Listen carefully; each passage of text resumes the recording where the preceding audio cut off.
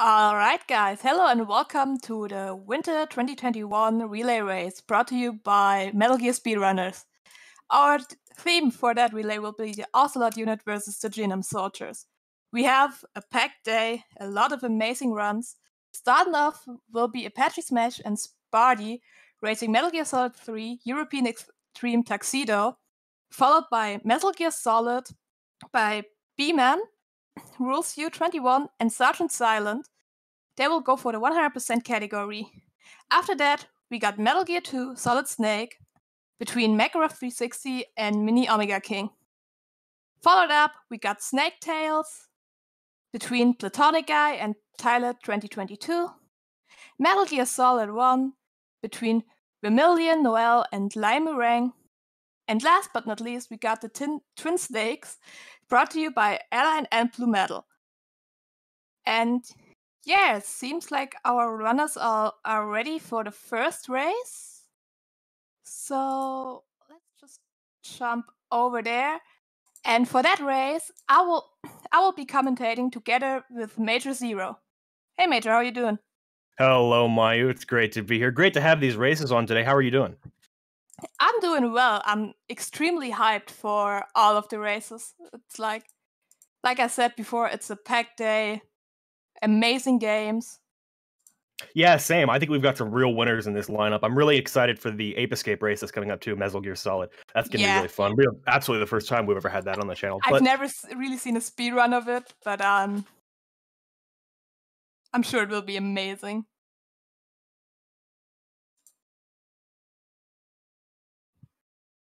So yeah, runners are ready.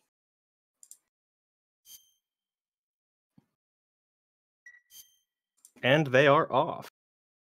All right, so this is Metal Gear Solid 3, European Extreme difficulty. European Extreme difficulty is distinct in that it is game over if discovered. So if these guys get spotted by any of the guards, they're going to take a continue instantly and have to retry the room. They're also playing with the tuxedo, so they're going to be wearing the tuxedo in every room that they can, which is going to make it even harder to avoid alerts because the tuxedo has very poor camo index, so guards are going to be able to see them a lot easier. It also means that they won't be able to wear face paints, and more importantly, they won't be able to use CQC for the entire run, which is going to change a few bosses quite significantly, as you'll see later on. But right now, the beginning of the run is pretty much the same with Tuxedo. They just have to grab the backpack, and then they'll put the Tuxedo on. But Virtuous Mission is more or less the same. Yeah, except for the fact that you have to shoot everyone from way further away than you would normally do. Yeah, we need a sniper scope on this Mark 22. Yes, please.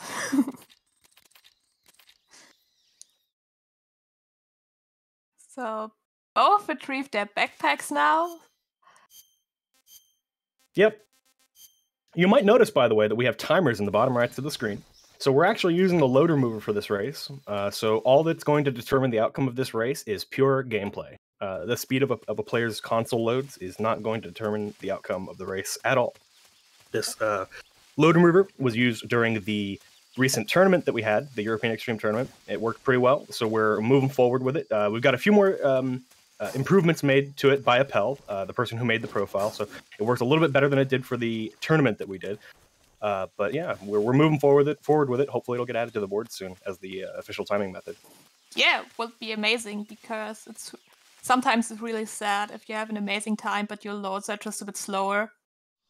And because of that, you're in-game. Because in Metal Gear Solid 3, loads are counted towards your in-game time. Yeah, it's been a pretty big obstacle for a lot of runners for a long time. It made the board kinda pay to win. Who had the best console would get better times. Kind of thing. So now we see the first room with guards. Both runners are going to take a slightly different approach, very slightly different. So you notice that Apache went ahead and free-aimed those shots and just shot those guards from about a mile away. Whereas Spartyy opted to do a quick headshot. And what a quick headshot is, basically, you hold the fire button, which will let Snake do the horizontal aiming towards the guard, and then go into first person, and stand on your toes, and that'll do the vertical aiming so that you're automatically lined up with the guard's head. It works on quite a few guards in the room, mostly if you're on the same level as them. It also works here. We might see Spartyy do it on the bridge. You'll notice that Apache was free aiming those guards. Yep. There you go. Oh, he went for the second one, but missed it. Oh, no. And he's going for the backup. He's going to spam shots at that guard. So what he did is he actually hit the wall behind the guard, which means that that guard is now calling for backup, but he should have no issue taking him out. And there you go. Perfect. That guard was calling for backup. So he had to make sure that he took out that guard before he actually finished that call. Otherwise, the backup would meet him here, and he would get an alert. But it worked out. This is, in Tuxedo, it's even more important than in normal Euro. I'm not saying normal Euro is easy, but in Tuxedo, it's even more important. Know your backups. The guards see you from even further away. Definitely. And that is Ross Viet for Apache. So slightly different strats again for Ross Viet. Basically, they just take the guards out in a slightly different order is all. But they opened up with a quick headshot on that first guard, and then some free-aimed shots to take out some of the guards around the room. Because of the Tuxedo, like I said, your camo index is a lot worse throughout the run. So if they didn't take that particular line and shoot all those guards, they would have gotten an alert at some point in the room. So you're going to see a lot of that in this run. There's going to be a lot of guard management that you wouldn't normally see in a European Extreme. Yeah. And we will do our best to point all of them out. There are quite a few, so could be that we are missing one here and there. But we will try our best to point all of them out. Yeah, this game is packed. Even normally, it's even more packed on Tuxedo. So we'll do our best. But now we see Apache going into the cure menu. This cure menu is always the same, so we always know the inputs. We're just going to do them as fast as I can. And there's actually a small optimization that you can do. Once you cure the first 3 injuries, you can press right D-pad and go back to another injury of the same type, and it'll save about a second. So the game likes to throw you 3 cuts, and then a broken bone, and then a cut, and then a broken bone. I think that's the order. Basically, you can do the cuts together and then the bones together, and it's just about a second fast. And Spartyy missed a little input we were talking about, and there you saw it, the menu was a bit... Yeah, the muscle memory for the next cut in there was going a bit too far. But... Yep. So we see Apache grabbing a mushroom. You want to explain this? Yeah, so for the next room, normally we will use a footstep cancel, which means if we cook a grenade on certain terrain, we will silence our footsteps, so the guards can't hear us. But because the guards see us from so far away, we need to distract them in this room coming up,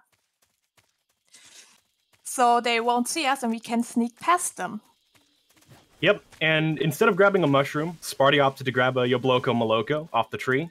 Grab 2 Yabloko Molokos, actually. And he's going to use those in the next room. What's his name?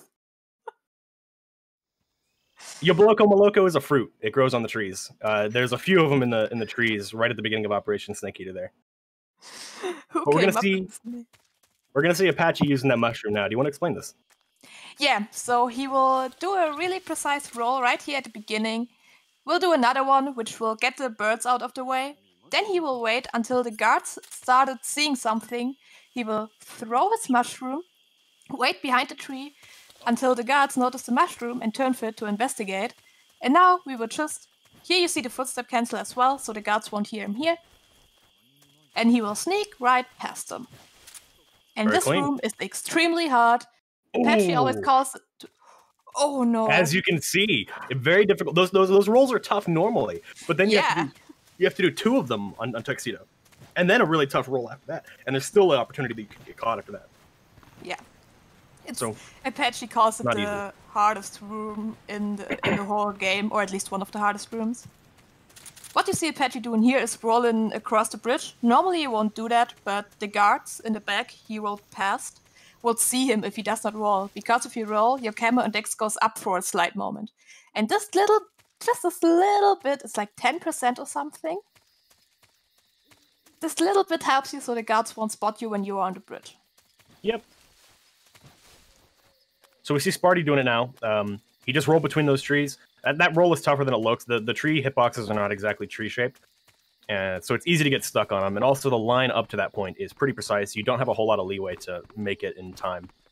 But yeah, they both made it out of this room cleanly. Nice. And now Apache picks up the most important thing in the whole run, the box.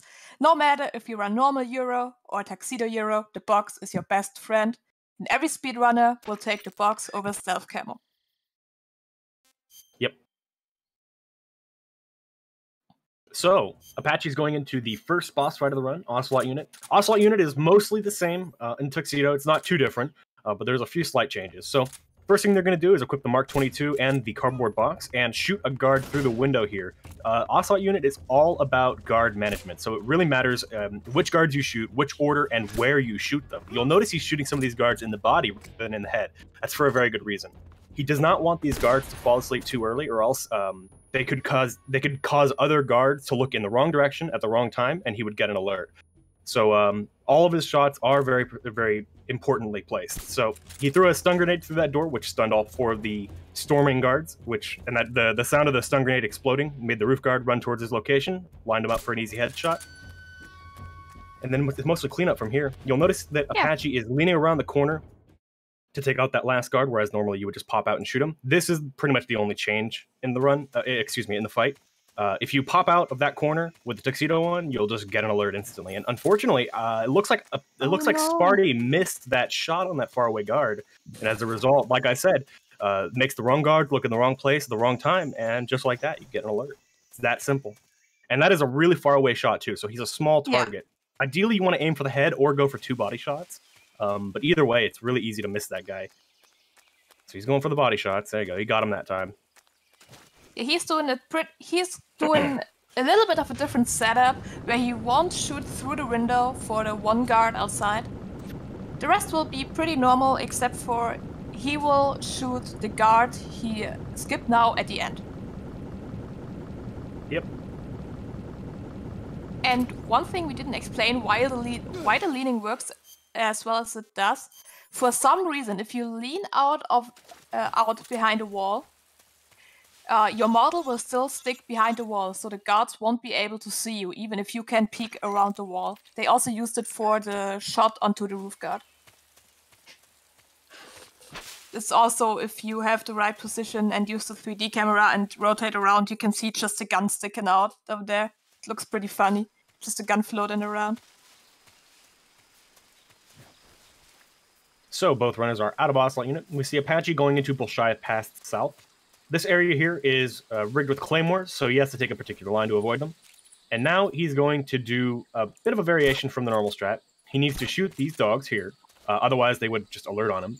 But that also has the dual benefit of getting the attention of a guard at the end of the room. You'll notice someone said, huh, or something in Japanese like that.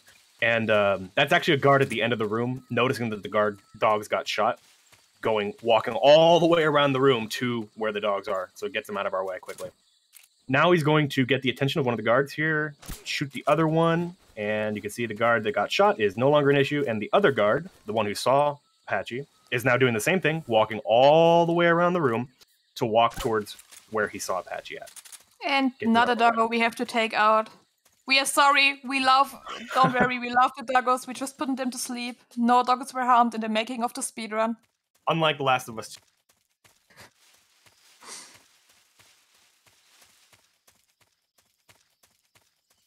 So, Bolshaya past space. He's going to take a particular line here. He's actually going to do something a little bit unique. He's going to take out one of these guards with a headshot here, and then shoot these 2 sets of barrels with the 1911. By the way, that gets rid of all of the guards. Sorry that I cut you off there. I just wanted to explain. Both runners agreed to use Foxhound threats, which means no kills, no alerts. Even if they got alerts, they will still go for it. No life meds used, which you can imagine is pretty hard to do. And these barrels, if you shoot the barrels, for some reason you did not kill the guards, the barrels did. It does not count as a kill. So Ocelot. Ocelot, the goal is to stun lock him as much as you can using stun grenades and well-timed Mark 22 shots. So he stopped him in his tracks. That's the fight started with a Mark 22 shot, threw a stun grenade, and that makes him shield his eyes.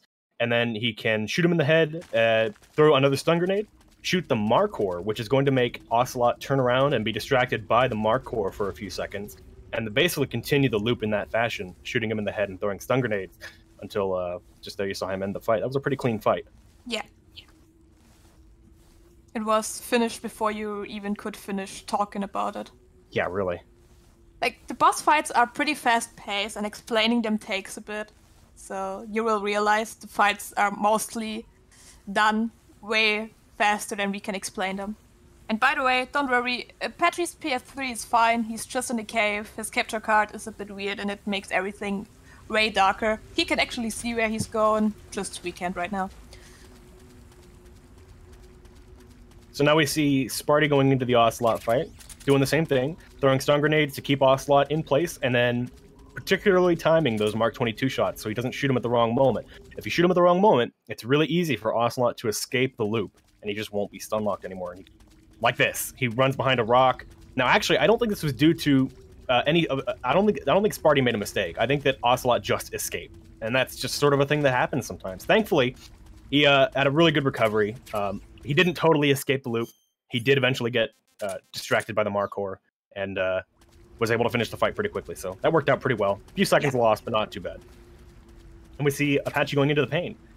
The Pain is exactly the same. He has his name for a reason. Yeah, for sure. So first thing he's going to do is throw a smoke grenade towards the Pain. The purpose of this smoke grenade is to disperse that swarm of bees that you can see there.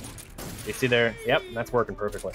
So if he didn't do that, those bees would come and attack Snake, and he would die really fast. They would just rinse your health. They do a lot of damage.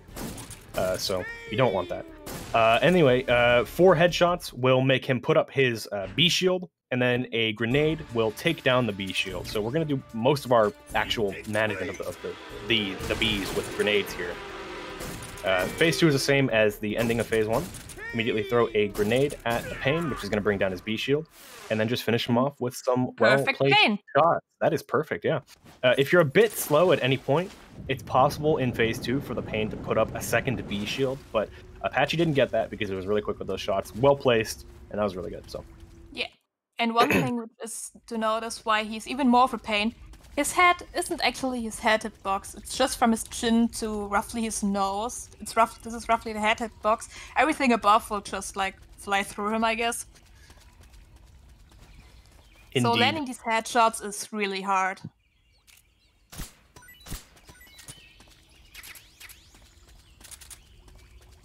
And now we see Spartyy doing the same thing, opening up with a smoke grenade to disperse the bees. 4 headshots. And then the Pain is going to put up his bee shield. Throw a grenade to bring it down. And finish off Phase 1 just like this.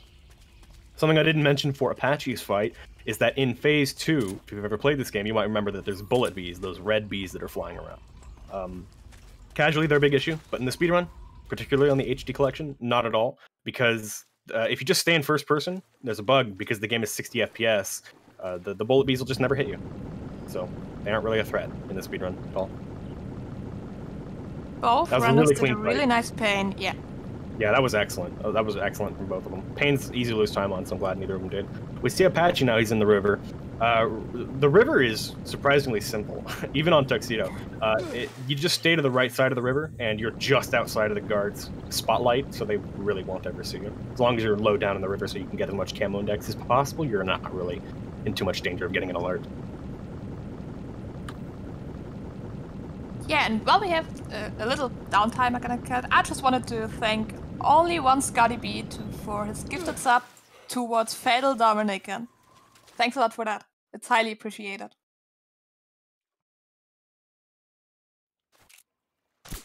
So, Apache is doing the dogs. So he's going to do a quick headshot on that first guard on the dogs, and then shoot 2 barrels. All of those things are important.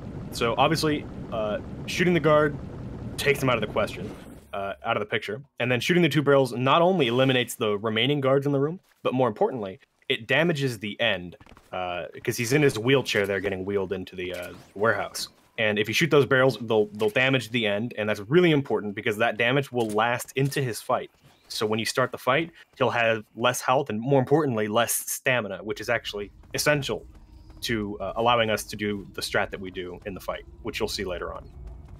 Yeah. We don't snipe them early because it takes a long time. It's really slow. We have to go out of our way to grab the lethal sniper. I forgot the name. I'm sorry for that. And then after that, we also won't get the Mosin which you get from the end if you finish him non-lethally, which allows us to finish some bosses faster if we have it.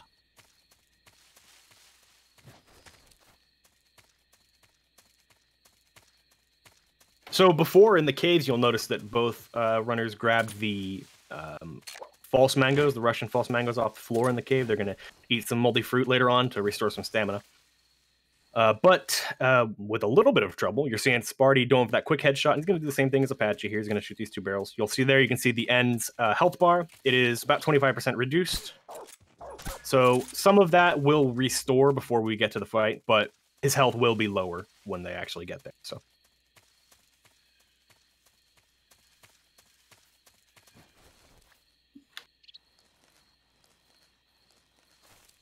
And we see Spartyy going into not mountains, Warehouse 1. Not mountains just yet. Mountains would be a bit fast to be there after 15 minutes. So, we see Spartyy doing Warehouse 1. Oh, that's a little bit of a mistake. And he takes an alert. Oh, that's interesting. So, he slightly messed up the roll over that railing and went a little bit too far to the west. Landed on the wrong side of those boxes and was just a little bit too slow to be able to make that cycle. Unfortunate. He could have put the box on and not had that. I'm not exactly sure why he didn't do that. But anyway, he makes it out cleanly, second try. So in Warehouse 1, basically, you're going to do a lot of bump rolls on those guards. You bump into them and then roll, and you're out of their sight range by the time they would otherwise alert on you. And just repeat that process 3 times to get up out of the warehouse. Pretty neat. Yeah, but these rolls are they are kind of precise because you have to get onto the next set of stairs. Mm-hmm. And now we see this is a disguiseless lab. Normally you would just put on the scientist costume, run through.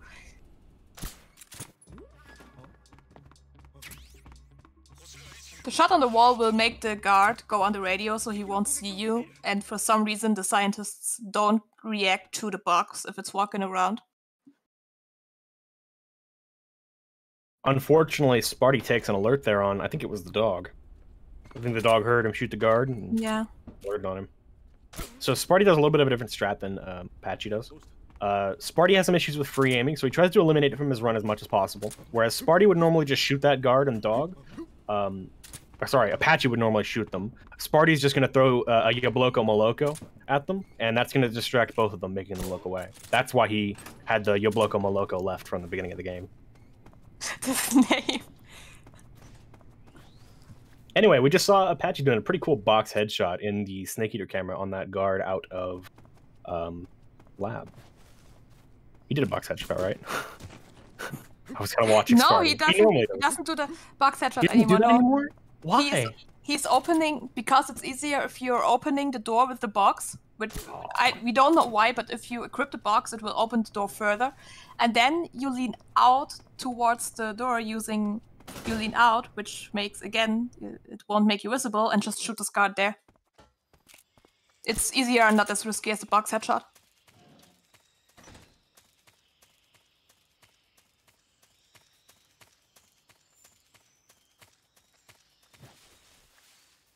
So we were kind of chatting over it, but Notice Guy's lab is actually really hard. Yeah. We haven't really made much mention of that, but what these guys are doing right now is really tough. I mean, we don't even do this in regular run. They only do this because they have to. They literally cannot take off the tuxedo, so they have no choice. In normal runs, we would just use the scientist outfit and call it a day.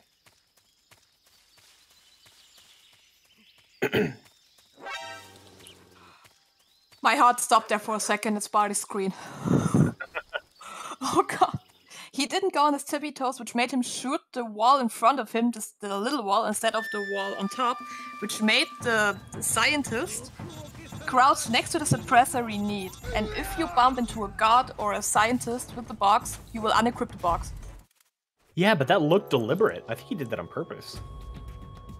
Anyway, we see now that Apache is doing the Fear. So they're both on New Game Plus, which means they have the Patriot.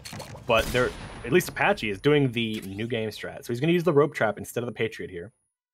And that's perfect. So the basic strat for the Fear is to fake Death Pill, which makes him run up to you. And then you revive at a particular moment and throw a stun grenade at the ground, which is going to stun him. And when the Fear is stunned, it turns all stamina. Sorry, I cannot talk right now. It turns all lethal damage into stamina damage, and removes all of his iframes. So if you use something like the rope trap or a machine gun like the Patriot or the M16, you can take him out really quickly. Like I said, both runners have the Patriot, but Apache is opting to do the rope trap. It's a little bit easier for him. Yeah, it's just preference for the runner. So now we see Warehouse 2.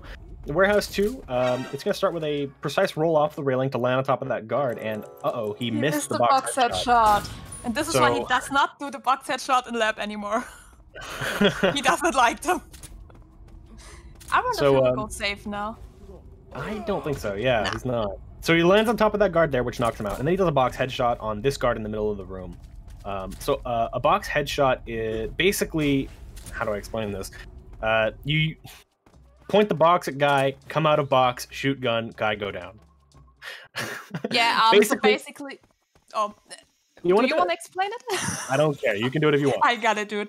So if they see the box, they kind of lower their head a little bit to investigate the box. And because of that, if you go out of the box and shoot the gun, your gun is at the same level as their head.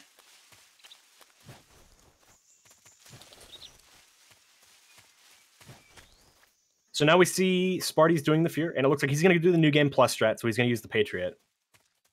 So he's just going to fake death pill as soon as he gets control of Snake here. And just Patriot the guy, pretty much. Pretty simple. Oh, he looked towards the stun. Oh no. Shouldn't be an issue. But yeah, oh no, it was an issue. Oh no. Oh, but not just one shot, he's good, he's just one shot. Oh no.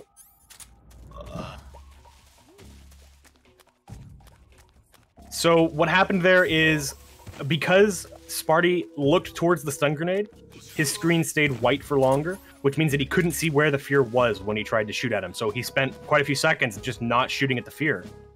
And as a result, he didn't have enough time to actually finish off the fear before he was able to escape. And it looks like the fear might restore some stamina here, which is going to be a big time loss if that happens. Yeah. That's so unlucky to see. The fear, oh, he's just going to reset. Ugh, the fear is super low on stamina. He is one hit from death, but Spartyy ran out of ammo and just wasn't willing to take it on, and he wanted to reset. Unfortunate, but attempt number 2. So we see Apache now is at the end. So he opened up. Oh, you go first. I will do it later. Okay. He opened up the end fight with 3 long-range headshots, and those headshots are very important. You want them to be high damage if you can get it, and he got pretty good damage. That's pretty good. So he runs into a particular location and then does a 6 punch kick buffer. And the purpose of this is just to waste time. We need to wait 25 seconds for the end to be able to teleport when we make a loud sound. And doing 6 punch kick buffers is pretty much exactly that amount of time. So after that, he throws a smoke grenade in between him and where he knows the end is going to teleport to, so he doesn't immediately get sniped when the end teleports. It makes a loud noise by shooting his gun, and that loud noise is what makes the end teleport to the farthest position away from Snake that he can still see Snake from. Patchy knows exactly where that was, so he ran straight to it, and now he's doing what is the hybrid loop. It's sort of a mix between a loop that Go-Go Time found last year and the classic loop that we used to do for years, where he basically punches the end a few times, sig sprays him, which does stamina damage, and then uses various forms of grenades to keep the end in place as long as he can. And it was pretty good, but unfortunately the end did manage to escape. He's going to run to a... Yeah, there he is. So he didn't run too far away. This isn't too bad. If the end runs south and escapes, that's fine, because he's always going to run to one of these sniping positions. It's only really a problem if he escapes to the north, because then he's going to try to leave the room, and that's a big problem. You do not want to chase the end out of the room ever. So, thankfully he went south and was able to recover that fight pretty well. Yeah, and now you also saw Apache pick up the Mosin again. Huge lifesaver in a lot of boss fights. Definitely. And that is one of the reasons we don't snipe them early, snipe the end early. And by the way, because if you're confused why it's the end, I mean, it's the end, but it's not the end of the game. It's a boss called the end. There's also a boss called the boss, but it wasn't that boss. She's the boss at the end of the game. Are you still following me? Yeah, I am. I think it makes perfect sense. Yeah, totally. And now Apache's up to the ladder boss. So Spartyy is opting to drag this guard here for some Mark 22 ammo. That's one of the reasons that Apache actually does the rope trap strat for the fear, because there's Mark 22 ammo on the way between him and the rope trap, so you can grab that without losing any time. Whereas you would have to sit there like Spartyy did, waiting a while for that guard to actually drop that ammo. So that's one of the reasons why Apache does the rope trap. So now we see Spartyy doing those shots on the end. Ooh, that does not look good. So he accidentally released R1 and it reset his aim. And because of that, he wasn't able to get the last shot on the end in time. So the end was able to run away without taking full damage. And that's really bad. You don't want that because otherwise you're not going to be able to get a clean fight. So what he opted to do is just throw a grenade at his feet and reset the fight entirely. Big time loss, but it could be a lot safer keeping because it could keep the end from running north and completely leaving the room right at the end of the fight. It's better to take a continue at the beginning of the end fight because that's 15-20 seconds or whatever. If you take a continue at the end of the end fight, that's a minute 30 plus, depending on how bad the fight is. So definitely better to be safe than sorry in this case. So yeah, so he got really definitely. He got super high damage there. As you can see, he's done almost a quarter of stamina damage. That's really good. But we see he's doing the same thing with the punch kick buffers, and he's going to use the Patriot as his loud noise source instead of his Mark 20. He's going to take a slightly better line than Apache does, I think. Apache, I think, normally goes north of the tree, whereas Spartyy goes south of the tree. It's a small time save, but it's time save nonetheless. So he's going to open up with a punch, spray punch, then hold up the end, and he's going to spray the end once he lays down on the ground. And then basically loop him on the ground with stun grenades and smoke grenades, or a smoke grenade. So why are you throwing around different nade types at him? It's just to reset his AI, right? So we can like 6-spray him again. Yeah, the purpose of the different types of grenades is just because that's what we have. If we had 4 stun grenades, we'd use them all, but we don't. You can only hold 3, and I think you only have 2 at that point anyway. So you use the 2 smoke stun grenades and then 1 smoke. And Apache takes a continue on Mountain 1. He just entered Mountains. Mountains is a really tough part of the game. High risk for error here. And Spartyy finishes the end cleanly. Had to do a little bit of a backup for that Patriot, but hey, that's pretty common. That's well executed. You're not going to complain about that.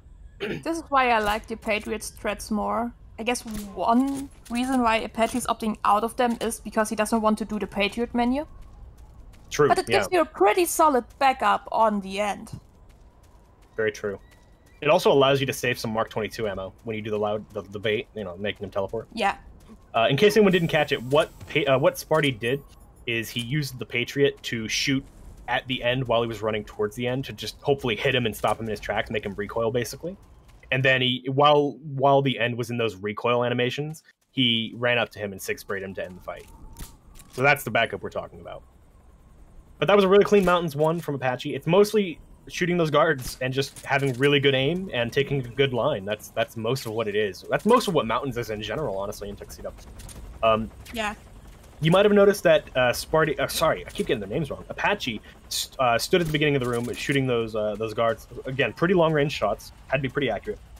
But the reason for that is because if he doesn't do it right then, he's going to get an alert pretty much immediately after he walks up the mountain. So there's a guard standing on the ledge looking right at him. If he doesn't shoot that guard pretty much right away, he's going to get an alert very quickly. Normally, in a European Extreme run, you could just auto-aim that guard. If you just press square, the auto-aim will just instantly headshot him. It's just in a perfect location for that. But on Tuxedo, your camo index is so bad that he actually sees you the moment you enter the room. So you literally have no opportunity to do that.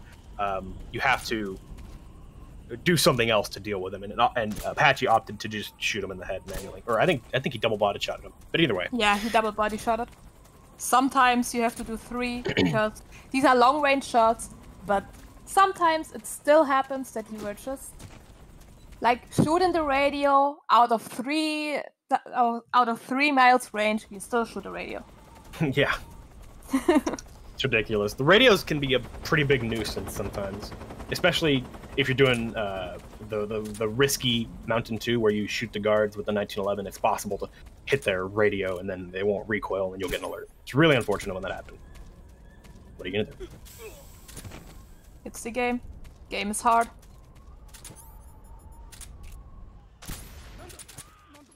So you see Apache doing more barrel strats here. Again, those don't count as kills. He didn't kill them, the barrels did.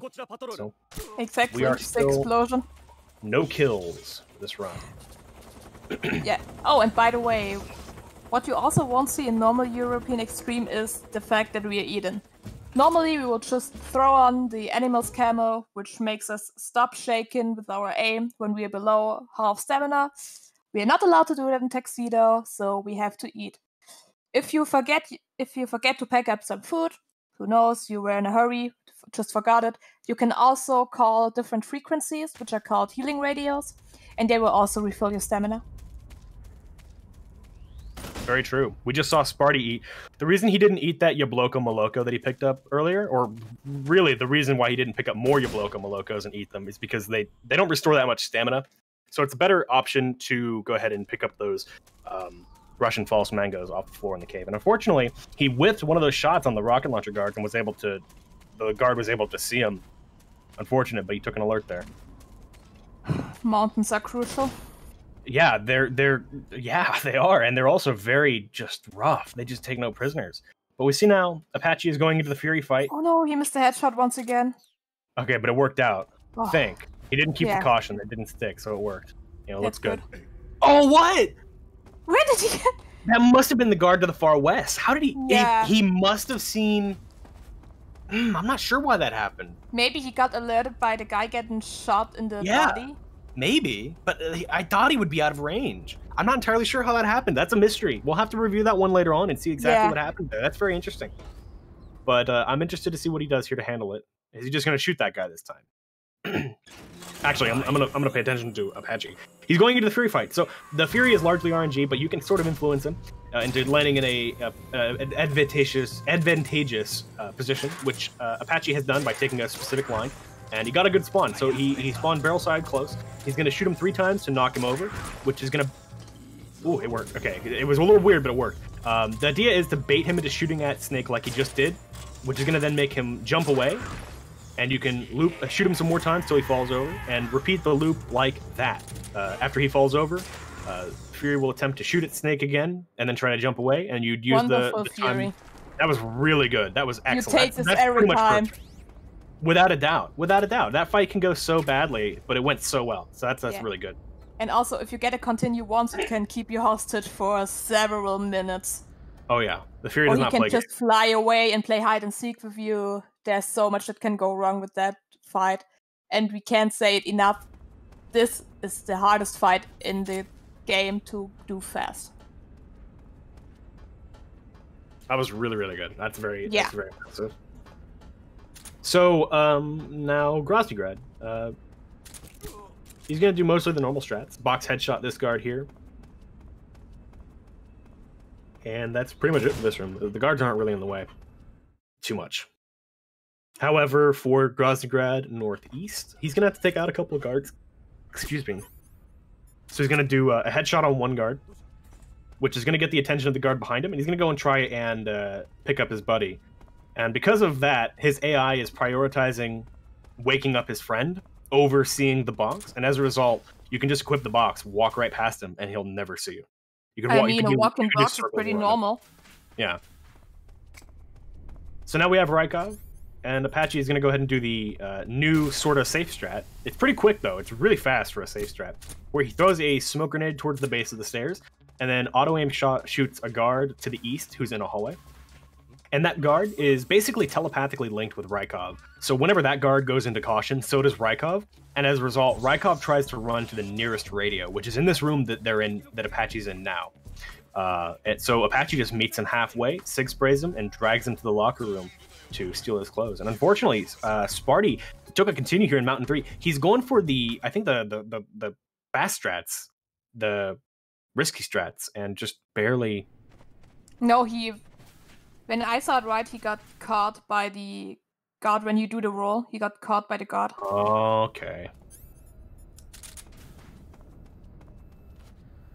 So we see now Apache's doing a new glitch. This is called the wall glide. Basically, if you lean up against this wall and equip the binoculars, and then look to the side and equip the box's collision will intersect with the window in a weird way, and it'll try to push the box out. And the direction that it continuously tries to push the box in is in the direction we want to go. So it pushes you where you want to go. He's gonna do it here, again, and this one's the best. Watch this. Right into the load zone. This is so amazing. I don't know who found it, but it's amazing, and it's the fastest way to travel in this game. It is pretty quick. It was found by some anonymous guy in 2006, some Japanese Metal Gear Online player, and it was never really used in the run. No one had ever played with it so much in single player until Appel did a couple of weeks ago. Found a use for it here in these two rooms, so we like that a lot. It saves about 5 seconds overall.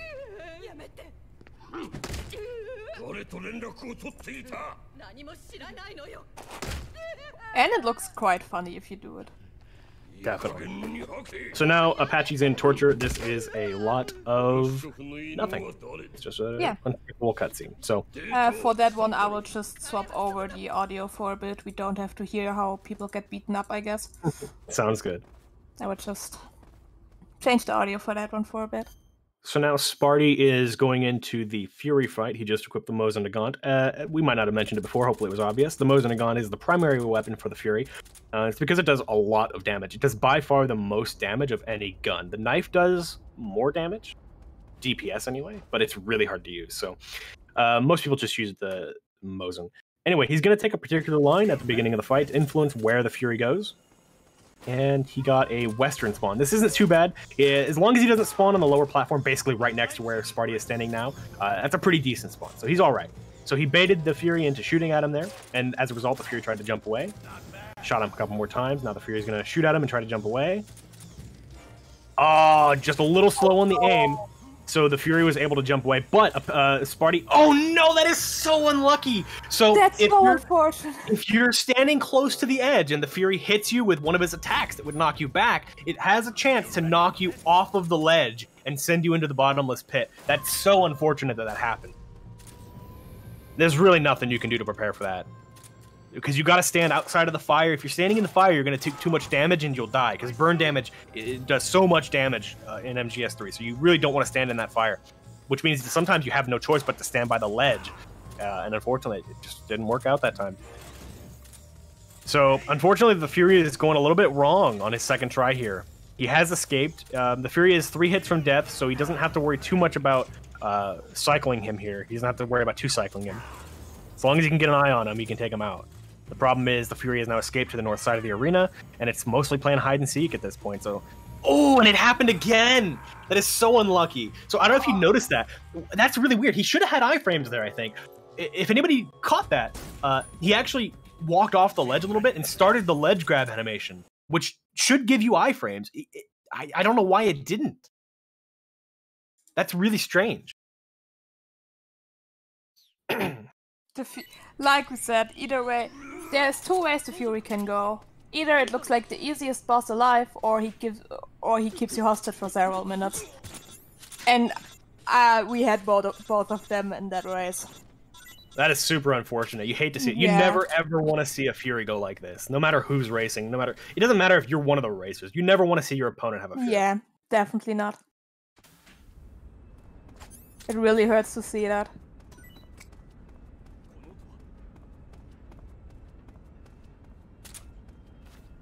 Anyway, we see Apache doing escape now. So at this point in the game, both runners are not going to be wearing the tuxedo because you literally don't have it. You don't have a backpack, so they have no choice. So this part of the game is identical to a regular Euro run. In the cell, he did some funny business, which I'll explain when Spartyy gets there. But for now, I'll just carry on with where Apache's at.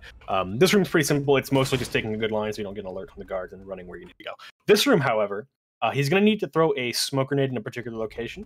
So the smoke grenade needs to be precisely aimed so that it encompasses a guard to the right behind a wall inside of the smoke grenade, which makes him unable to hear and unable to see Snake.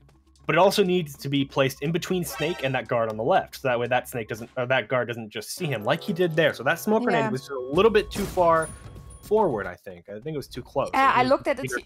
I feel it was a little bit too far to the left. When I looked at how he aimed, it looked like he was doing it a little bit too far to the left. You're right. He is definitely throwing a little bit farther left than normal. Interesting. Yeah, that would do it. Yeah, I think it might have been too far left. So that one looked good though. But yeah, there you go. That worked. So one more smoke grenade to stop this dog from immediately alerting on us. But that's clean. That second attempt was clean. I'm really so happy that Sparty's out of the Fury, by the way. I am just so happy for him. Definitely same.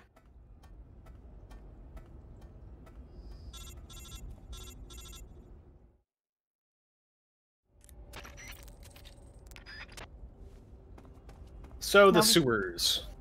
Apache's gonna grab a life med here. I think Sparty's gonna do it too. Yeah, it's just safety measures for later on. Definitely. You want as many life meds as you can get because the bike chase section, particularly on Tuxedo, is very tough because there are some guards who will just rinse your health and you don't have the opportunity to equip any sort of damage-reducing camouflages like Ozcam or the sneaking suit because you have to wear the Tuxedo. So they're going to grab as many life meds as they can throughout them. There was one before the pain, one just here. And that's it. I think that's it. Yeah, I think that's it. That's it. These are the two in our way, at least. We see Spartyy doing a little bit of a different strat here. Unfortunately, I'm not sure exactly what happened there. He took an alert on Rykov when he was bumping into him to 6-bram. But he's going to do what we call the MS strat. He shoots this guard here in the leg, which gives him a really long recoil animation, gives Snake just enough time to get up those stairs without getting an alert, but it also accomplishes that caution that we need to send Rykov to that radio on the wall. And unfortunately, he just took another alert there. I think he was a little bit too slow on the shot on the guard in the east. I think that's what happened there. The game is so hard. Yeah, the game can be very weird sometimes. So he's playing it safe. Yeah, he waited that time. Yeah, that's very safe. Okay, so that works. So now, just drag him to the locker room and you're good. So that saves about 4 or 5 seconds over the normal smoke grenade strat. Most of that is because Rykov runs more towards where you want him to be. And we see Apache now. He's doing the Sorrow fight. Pretty simple fight. All you do is drown yourself or kill yourself in some way. Most people are opting to do grenade strats these days. That's definitely what these guys are going to be doing. They're going to be killing themselves either with the grenades or the RPGs because they are using the load remover, which is effectively RTA without loads. So what that means is that the Sorrow fight is counted towards their time. So they normally for a leaderboard run, the Sorrow doesn't count towards IGT, so you would just drown yourself. But in this case, they're going to grenade themselves. Sorry, I had to laugh at the Collide again. You're fine. Looks amazing. I just have to imagine Snake sitting in this box going like, whee! Whenever I see that.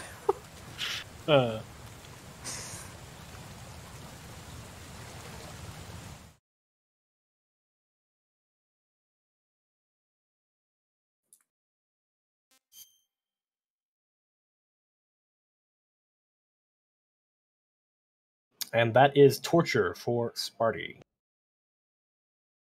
We will see him in a few minutes when he's out of there. We see now Apache is going into the behind waterfall cutscene. This is the longest load screen in the entire game. I think on PS3, in optimal conditions on PS3, it's about 20 seconds. For Apache, it's about 30.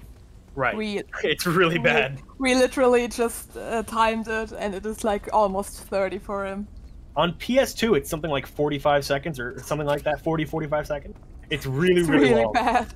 I don't really know why. This isn't that big an area, and the cutscenes aren't that complex, so I'm not really sure why it takes so long to load, whatever. Anyway, Apache's going to grab the cardboard box B here. So is Spartyy when he gets here. This box is absolutely essential. It saves literal minutes in the run, because in the next room, they're both going to use it to teleport into the Groznygrad weapons lab main hangar. So we'll see that when we get there. They're going to do their menuing here. For the rest of the game, the reason. Well, sorry, go ahead. I just said this is also the reason why he did not put on the tuxedo immediately, so he does not have to go into the menu 2 times and 1 time for that being like kind of pointless. You just grab the box and then do your big menu with all for the end game. Very true. So if you remember what they did at the beginning of Groznyj with the box, they're going to do the same thing here. They shoot this guard, which makes the guard in the back see him and try to wake him up, and they're able to just run right past that guard with the box on. As long as you have the box on, they won't see you. Can we cut some pace for these guards? No, they're not really doing a good job. No, they're doing great. Only the finest for Volgan. What do you mean? Look, we don't tolerate dissent here, Maya. Oh, I am so sorry. It will never happen again, I promise. All right, good. So you just saw Apache use the cardboard box to teleport into the hangar. If you just equip it while you're inside of that truck, you'll be teleported to somewhere. There's 3 boxes. 2 of them take you somewhere. 1 of them doesn't. This one takes you to the main wing, which is where we want to be. So Apache shoots the liquid fuel tank there. MGS3 has an interesting mechanic. Whenever a scientist or a mechanic hears a shot hit a wall, that mechanic on European Extreme will alert, or technically caution, every guard in the room. And as a result, every guard in the room will run towards where that mechanic or scientist initiated the caution from, which conveniently is right on top of the Shagohod. So they're all out of the way. They're all 100% out of the picture. There are no guards in the way right now at all. So that makes this room really easy on European Extreme. Interestingly, it actually makes it easier on European Extreme than it is on Very Easy. This room is a lot harder on Very Easy. By the way, little fun fact. If I would see someone shooting a liquid fuel tank with a gun, I would be hell out of there. Right. So now we see Spartyy. He's doing the prison escape. What he did is he kicked that rat in the corner and then made Snake vomit. The Snake vomiting makes Johnny open up the door for him. And he's going to give him the old left-right goodnight, knock him out, and steal some smoke grenades off of his corpse. He's going to use both the smoke grenades and the rat in the next room. We see Apache is now doing Volgan. So this is one of the fights that changes because you don't have access to CQC. Normally what you would do is you would CQC grab him and then shove him and then just unload on him with the SVD while he's on the ground. But because they don't have CQC, they don't have the opportunity to do that. So instead, they're going to bait Volgan into doing an attack, which is usually going to make him stand still and make him not able to turn around. And they're going to use that opportunity to get behind him and shoot him in the back. Repeat that ad nauseum. So phase 2, however, is the same as regular European Extreme because he always does the same attack and stops himself in place. Unfortunately, he ran out of ammo there, so he wasn't able to finish the fight with the SVD. But thankfully, because he did his menu before climbing the ladder, when he got back to Groznyj, he had the 1911 in his inventory and was able to back up to that to finish the fight with that. You do have to finish the fight with a lethal gun because they don't trank him. For a reason, it's really slow, basically. And it doesn't count as a kill either, so it is good for Foxhound, because as you can see, he has come back. He is the one inside the Shagohod. Spoilers, by the way. Spoilers. In the Shagohod. Yeah. Yeah, bike chase. Oh no! Spartyy made the exact same mistake that Apache did. He just threw it a little bit too far to the left. Time. Man, these rooms are just catching people in the exact same way. Yeah. It's weird. And both of these runners never really make mistakes here. Both of these runners are pretty consistent. This looks quite far left again. I think it's gonna work. Yeah, there you go. Yeah, okay, it works. But it looked a bit far left again. Yeah, but I think the fact that it was a little farther back saved him there. Yeah. Anyway, bike chase is really simple. There's just a bunch of guards in the way. All you really need to do is shoot them to take as little damage as possible, or use the sniper, whatever. I mean, whatever on paper it's simple. The execution is hard. Very true. Particularly with Tuxedo, like I said. Normally at this point in the game, you would be wearing Oscam or the sneaking suit, which would reduce damage by up to 50%. So when you're wearing the tuxedo, you take normal damage, and on top of that, you have a really bad camo index, which means that the guards hit you a lot easier. MGS3 has a mechanic where guard accuracy is based on your camo index, so the worse your camo index is, the more likely they are to hit you. And because your camo index is always 0 or worse, you're basically always, every hit's gonna land on you. Basically. Really? Is it? Oh yeah. Do you have like a higher evasion? I'm gonna call it like that. yeah, definitely like a dodge or I did not know that.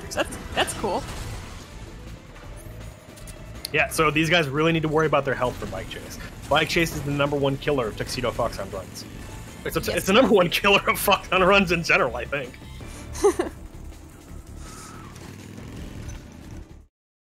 And you Even will with... see... Good. I just want to say, you will see them look up in the sky a lot. This is just to reduce a frame lag for the game. So basically, we are getting through there faster. MGS3 on PS3 lags quite a lot, and when the game's frame rate drops, the game waits for every frame to be rendered. So when the game's frame rate drops, the game just slows down until that frame is ready to be drawn, which means that when the frame rate drops, you lose time, because the in-game timer does not ever slow down. It always proceeds at the real-time rate of 1 second per second. So if the game's slowing down, you're making less progress in real time, so you're losing time. So they do as much as they can to reduce lag, which means in Bike Chase, looking up or down as much as you can. It takes about 25 seconds overall. There's a few other rooms where lag can be an issue, but they are not nearly as big as Bike Chase. So Apache here is dealing with some RPG guards. There were 2 and 3 in this room, actually. So far, there's another one at the end. Oh, he didn't get one of them. Oh no. Please Okay, go down. Good. No, he's good. He got him. That was really weird. He stunned him, but he didn't knock him out. He, like, got dazed. Oh god, that's so bad. He stunned himself. Oh, man. Okay, so right at the end of the room there's an RPG guard who will just blast you and not even think about it. And he will do so much damage, which is huge on Tuxedo, because you have no damage-reducing equipment. So, unfortunately, he threw a stun grenade a little... Really good awareness. He threw a stun grenade a little too close to the wall, so he was... Or himself, basically. And he stunned himself instead, so he couldn't see where that guard was to shoot him or stun grenade him. So he knew that, he recognized it, equipped the life med, and was ready to deal with the consequences. So that was really good awareness. A little fun fact, by the way. Even if you have 2 life meds, at a later part of Bike Chase, after the Shagohard at Bike Chase 2, it's still able to die if the RNG really hates you. Definitely. Hope you're all enjoying the sky, by the way.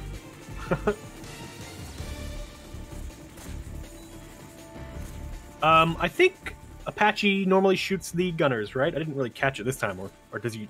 Yeah, he shoots the gunners and then just looks up in the air. Cool. Yeah. So the purpose of that is the gunners are what do the bulk of the damage in this section of Bike Chase, and the bikes only respawn if you shoot the drivers. So if you just shoot the gunners and then do nothing, you're pretty much well off to just go ahead and look up and wait for the next area to start, because the gunners don't. The drivers don't shoot that often, and when they do, they're not very accurate. And when they hit, they don't do that much damage. So it's not really worth it to take them out. It's definitely worth it to shoot the gunners and then look up. So this section here is where you will do the bulk of your damage to the Shagohod. Almost all of it will be done here. You can do up to damage cap, which is 1/3 damage. He's got about a little under 1/8 damage done so far. So if he gets a really good Shagohod on the runway, he can do up to 1/3. Bring his health bar down to 2/3. The goal is to shoot the Shagohod sort of in that chin-looking area. You can see where the rockets are hitting in sort of a big box. That's the most reliable place to do damage to him. You'll notice he's not spamming rockets just as fast as he can, and the reason for that is because of what just happened. You'll notice he got knocked back, and he was doing everything just fine. On HD Collection, it's really weird. It's like the damage... the explosion radius for the RPG stacks or something when you have repeated damage in the same place. It's really weird. So on HD Collection, the RPGs will sometimes hit the treads and knock the Shagohod back, even when you're not aiming at them. And you see it there. It just happened again at the end of that room. You really don't want the Shagohod to get knocked back because, one, it's really hard to hit him, and even if you could hit him, he has like iframes or something. Can't do damage to him. But he got about 1/4 damage, just a little bit over 1/4 damage done to the Shagohod. That's not too bad. You're gonna take that in a race. You're not gonna.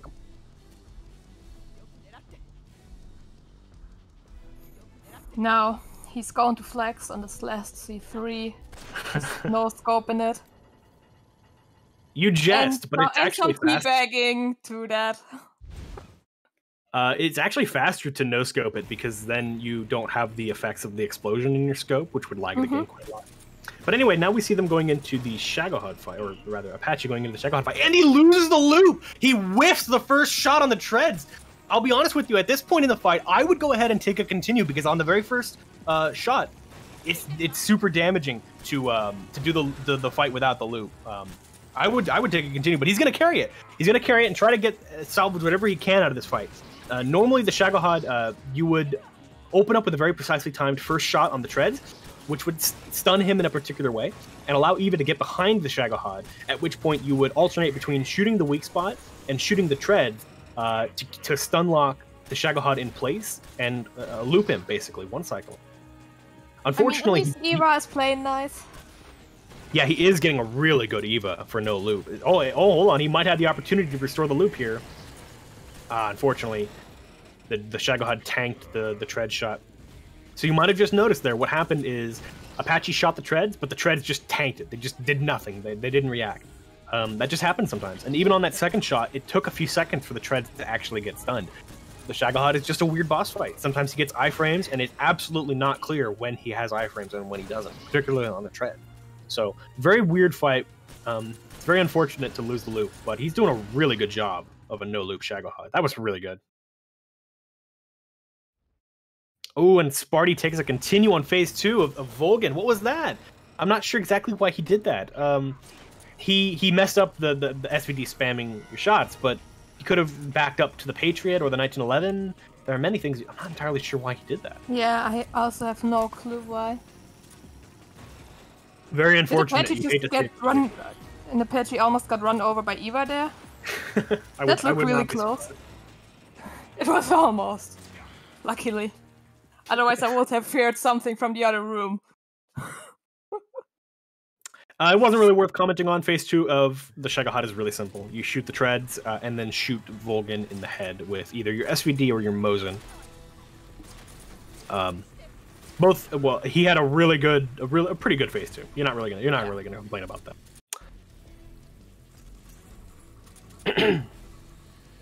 It is a little bit faster actually to shoot Volgan with the SVD. It's a 3 shot kill instead of a 4 shot kill with the Mosin. But because they're going for Foxhound strats, that means no kills. And this one does count as a kill, so they do have to use the Mosin. Lucky, but it is what it is. Indeed. And also, one thing you will notice at Apache's screen right now, even if he's getting a little bit of damage, he does not get a lot of damage. What he did was, he just shot the gunners off the bikes. And there can only be 4 at a time, or 3? I think it's 3, I'm not sure. Yeah, I'm not entirely sure, but there can only be 3 or 4 bikes at the same time there.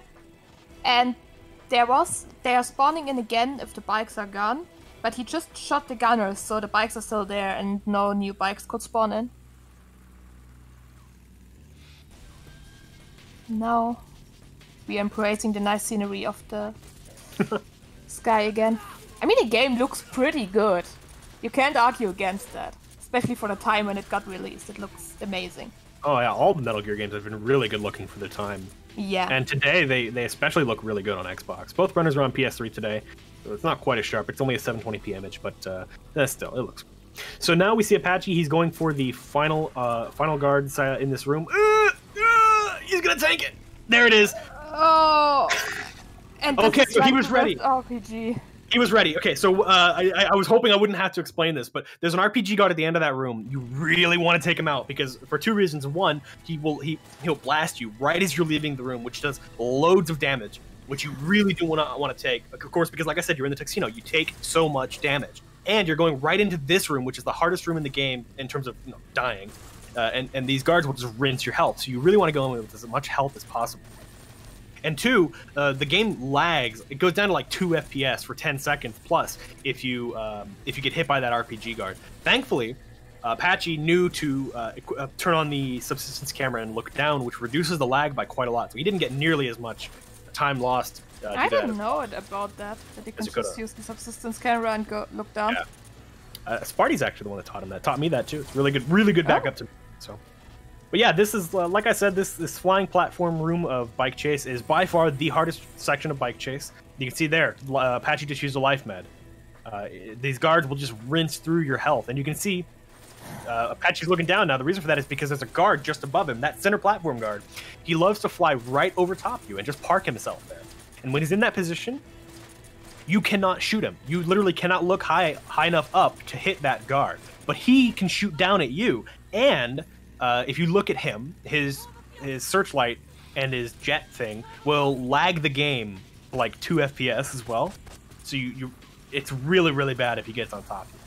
And sometimes if you shoot that middle platform guard, or even the left one sometimes, it's possible for him to crash just in front of the motorcycle and actually set you on fire, which is really bad in Tuxedo because you can't just change camouflages to take off the fire. So you have to tank it. You have no choice.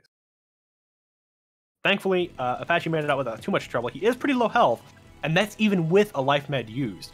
This bike chase has gone just about nearly as bad as it could have for Apache. I'll be honest. But to be fair, also a bit on his own fault, he got hit by 2 RPGs.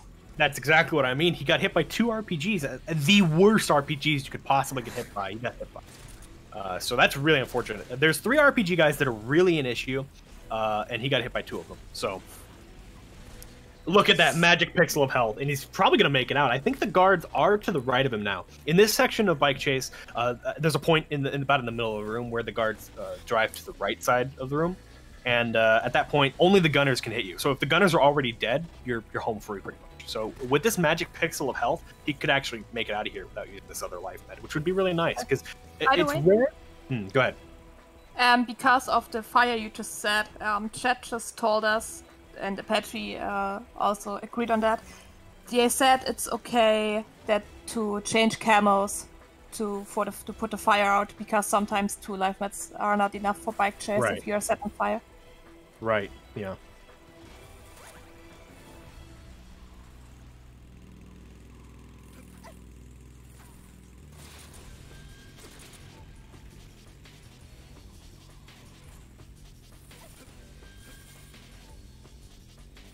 So this is the Shagohod runway section of bike chase for Spartyy here. Interested to see how much damage he's going to do. So you'll notice both runners opted not to shoot these guards here on the runway on the motorcycles in this section because there's literally no reason. All it can do is kill your Foxhound. These guards, they literally don't shoot at you at all, so they do no damage. And the Shagohod is going to run them over on its own. So they're going to die anyway. So if you shoot them, all it's going to do is risk giving you a kill. Because it's possible for, even if you trank those guards, if the Shagohod runs them over after you've tranked them, sometimes that will count as a kill for you. It's really weird.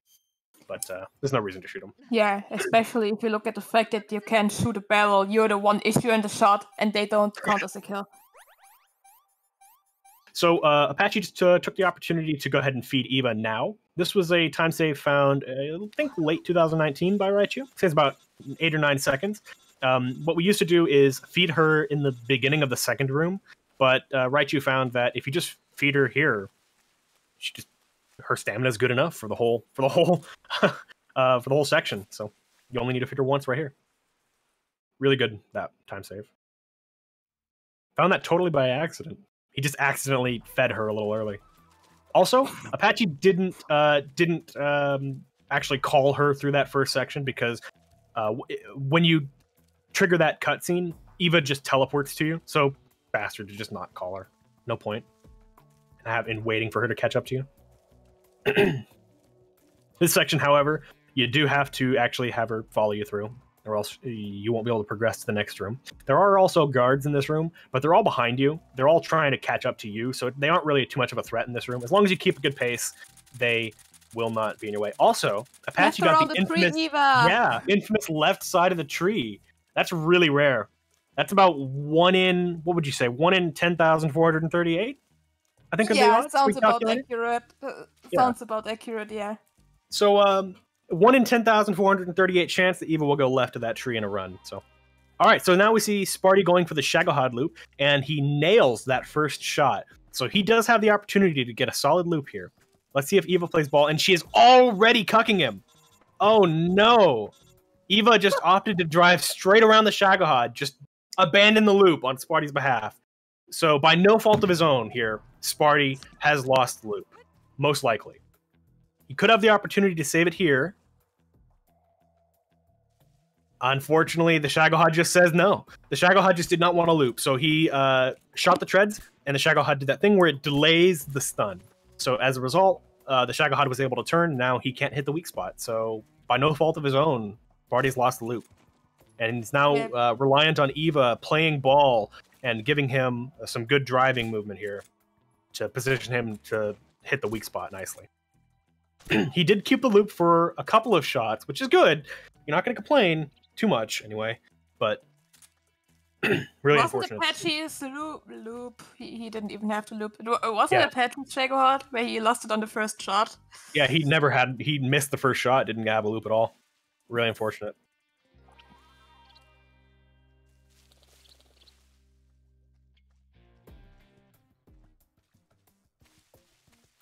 Okay, still not too bad a Shagohod for Spartyy. I think that was a little bit faster than Apache's. So that loop, even though he lost it early on, it did save him some time over Apache. So we see phase 2 here. Open up on the shoot the treads, and then blast Volgan in the face. Too simple, pretty simple.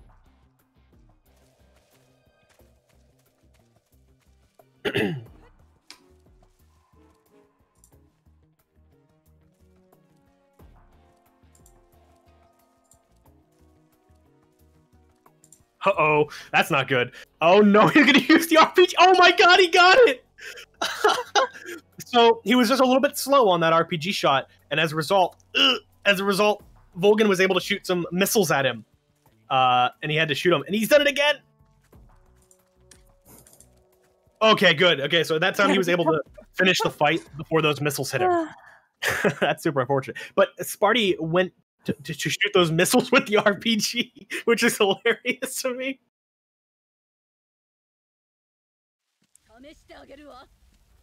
Alright, so now we see Apache going into the boss. This is the final boss of the boss. The one at the end of the game. So the boss is always going to start... Oh no, he whiffed it! Oh, no. He's going to reset. He's going to reset the fight. He was prepared. He equipped the fake death pill because he knew this could be an eventuality. So he was prepared for this. Really good thinking. Okay, so... I really have to admit, Apache's awareness in this whole run was insane. Every time he was prepared for everything that could happen and happened to him. Absolutely. He was prepared for absolutely everything, every eventuality. He almost did it again. So at the beginning of the boss's fight, she's always going to charge you with a CQC attack. And even with the tuxedo on, even though you can't CQC, you can still counter her CQCs, thankfully. So they counter her and then shoot her twice in the head with the Mosin. Oh, just a little bit too early. Oh, this is all going wrong. Shoot her in the head with the Mosin, and then punch her, which knocks her over. And throw a stun grenade straight up in the air, which is going to stun the boss, and allow them to basically repeat that loop a little bit. Unfortunately, after you throw the stun grenade, you do have to wait a few seconds before you shoot the boss again.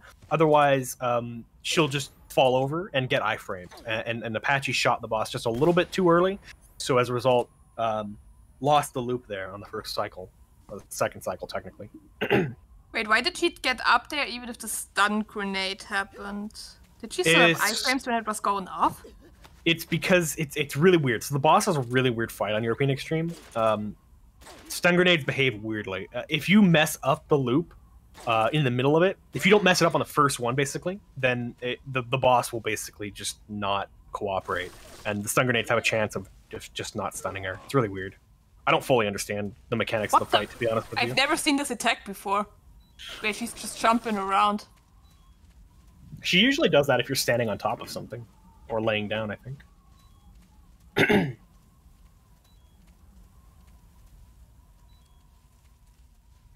I'm just waiting for him to revoke the thermal goggles and lying in there with the Mosin. Unfortunately, this fight is going awry, but he's handling it fairly well. I don't think this is going to be enough to finish the fight. Yeah, he's going to have to do one more cycle. Oh, he's out of Mosin ammo, so he has to revert to the Mark 22. He must have used the life med, right? Otherwise, he'd have it on right now. He used it, yep. This is okay, so that finishes the fight for nice. Apache. That is GG. Wow, that was rough. I'll be honest with you. That boss fight was a little bit rough. But that's what I was starting to say at some point in Bike Chase. it's not very common, but it is possible for the boss to just go completely wrong like this, and sometimes you'll need that life med on the boss, and in this case, Apache did. So really thankful that he didn't end up using it on the last room of Bike Chase, and he had it for the boss here, and it saved him for sure. He would have lost a lot of time if he didn't have that life med. And we see now Spartyy is just using his very last life med in the flying platform room of Bike Chase. That's how rough these guys are. They just don't play games. They will just they'll just drain your health. You dead. Yeah, they want to see you dead. So he powered through 2 life meds. Hopefully he doesn't have any issues with the boss. That is definitely a big opportunity for Spartyy to claw back some time on the boss. Save some time. By the way, can I have a salute for the boss here, please? I'm always saluting when I see this cutscene. I don't know why I started doing it. It's a really sad cutscene.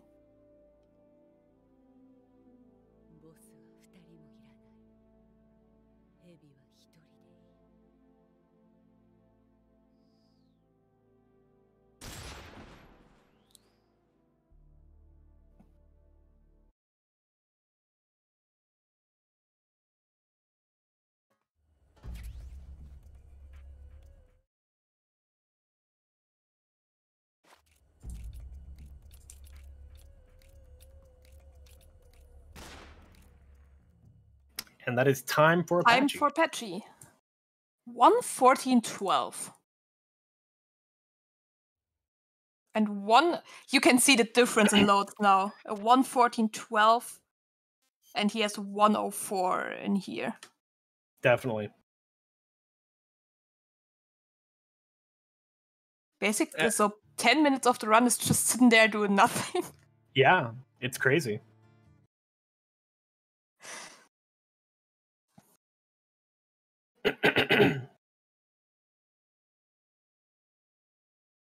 Now he shows us his RTA because they are stopping it as soon as the credits begin, or like the loading, the last cutscenes towards the credits. They are stopping their time, and it's a few seconds longer than the last shot out at Ocelot. But we have to wait to DMCA. We have to mute that one. And now we will listen in the rest of Spartyy's run brings for us. Yep, he has just finished Bike Chase. So now he gets a little bit of a breather. Escort is, particularly the first room of Escort, is a lot easier than Bike Chase, so it's a big opportunity for him to just calm down for a little bit. Let me have some more. I can imagine he might want to after that, using both life meds on Bike Chase. It's not a fun he time. definitely wants to. And it looks like Apache joined us. Hey Apache, everyone. GG's on your race. Yeah, thanks. It's a really difficult run, and like as you can see, a lot can go wrong. In a setting like this, where it's not just like you don't just want to like win against your opponent, but you also want to like get the best time possible for your team going forward. It was probably the most stressful race I've ever done. This tuxedo can be so scary. Like you see, like with Mountain 1, if you miss that guard, you have to reset the room. There's no like backup for it. There's a lot of rooms like that. But to be fair, sorry, I messed up 1 tuxedo room and 2 non-tuxedo rooms. Yeah. That was pretty funny. I feel like mostly my tuxedo stuff was on point. And the boss was a bit weird. Yeah, I don't know what happened. I felt like I had my scope on her, and then she just behaved weird after I reset it. It was very strange, right? Yeah, but one thing we said throughout the whole run was your awareness. You were prepared for everything that could go wrong. This awareness was just insane how aware you were of everything. You were prepared. It helps like running a lot of the different categories and difficulties, and just experiencing so many situations. Like you generally know once things go wrong, there's like a flow chart of what to do next, and I just want to say, like, I hate Warehouse 2 so much. I hate that room. And by the way, GG's on your 1 in 10,831 left 3 EVAs at the end. Oh yeah, I know. I really grinded for that one. I was so happy. I just started spamming my weapon because I was like popping off. I got a left side EVA. Good race though. I'm glad. It's cool to do this on the channel. Like yeah, Tuxedo and Jeffrey. It was amazing. It was an amazing race. Yeah, this is the first Tuxedo race ever, I believe, right? Yeah. It's awesome. Yeah, I can't think that I've seen another one. It's good.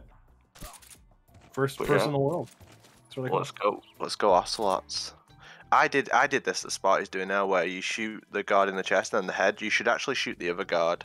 I mean, it didn't matter there because Spartyy did it fast enough, but you shoot that guard in the chest and then they both turn around. You shoot the next one in the head rather than the same one you got in the chest. Otherwise, the left guard could run behind the rock and cause problems for you. Yeah, you can do like 1 of 5 weird different things. He can actually strafe towards you. He like goes into his ducking animation and then comes out at the other side of the tree, which obviously he'll either see you or Eva. Gotta be more careful. I actually think Eva follows you better in the Tuxedo than she does in the Tiger Stripe or the Oscam. Wait, are you telling me that the camo index makes a difference? It feels like it does, yeah. Because you know it's how it can be really bad in very easy sometimes. Yeah. She can lose you really easily. I think it's because we're holding the easy gun and that camo index is really high. Interesting. It just feels that way. I don't know for sure. That would be amazing. And Thalux, thanks a lot for the raid with a party of 12. Welcome everyone. You're coming in for a treat, as Spartyy just finishes his run of the first race of our relay, which was Metal Gear Solid 3 European Extreme Tuxedo. Do we have a command for schedule? Let's find out. No, but I can find it and post it. I have it open. So sorry for that, but there we go. I really feel like this race could have been, you know, me making all these mistakes and Spartyy getting through fine. Like, it's just, you have to focus so much, you have to play so well, and it's really detrimental once you make a mistake as well, that it affects you for the rest of the rooms that you're doing. Yeah. Let's see what you're made of. So now we see Spartyy is going into the boss fight, and already he's off to a better start than Apache had. He doesn't immediately think that pill. But he's alright, so he's gonna do the loop. So now he throws a stun grenade at her, which stuns her. Where is she? Okay, there she is. Gives an opportunity to shoot her 2 more times, and then repeat the cycle of throwing stun grenades at her and shooting her. And he's gonna do this a few times. Eventually, the boss just stops getting stunned by the stun grenade, so you are gonna have to let her run away and CQC charge you, and basically repeat the loop again. So this is gonna be the last cycle of it. He's gonna shoot her 3 times here on the ground, and run away and let her charge him again. Oh, was that intentional? That's very interesting. I don't think that was intentional. If that was intentional, he's the greatest player of all time. Yeah, Spartyy actually showed me how to do this loop on the boss in the Tuxedo, because you can't CQC her, which means it's a lot slower than normal Euro. And I was struggling with it, and Spartyy actually showed me what to do. So he came up with a few little strats along the way. He was very involved in the routing of this category, although he didn't run it as much as I do.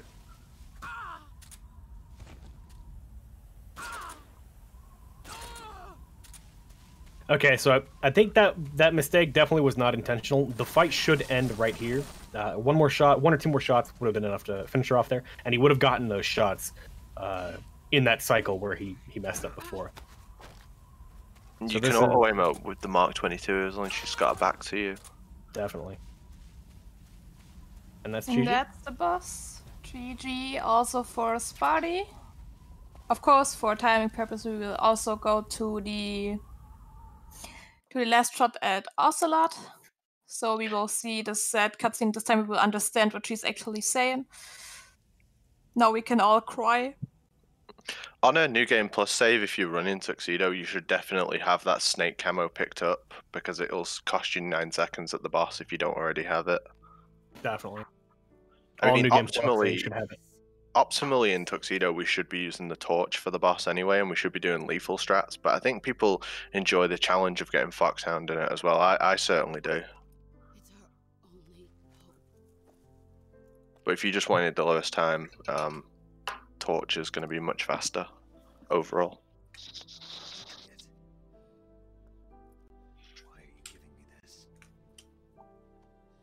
That being said, I do believe this is a PB for Spartyy. Yeah, absolutely. Snake, you're a wonderful man. Kill me. Kill me now. Do it. I mean, GG's to both of you. It was amazing to watch. Both of you had amazing awareness throughout the run. I think Sparty's probably the most mechanically sound player in MGS3. His overall control of Snake is really good. Yeah, definitely.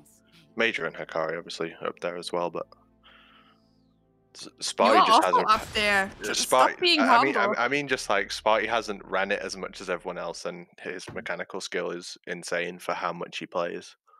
That's absolutely correct. The thing you got to remember about Spartyy is that he runs pretty much every game in the series, so he has like his hand in every pot at all times. So it's amazing how good he is at the games that he plays, even though they aren't his main games. You know, Apache and I, we play the game constantly. Time for Next Spartyy. time. Let's see if Spartyy wants to join as well.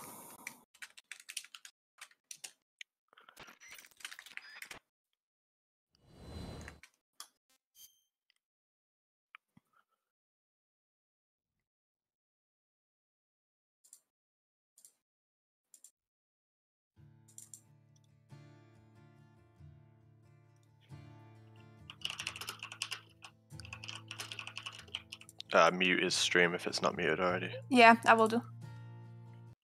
So, there we go. Yeah, way to DMCA. We can't play it.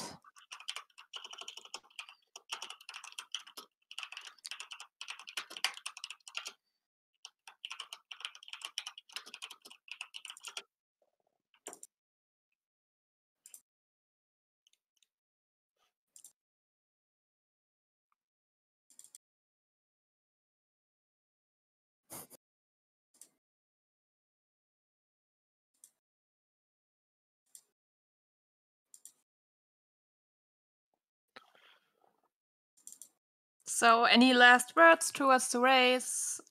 I just want to say, to put it into perspective, like my PB of this game is a 120, so it just shows you how much pressure there is in a race and how much harder it is to play like your own best when you're in a race. Definitely. Style. It's way harder if like all eyes are on you than when you're just playing for yourself, trying to get a PB. It's not comparable, in my opinion. It feels so differently. Yeah. Especially in something like a relay where you wanna get the best time you could do, so your team can go in with a nice little head start or something. The pressure is really on. I definitely felt it today. I know that feeling as well. It really is different than a normal race between two players when you have a relay, at least in my opinion. Yeah. But let's go Ocelots. I like being part of the Ocelot unit because MGS3 is like my main game. Oh, really? No one could have thought about that. Could it maybe be that you try to get on Ocelot unit, that you get this team for you? It was a coin flip. You rigged the coin flip, be honest. Yeah, totally. What's up, Spartyy? Hey, what's up, everyone? Hey, Didn't Spartyy. get the run I want, but it was fun learning the category, and it was fun taking part in the relay. And I have faith in my Genome soldiers to bring this back.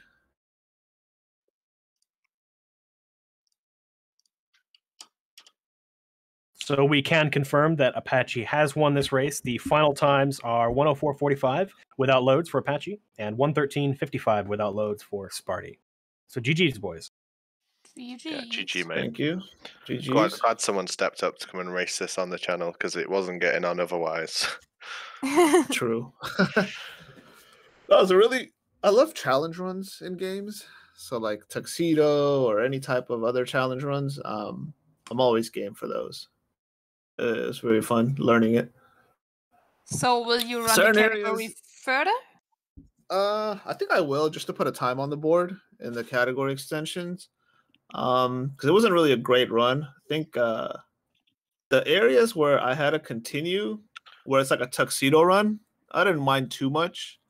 It was kind of frustrating, but then the other areas where like it was the end, the fury, those were like very frustrating. We were sitting here and we're like, you don't want to see this, when the fury was like going on and on bashing you. Like, I felt so bad for you. It was the fury. It's like when I flicked the stick back, it like he didn't like flick all the way back, and then when I let the stick go, he turned forward again. So I got stunned by my own grenade, and it almost happened again the second time.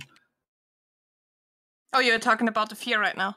The fury, not the fury, the other one. The fear. The fear. That's what I'm talking about. But for the fury I'm like, I wasn't really bothered by fury. I'm like, fury's gonna fury, but the other frustrating ones were the fear, definitely. Wait, what happened to the fear? Did you not use the Patriot? No, I used the stun grenade, but then when I like let go of my stick, Snake faced forward again, so I got stunned by my own stun grenade. Oh no. And then Fury had like this 1 pixel of Hail Mary. Yeah, he had like 1 pixel. I kept trying to shoot him, and he just wouldn't go down. And then I ran out of ammo. And then the Vulcan fight got out of hand as well. He was in 1 pixel of health too. Yeah. And I'm like, oh, whatever, I'll just reset it. But your Fury, Apache, for you, because I don't know if you watched it when you had like a little bit of downtime. Spartyy got knocked off the edge 2 times by the knockback of a Fury attack. Oh no. And not just that, the Fury was playing really bad on him the whole run. It really hurt. It hurt so much. Yeah, I don't get too frustrated with the Fury just because he's the Fury. It's really the other ones that bothered me more. GG's, mate. I'm going to go prepare because I'm on comms for the next race. Yeah. But all right. Yes, GG's. And, go guys. And all that. GG's, everyone. It was an amazing race. It was good fun, and it was really exciting to see the first ever tuxedo race. And thanks, Major, for being here, commentating with me. My pleasure. Thanks for coming with me. No worries. It was just like, Patchy was like, hey, do you maybe want to comment? And I was like, hey, Major, want to do that? Yeah, sure. And then we were here. It's always nice commentating with you. You too. Thanks. So we will be going into a short intermission and set up our next runners for our second race of the day, which will be, I don't have the schedule open anymore, highly professional, which will be Metal Gear Solid, ran by B-Man Rules You 21 and SRGTsilent. So definitely stay tuned for that.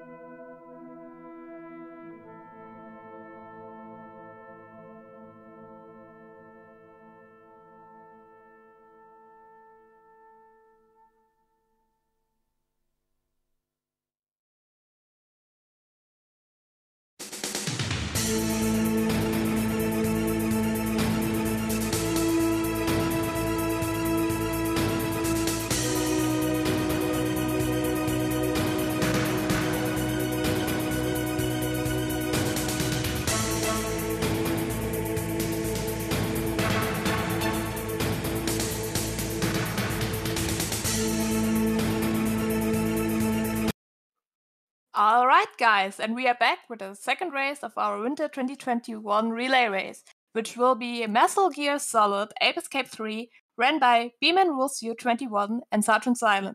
On commentary we have ApacheSmash and Panzerdeer. So take it away guys.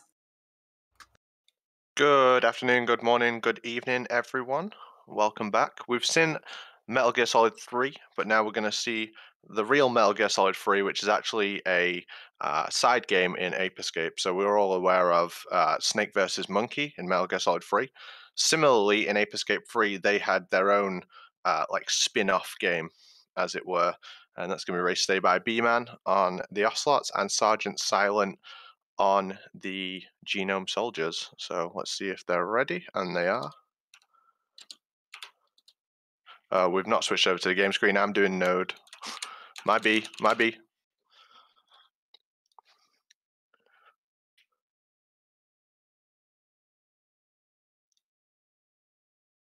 going to double check them.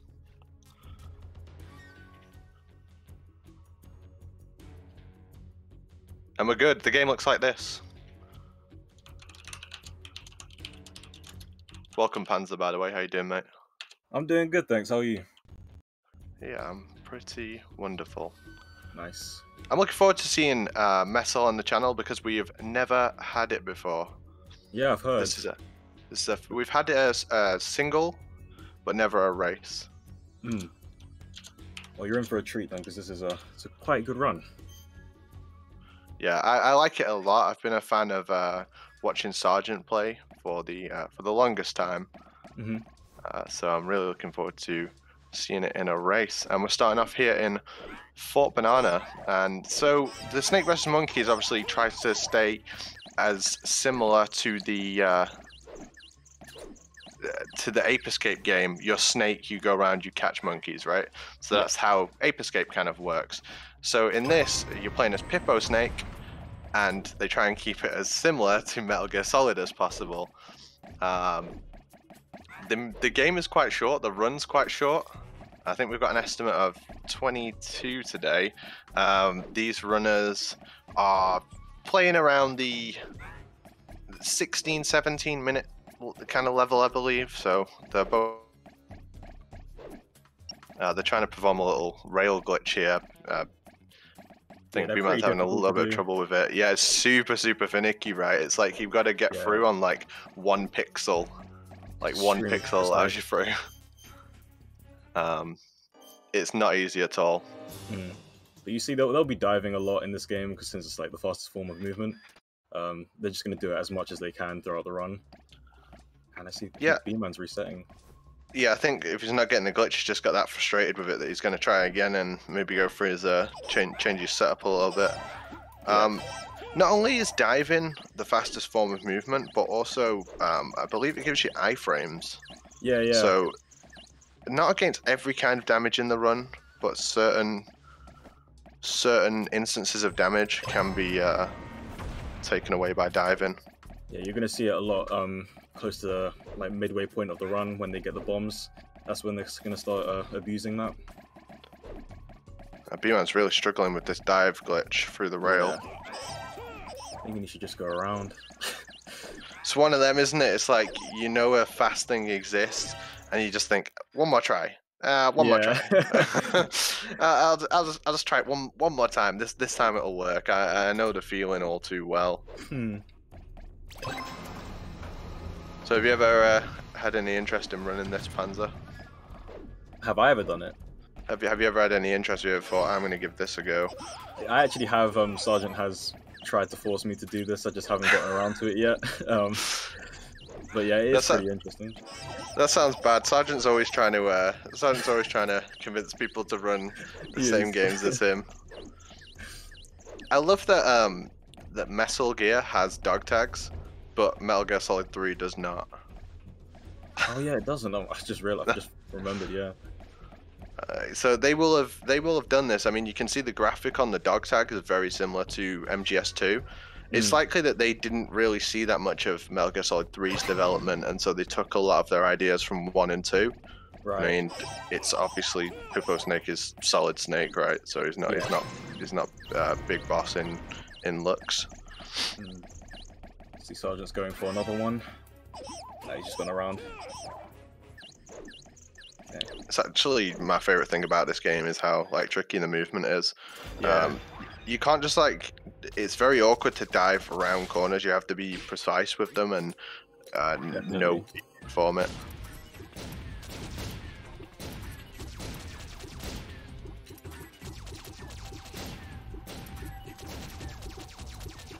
And we'll see. Oh, Sergeant's having trouble with that boss. Yeah, they're not easy. Yeah, they really aren't. They're quick but difficult. Well, some of them at least. The game very much like gets out of hand. Alright, Sergeant's going to get the bombs here in this level, and then he's going to quickly turn around and do some backtracking to get more dog tags and also get the hostages for 100%.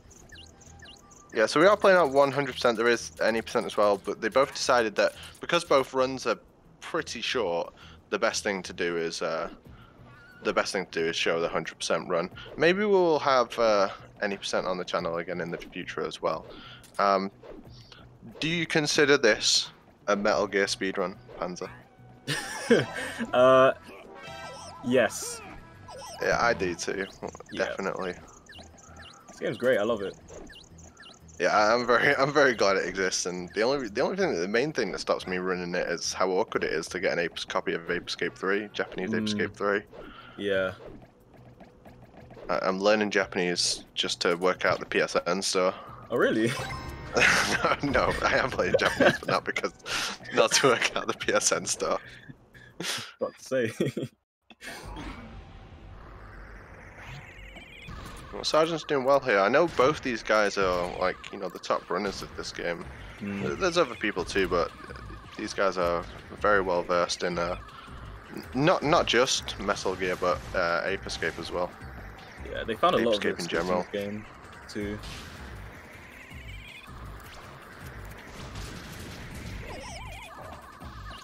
Almost having trouble as well, just like Sergeant for this boss. Nice, they got through it. Oh, he's missed the dog tag. B-Man had to run back. They're going to need all of those.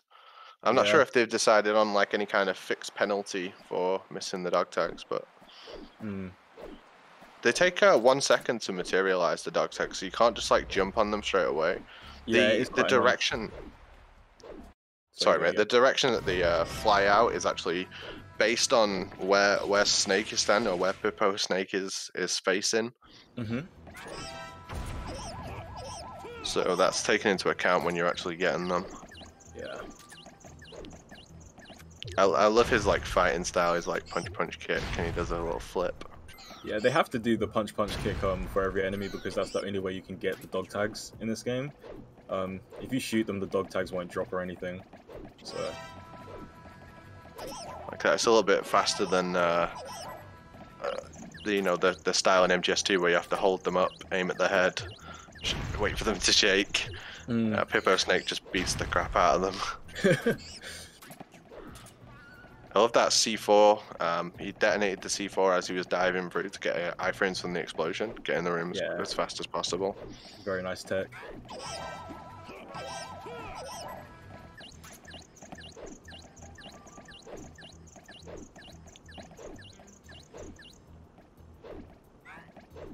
I mean, I'm not sure about how Ape Escape fans feel about how well they interpreted Ape Escape in Metal Gear Solid 3, but I feel like they did great justice to Metal Gear Solid inside of Ape Escape 3 with this.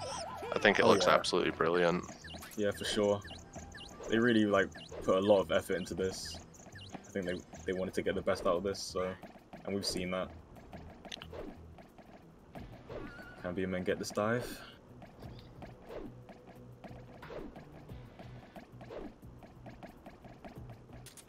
They're finding new.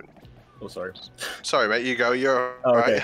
right. I was gonna say Sergeant is like all the way back to the beginning of the game again. Just because he's got the bombs this time, that he's able to like actually break open the walls to get the hostages free this time. But what were you gonna say? I forgot. Oh no. It's okay. I'm not too yeah, if I say something and then don't say it straight away, I'll immediately forget it. Sorry. I get that, that's cool. I think everyone the first time they see this game, they're like, this is amazing, I want to run it, and then they go to download it off the JPN store and it's like a nightmare. I'll just watch Sergeant stream it. Sergeant just used Death Abuse there to spawn closer to the next point where he wants to go.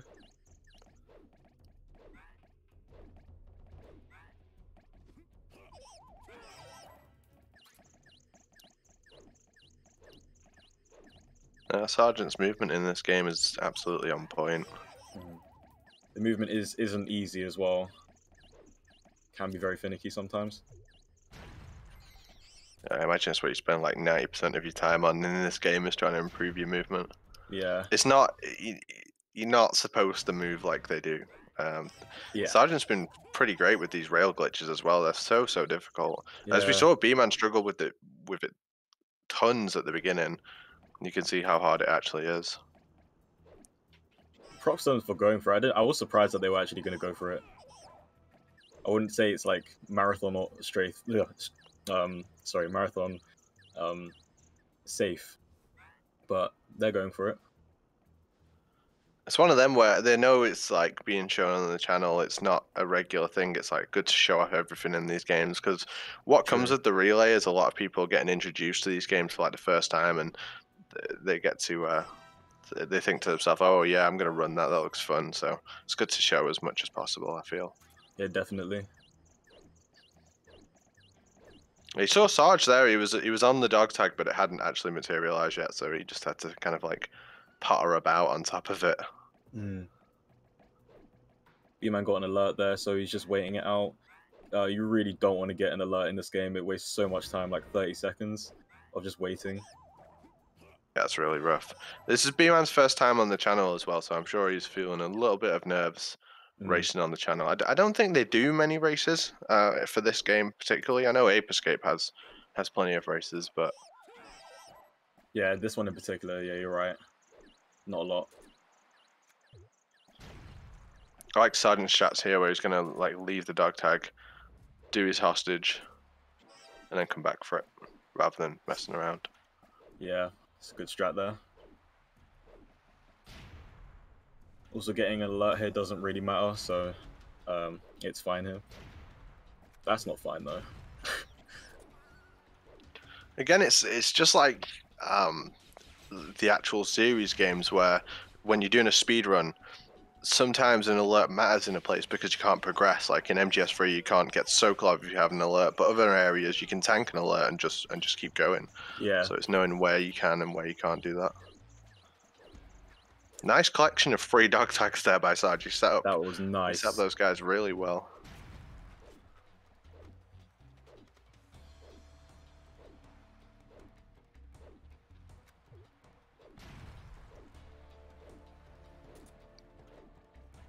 Like, Sergeant's setting bombs outside of these buildings because the hitbox of what he needs to destroy, which is inside the building, like stretches outside of the walls.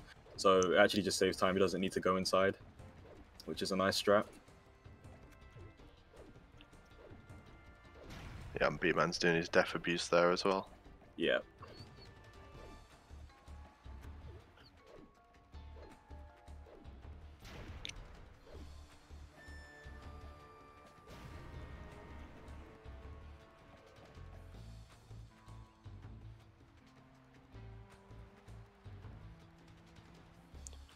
I feel like the box might control even better in Metal Gear than it does in the series games. You think? Yeah, it looked pretty fast, that.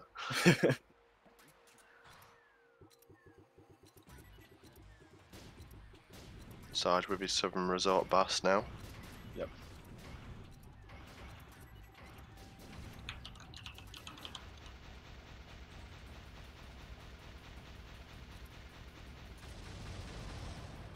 Nice. He's going to do the last bit of backtracking here, Sergeant. Just going to go back into the previous room to get another hostage. Then going to use Death Abuse to spawn back there.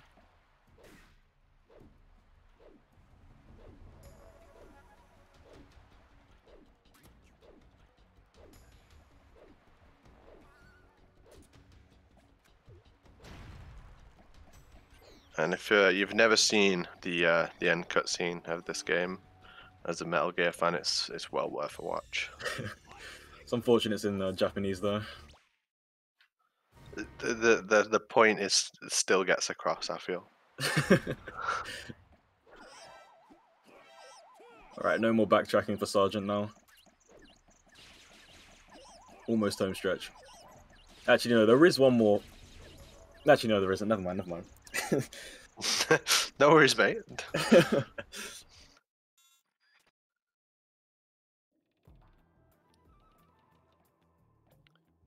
I'm not sure B-Man's got the space to catch up in this race now.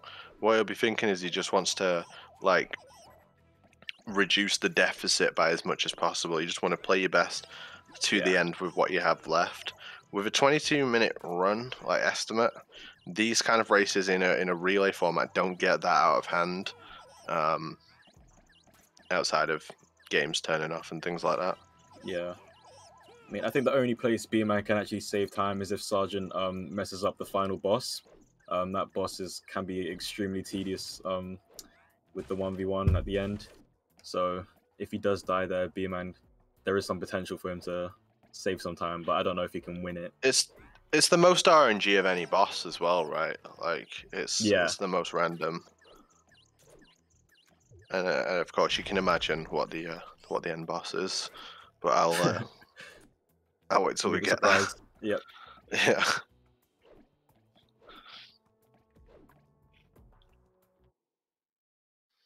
Every time I see this game, I just want to play it. I think it looks absolutely brilliant. It is a really nice game.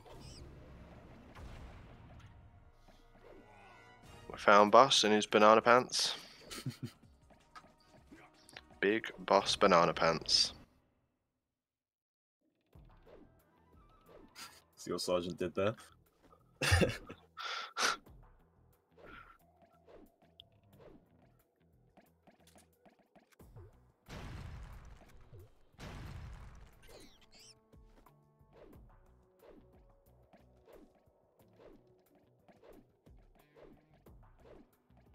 I thought you found Princess Peach there for a second, hidden away, but that's just another. This is not.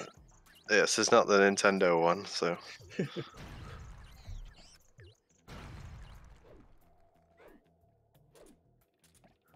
Must be difficult remembering where all these spots are to get through with blowing up the walls.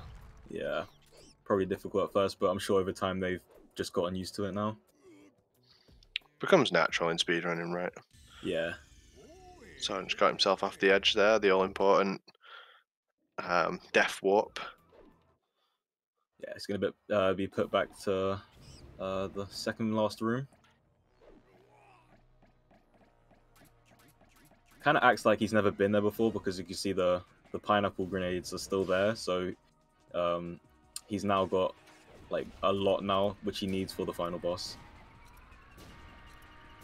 Need around 30. I love this thing. There's like an edited picture of MGS3 when you can see that inside like the Shagohod hangar. Really? And instead it's that, yeah. That's cool.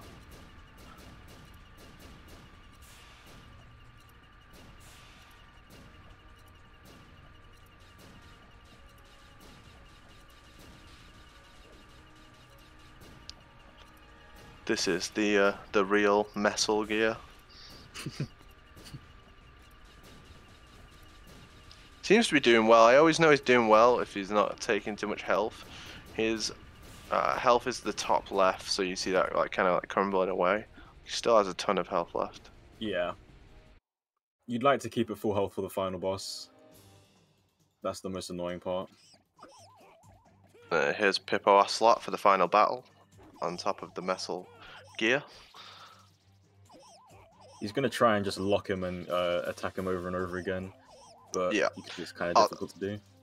I think yeah, he's been killed here. Ocelot's spin kick does like 1.5 bars of your health, so it's super strong. Yeah.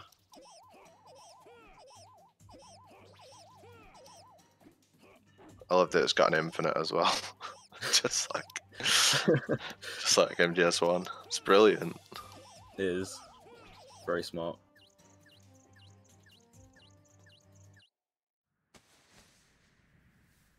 And He's got him. Time for Sergeant. 18 minutes. Very clean there. Yeah. Really nice run. And it's not actually David Hayter doing the voice of Snake here in the English version. It's actually a different Metal Gear voice actor doing the voice of Snake.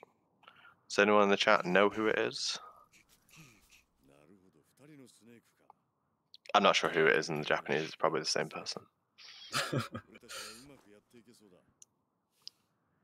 I don't even know who it is, so...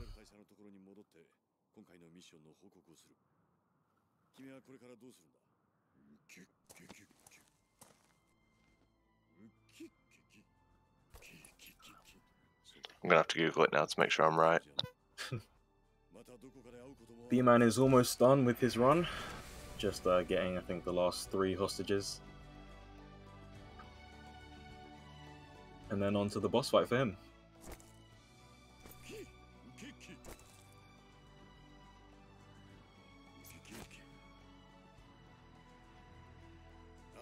Yeah, you're right, chat. Vulcan Raven. The end of the greatest crossover of all time. 16:15. I believe that's the really decent time, actually. I'm going to quickly check what the world record time is.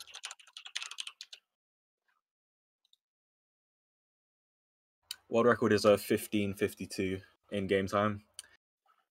Really well done. Really well done from Sarge there. We'll flip the audio over if Sergeant wants to jump in.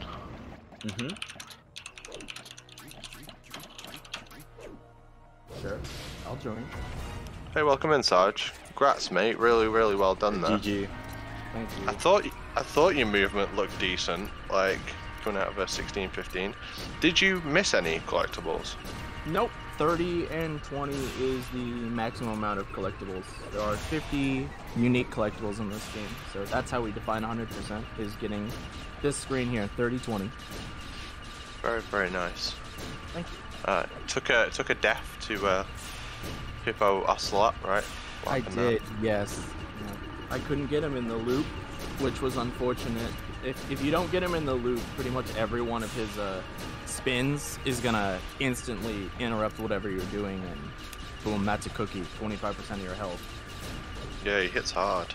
Right? I really think it's hilarious that the fight that kind of not parodies but is similar to the Metal Gear Solid 1 fist fight has a loop as well. I wonder if that's intentional or unintentional game design. The way, we don't exactly know how it works, but it seems like it's done by half pushing into Ocelot and half pushing him against an invisible wall. So I would hazard it's not meant to happen like that, but I mean, it feels good when you get it. So sure, yeah, it's definitely intentional.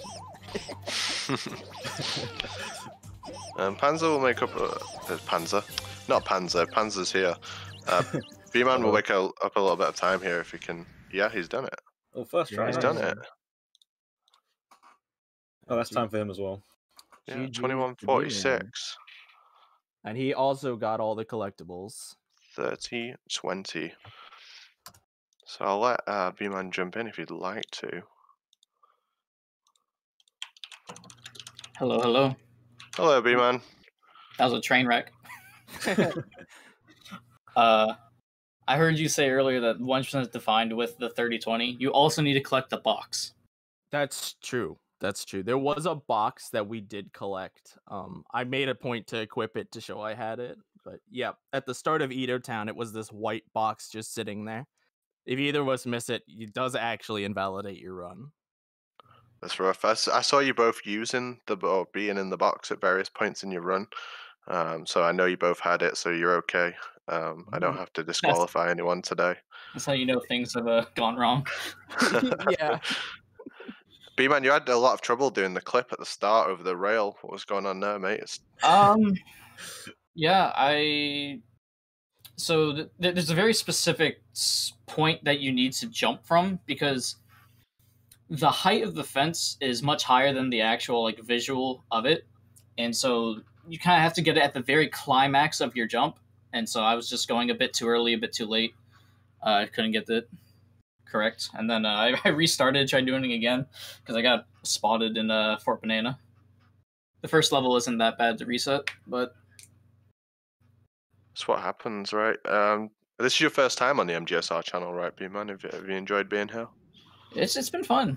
I've enjoyed working with Sargent on getting this run in and getting all of the new strats, because some of those fence jumps we found in like the past 2 weeks. Yeah.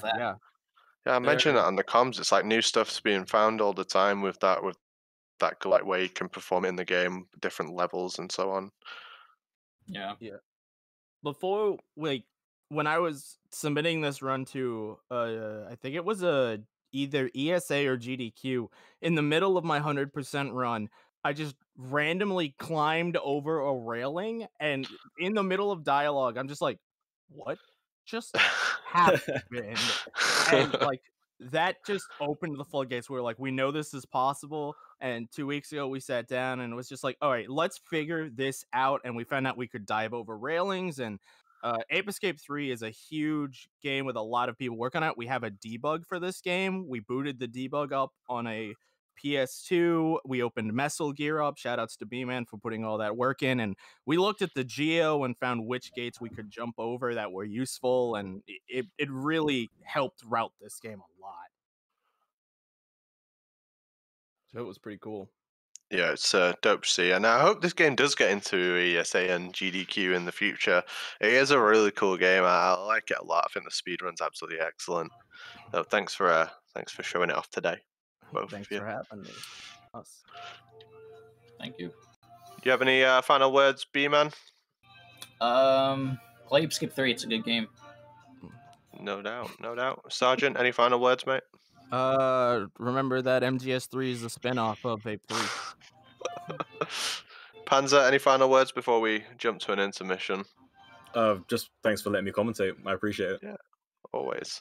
Thanks for being here. That was a great race, and we will be back with Metal Gear 2 after a short intermission with Makarov versus miniomegaking. So stay tuned for that, folks. Thanks.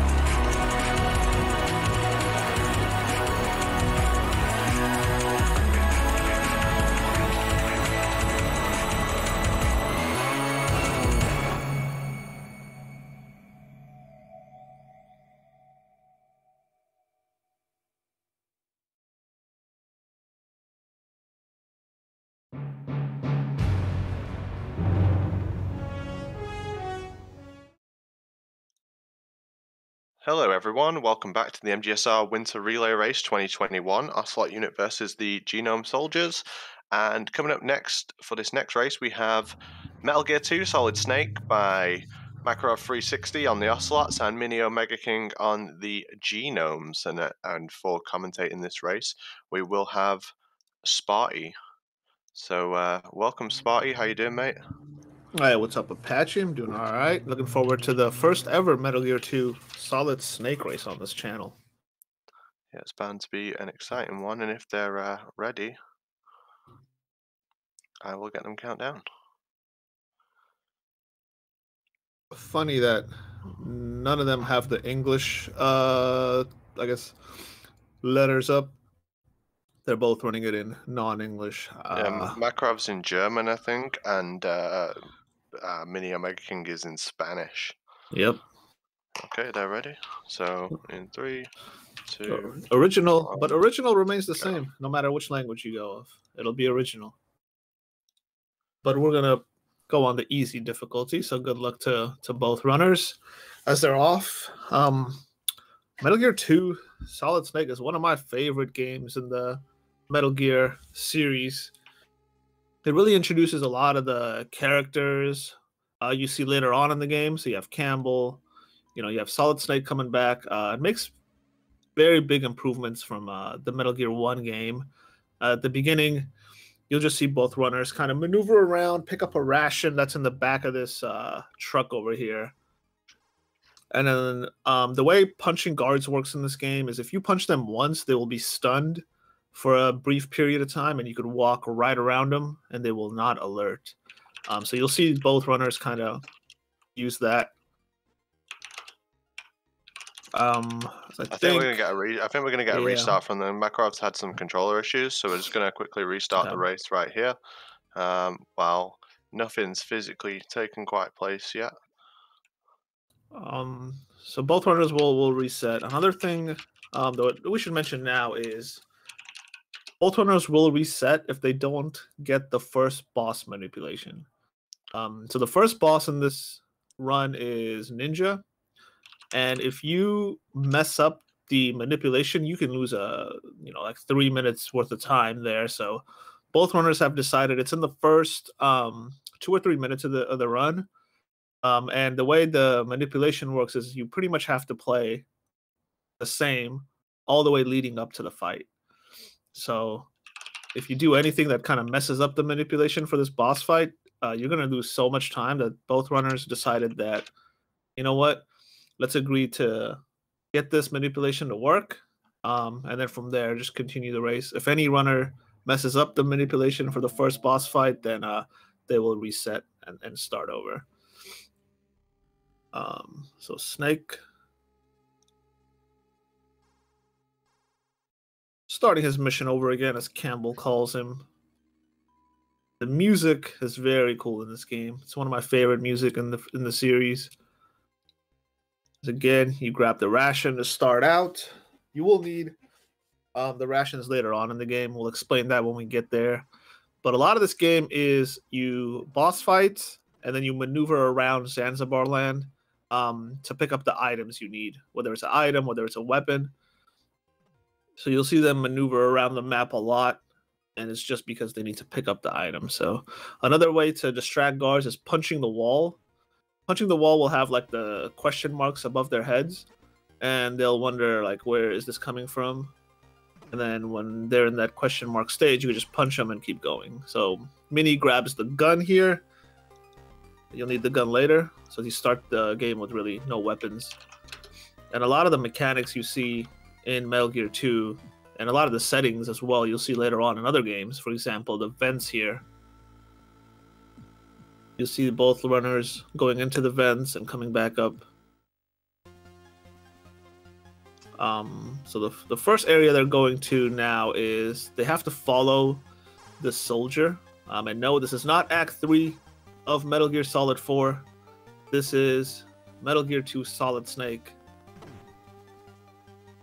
And they'll have to follow a soldier around the map for a brief period of time.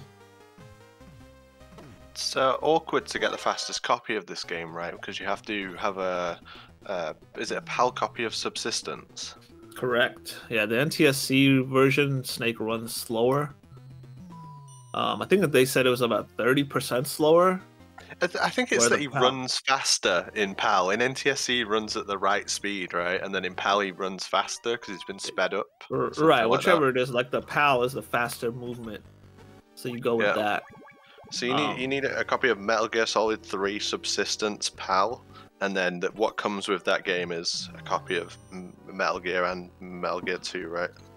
Right, but I think both runners are playing it on the PS2 version, so the PS2 version does have the faster speed. Another mechanic you'll see runners use here is whenever they get into elevators, they always crawl and move. We'll explain that later, why, as the Black Ninja fight starts. So here, it's just shoot him and not die, pretty much. It can get a little out of hand from you if he starts teleporting everywhere, but Mini does a good job ending the fight. And then Makarov is going do his fight. Oh, and he gets it as well. So good fights for both runners as they move on to the next area. So what I was mentioning before, the elevator. So if you were to stand up and go inside an elevator, Snake will run all the way to the middle of the elevator automatically. So what runners will do is they'll go prone and they'll kind of, what do you call it? I guess prone and go into the elevator that way and crawl. Then they can get right back up as soon as they enter the elevator instead of Snake running all the way to the middle of the elevator. And then you have to go all the way back up and press the button. So that's why you'll see them go prone and crawl through elevators. Not elevator. Yeah, elevators. Yeah, elevators. Keep getting elevators and escalators mixed up. Elevators is the right word. So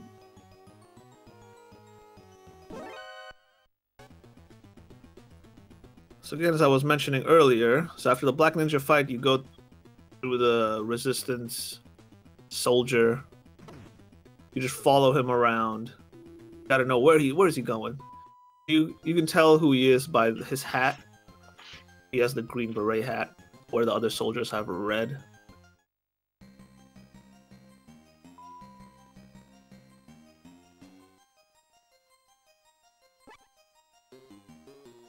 Brings back the MGS4 memories. So he does turn around every now and then, so you can't stand in his line of sight. But Mini knows where he's going to turn, and Mac also knows where he's going to turn, so they just want to kind of be hidden, and then when they turn back around, just follow him.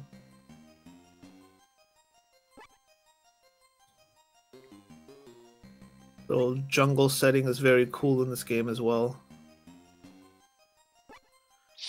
Yeah, Hideo Kojima definitely had an affinity for like jungle settings.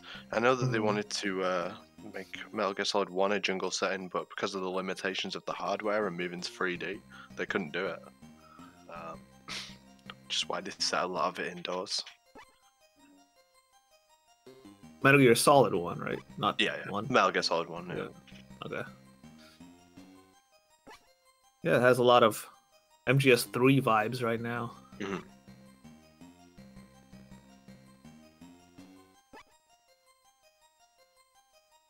At least they give you some cool music while you're in this stage.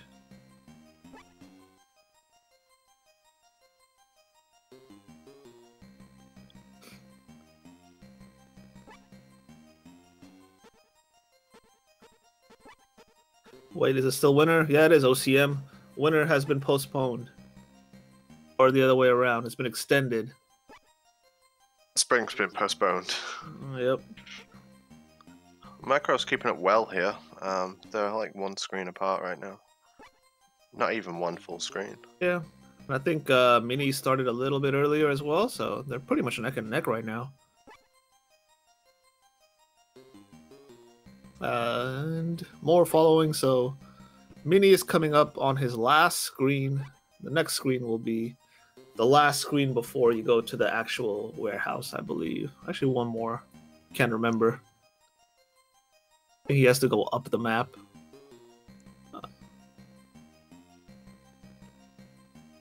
Oh, there's another one.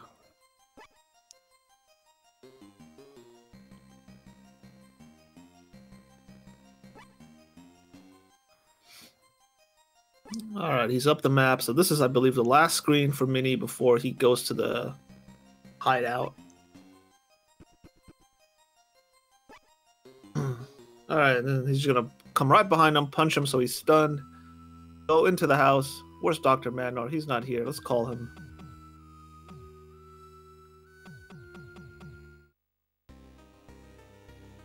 As Mac also does the same thing. Very nice.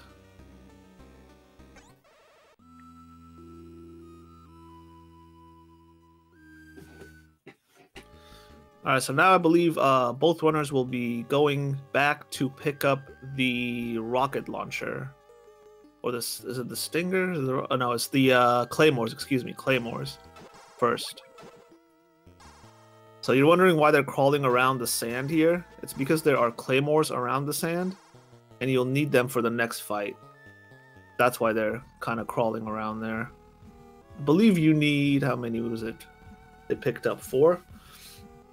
And then in the swamp, they have to follow this kind of line, because if you don't follow the line, you'll actually fall into the swamp. Like if you imagine MGS3 by like the crocodiles, where you'll start sinking if you step in the wrong direction, in the wrong path. That's what's kind of happening here. Is if you step in the wrong way, Snake will start sinking and moving very slow. So you want to follow a line to where it's solid ground underneath you.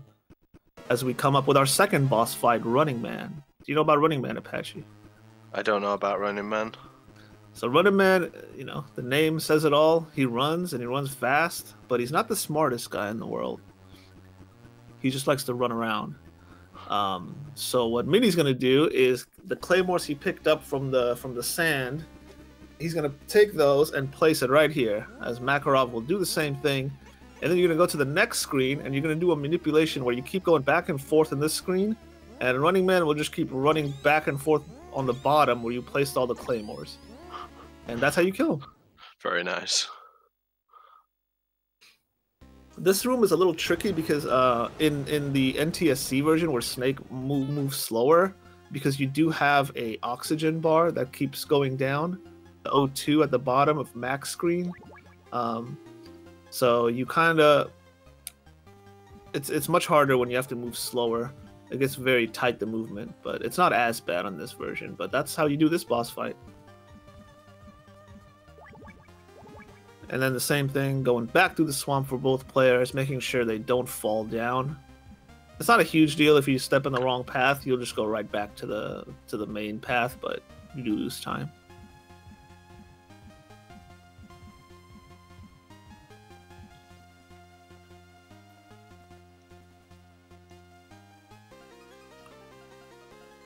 Alright, so I believe now both runners will be going for the, I don't know if they call it the Stinger, the rocket launcher, whatever you want to call it. They'll need that to fight the Hind.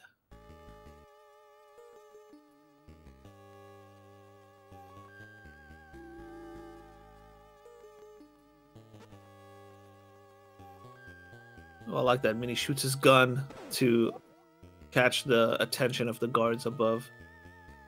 I usually just do a punch against the wall, but I guess shooting your gun is better.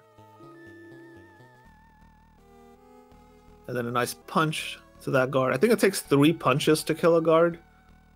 The first 2 will just stun them.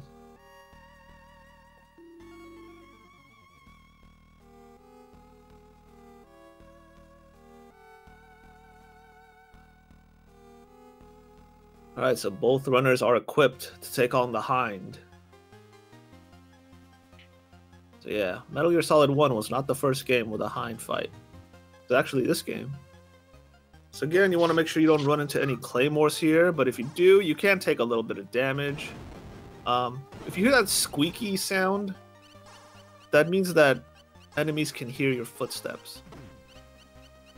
So that's why they usually have a question mark around their heads. They're like, oh, where's the sound coming from? As if you listen to Makarov, you'll hear the squeaky sounds. Here.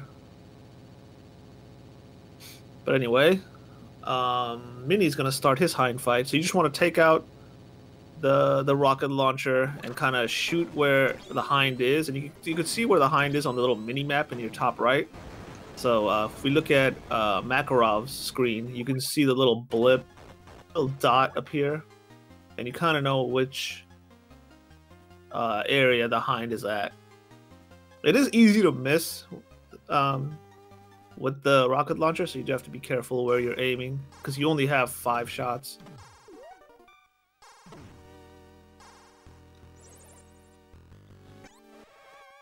Nice job, Makarov.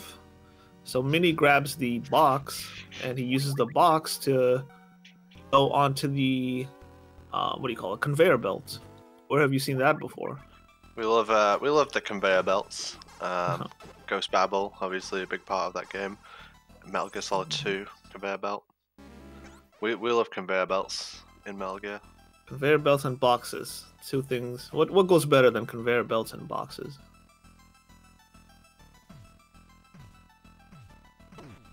Oh, this is my favorite music in all of the Metal Gear games. This track right here.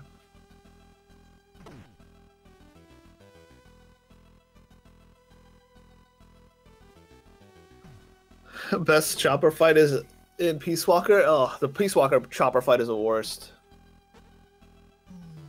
It's hide and seek. I like that. I like that. Keep the puns coming. The Davy Crockett?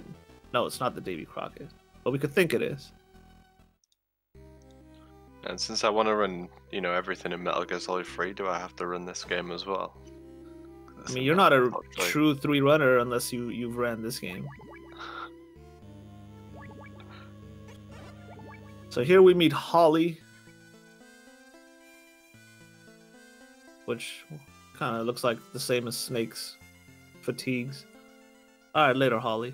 I don't know where she disappeared to. But, so now Minnie is going to go through the sewers. So the sewers pull you in one direction. So you have to be careful of where you exit and which direction you're going. Because if you mess up a turn or a corner, the current is going to take you all the way around. You cannot backtrack if you miss a turn. So it's very key that you stay on path. You go to the corners you need to go. You get out of the turns you need to turn. Because you don't want the current to just keep taking you all the way through the map, or else you're just going to make a big circle back around. As we see Makarov do the same thing. So he wants to go up north into this current right here. Let him pull him up there. So I just kind of hold up in this direction, and that's where it takes you. So Minnie's going to pick up the grenades here. You'll need the grenades later on in the run. It's very useful for a few boss fights. This game is pretty much boss fights, and then where can I pick up the items I need the fastest? Because you don't need every single item or weapon, but you want to pick up the ones you need.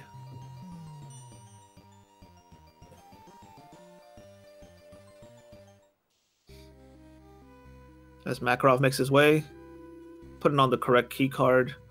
Again, the grenades. And then back to the current again. Don't want to miss any. Want to keep on track, and it's pretty fast as well. When you first learn in the game, it's very easy to miss the paths and which direction to go, and you're just gonna keep going in circles a few times.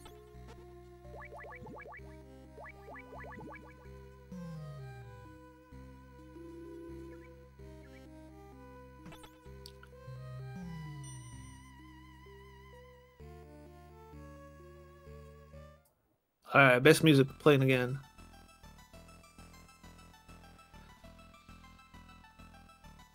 So Minnie and Makarov are going to make their way to the next boss fight. I like to call him Spider-Man. You'll see why.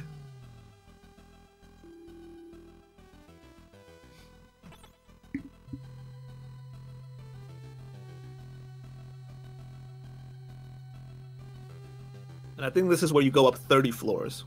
So, yeah. We're just going to have to wait until they go up to the 30th floor.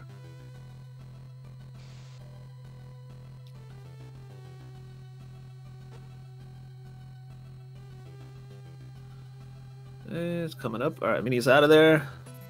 As Makarov starts his journey up to the 30th floor. So here's the boss fight. you'll see like little spider webs, I like to call them. They make noise if you run into it, but if you keep running into it, they will disappear. And then against Spider-Man, you just chuck grenades at him. You kind of know where he's going because he's just going to follow you. So you just chuck grenades, and then it's going to land by the time he gets to that location. So again, these bosses are not the smartest. They just run right into your line of fire. Oh, now he wants to run all the way to the left. Oh, he outsmarted Mini for a little bit on the last throw. So here's Makarov trying to make up a little bit of time he can if he can get all the grenades to hit. So let's check out his boss fight. So he starts chucking the grenades at him. Nice. Oh, he missed one. So Mini's gonna get the bird. Okay, so what Mini's trying to do is get this bird. Now this bird, I hate this bird because it just wants to fly around sometimes. It's purely RNG when he lands. And whenever he lands, you have to like go up to him and touch him. He's giving Mini the treatment here. He does not want to land. Oh, he's still flying around. Can he land? Oh, there he is. Now he lands. No? Okay, Makarov can make a huge amount of time up right here if he can get the bird. And he got the bird! Makarov pulls into the lead and Mini. Oh, and the bird continues to fly away from Mini. Oh no.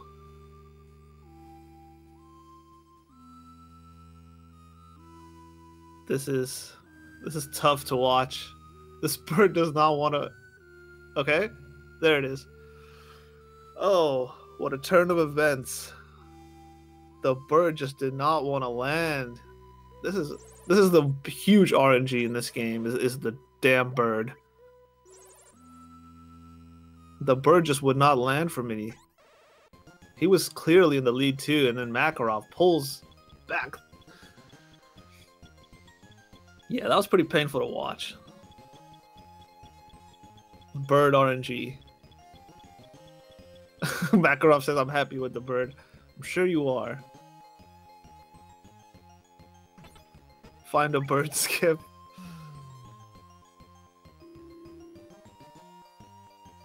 If you guys have ever seen the Iron Man, with the Iron Man movie with Mickey Rourke, and he has the bird. Like, I want my bird.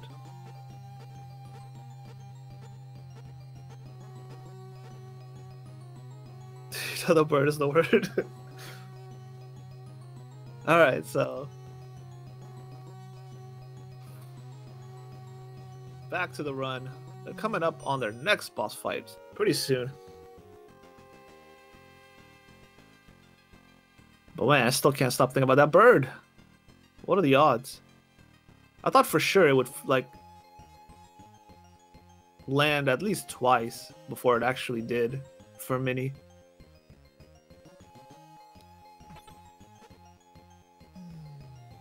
Butterfly in German is... I'm not even going to try to pronounce that.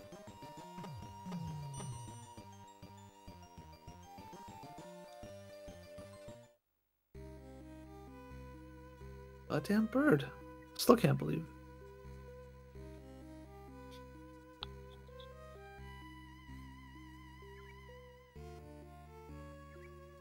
This is what the race is going to come down to, or this will be the theme of Metal Gear 2. Because this is the first time this game has been ran in this channel. I kind of feel bad. Well, not kind of, but I do feel bad for Mini for what happened to the bird. But I'm kind of glad it did, just because it shows you what that bird can do, really. That's like the worst thing that could happen to your run is right there. Like that bird. So I'm glad that some of you guys witnessed like how things can turn in this game. Because relatively it's a short game. It's less than an hour long. So that bird can just really just make or break your run. Like a lot of the resets will come from that bird. I'm sure if Mini was doing PB attempts, that's an automatic reset right there. So both runners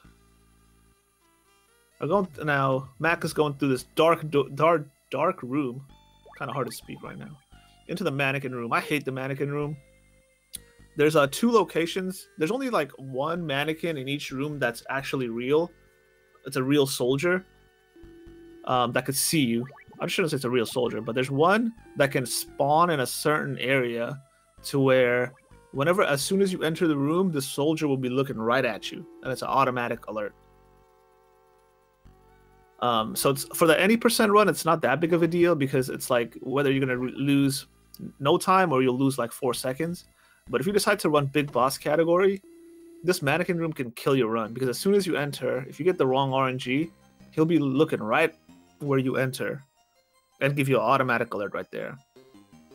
So now Snake follows Gustava into the women's restroom, and of course, we all know every women's restroom has an elevator inside it in the back. If you don't know, I don't know what to tell you, but it's common knowledge at this point. So you take the elevator with Gustava, and then there's like these tanks that are underground here for some reason. I don't know why, but they just like crawl around and squish you if you get in their way. That's a good idea. We should have a bird emote.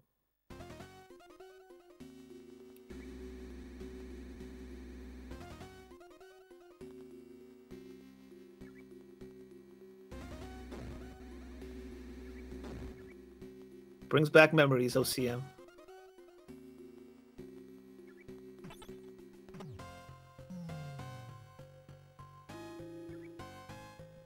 They build the buildings around the tanks? Yeah, so you have the tanks, and like, alright everyone, let's build it around. Like, how do we get this tank in and out? We don't.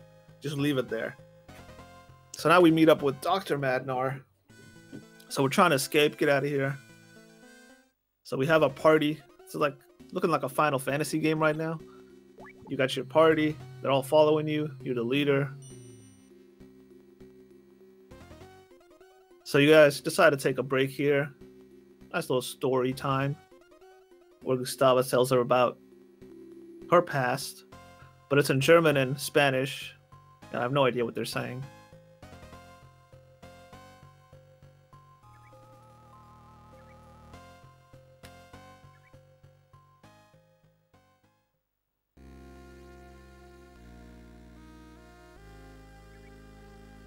As Madnar comes back, he takes a little break and then comes back into your party here.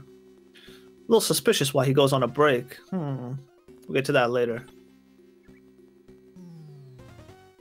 So more maneuvering around with your Final Fantasy party. Alright, now they come up to a bridge.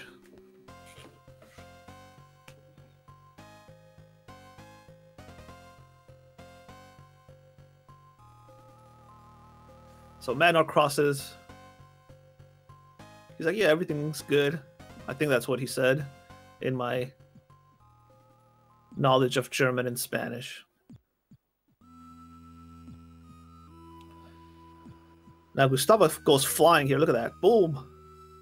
She just goes flying from the middle of the bridge all the way back here.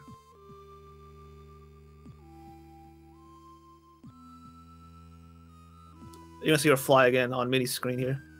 It just looks funny. As the soldiers take Dr. Madnar away. And uh-oh, Metal Gear with Gray Fox. So now you split from your party.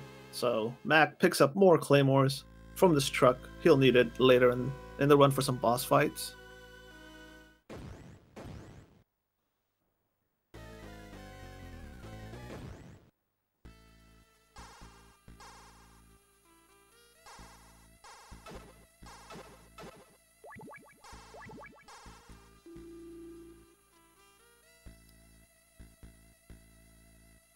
Go pick up another item we need. And we're gonna go back to the area where, if you remember, it's where we first met the soldier with the green beret that we followed around. We're not gonna follow him around again, but we need to go to that area.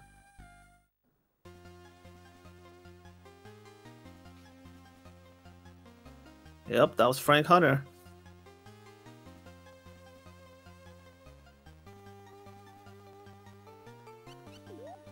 So through the MGS3 jungle.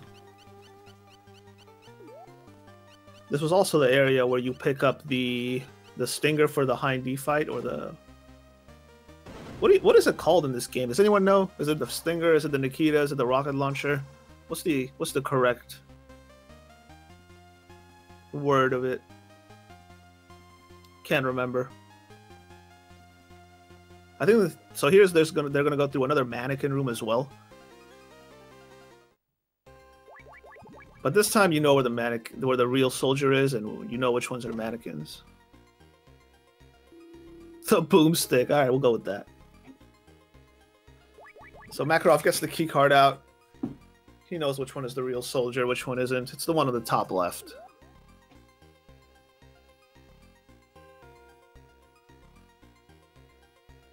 Imagine playing this game casually at the first time. You're like, what is this? Remote missile? Is it called remote missiles? Maybe. Sounds right. So both runners picked up the glider. They'll use it to glide around later on in the run. So like I said before, this run is just boss fights and where can I pick up the item I need the fastest. One of the soldiers. Oh, the soldiers are coming in with Makarov. You guys remember the elevator? Oh, the soldiers just keep on coming inside. Oh, you remember the elevator fight? Well, that was a little sneak peek of the MGS1 elevator fight right there. Done by Makarov.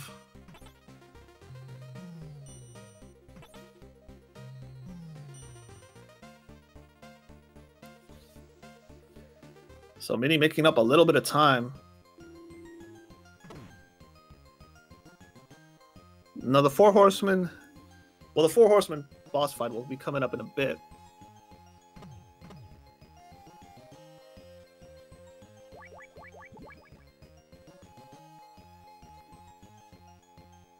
The rocket launcher? That sounds like a New York type of way of saying rocket launcher. The rocket launcher.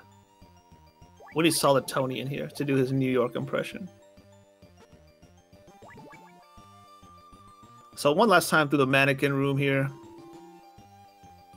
Hopefully the soldier isn't right. And see, Mini was like, he got the badge spawned to where the soldier is right where he was looking at. It's not a huge deal. He got it twice. It's not a huge deal on any percent. You just run through it, but big boss, it kind of sucks. So what both runners will do is they'll go into this freezer. They'll grab the ration. And then they'll wait for the brooch at the bottom right to turn into a key. So for Mini, as you see, he's waiting in the freezer room. It turns into a key, and then he leaves.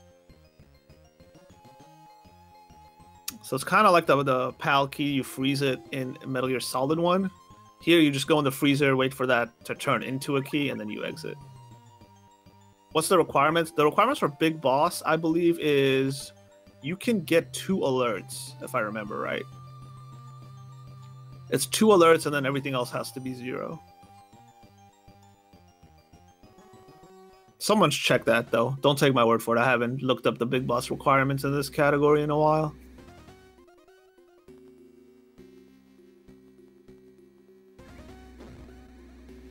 You can kill soldiers as well. I can't remember the exact kill count.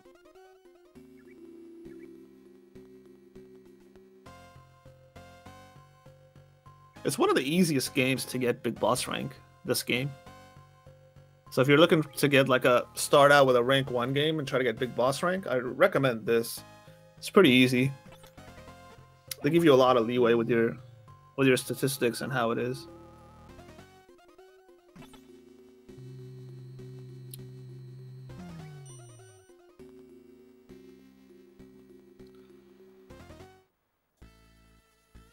Okay, Makarov picks up another Claymore. He'll need that later on. So the 4 Horsemen boss fight is coming up now. Luckily, there's a way to manipulate this fight, or else it could really get out of hand.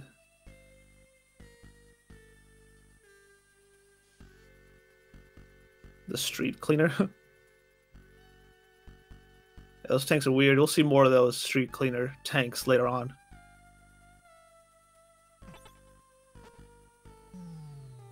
Alright, so Makarov is placing mines all around.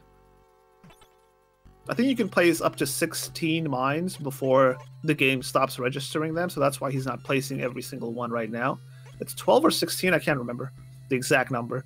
But you can't just spam all your claymores down or else they'll start disappearing.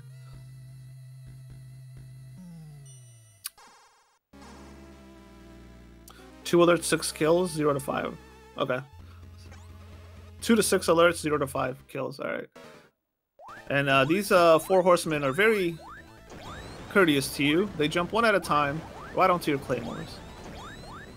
How nice of them. And that's the boss fight. So Mini's making up some good time here after what happened with the bird. Some good movement. Didn't get that alert in the elevator the way Makarov did, where guards started to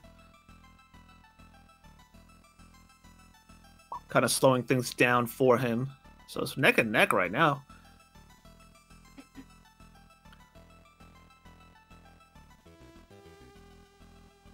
Best music ever.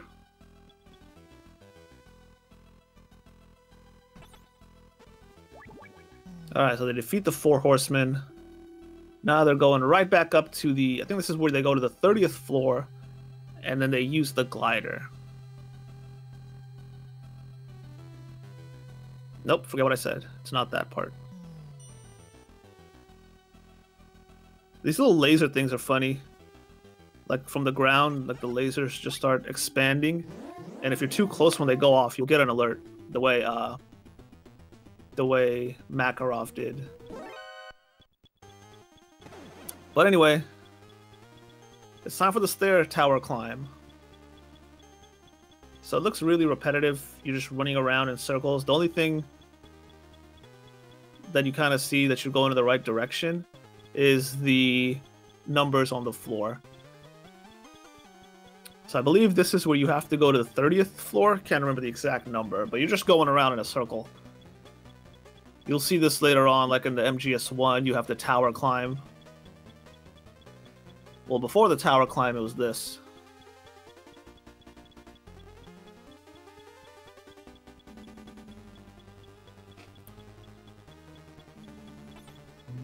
This is definitely the easiest. I would say this is the easiest game to get Big Boss in out of all the Metal Gear Solid games, or even from the Solid or the 2D games. Or if you want to get the rank 1, this game is definitely easy and fun at the same time. Mobile? Alright, Plywood. Alright, Plywood. I'm talking about real Metal Gear games.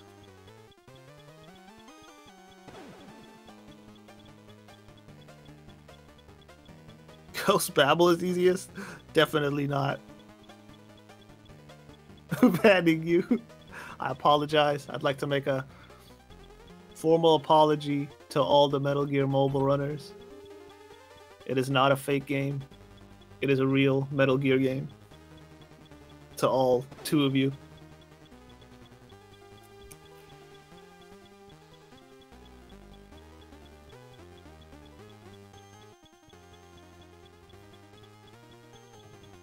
Alright, nothing to it right now. We're just running. The good thing is these soldiers won't be able to catch you as long as you stick to the right path. 20th floor.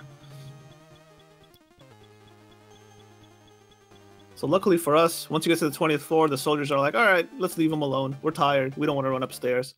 We're not going to call for backup. So you lose the soldiers following you. So then you get to the roof of this building. You take out your cigarettes. Then the cigarettes will tell you when the air current is going a certain direction. And then you pull out your glider and you glide away.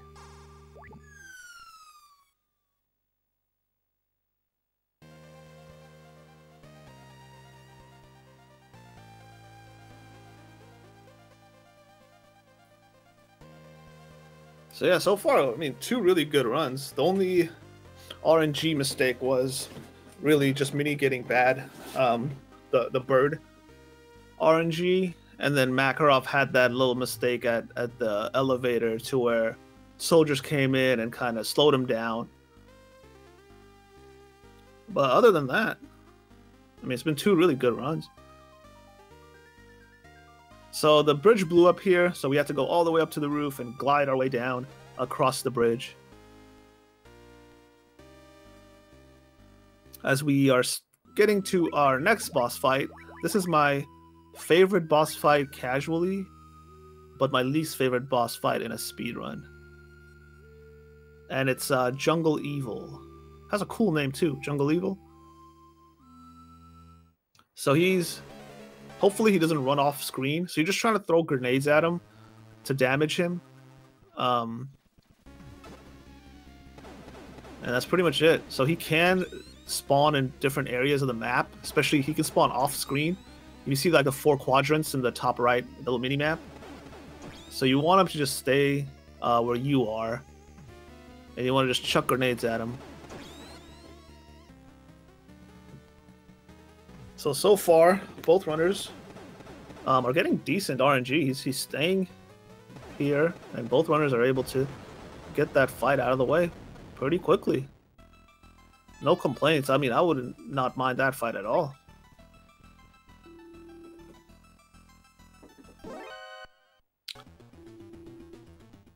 So next area they're going into is they're grabbing the egg. That's right, the egg. Now, if you go to the right, there's a snake in the other room, and there's an egg in the room to the left. And this is one of the mandatory alerts you take here.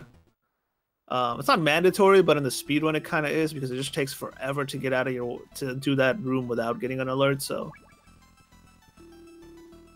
if you grab the snake on the right, the snake will eat all your rations. So you do not want to grab that snake. You want to grab the egg. So the egg will come in handy later in a little bit.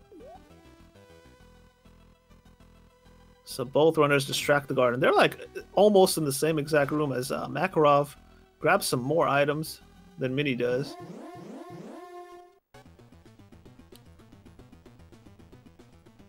So he does fall behind a little bit here, but let's see if that pays off later on in the run. So now Mini's going to go all the way to the top right and grab another ration.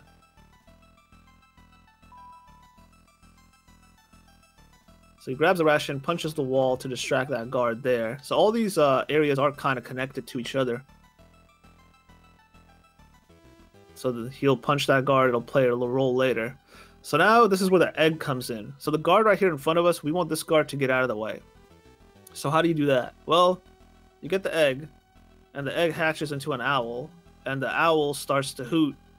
And that's how this guard knows that his shift is over, and that it's becoming nighttime, and he has to go to sleep. If it wasn't for the owl, this guard would just remain here forever. So he uses the owl. The owl is the only way he knows when his shift is over and when he can leave his post to go to sleep.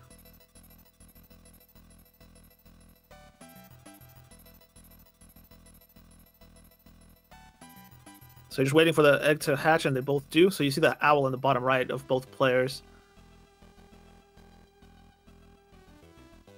Come on, owl, do your thing.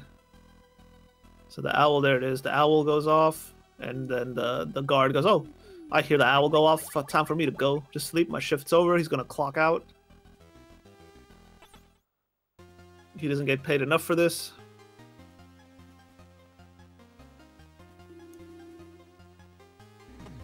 The future game should have brought this mechanic back. The owl has been hooting in the egg. No, the egg hatches into an owl. Then it starts to hoot. So you grab the egg, and the egg is very close to hatching, so it hatches really quickly. And then it starts to hoot, and then the guard knows it's time to go to sleep.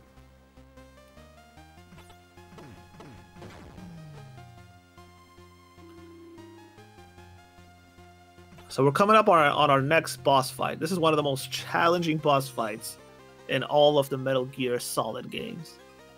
I mean, people just get stuck here all the time. They don't know how to do this. But Mini and Makarov have been practicing this very much, so they know what to do. Let the pros handle it here.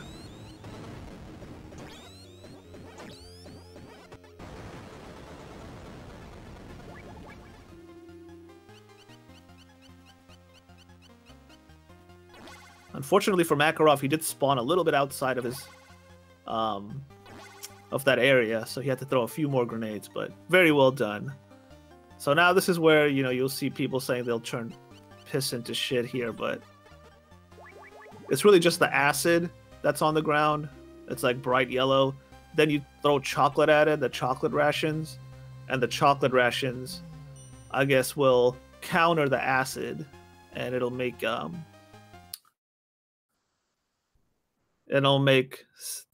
give you a safe passage to walk across. As unfortunately, Mini's game froze for a little bit, but it will reset in a second. Give him a moment, and it'll be back. Okay.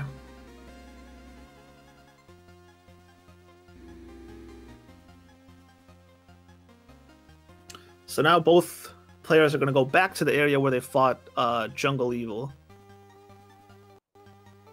Unsubbing because of the language? Listen, Snake is trilingual.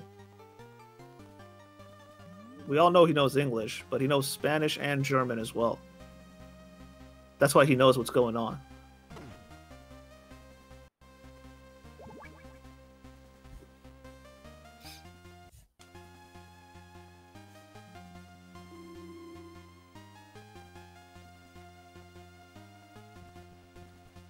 So they're going back to the area where they fought Jungle Evil. Grab that card, come back.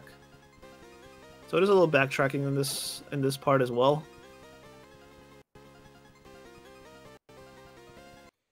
He can speak to triangles. Yes, he can. He's a man of many talents. Sometimes it's a three-sided conversation, but he gets it done.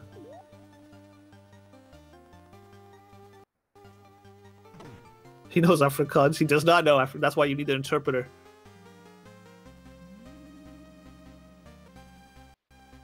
But you don't need an interpreter here, because he knows it already.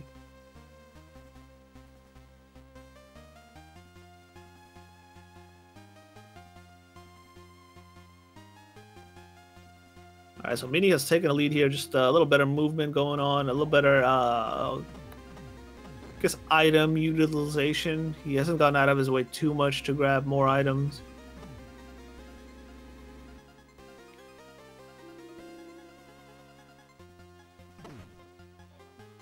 So now you're coming back to where you fought Night Fright. That was the boss that they started chucking grenades at.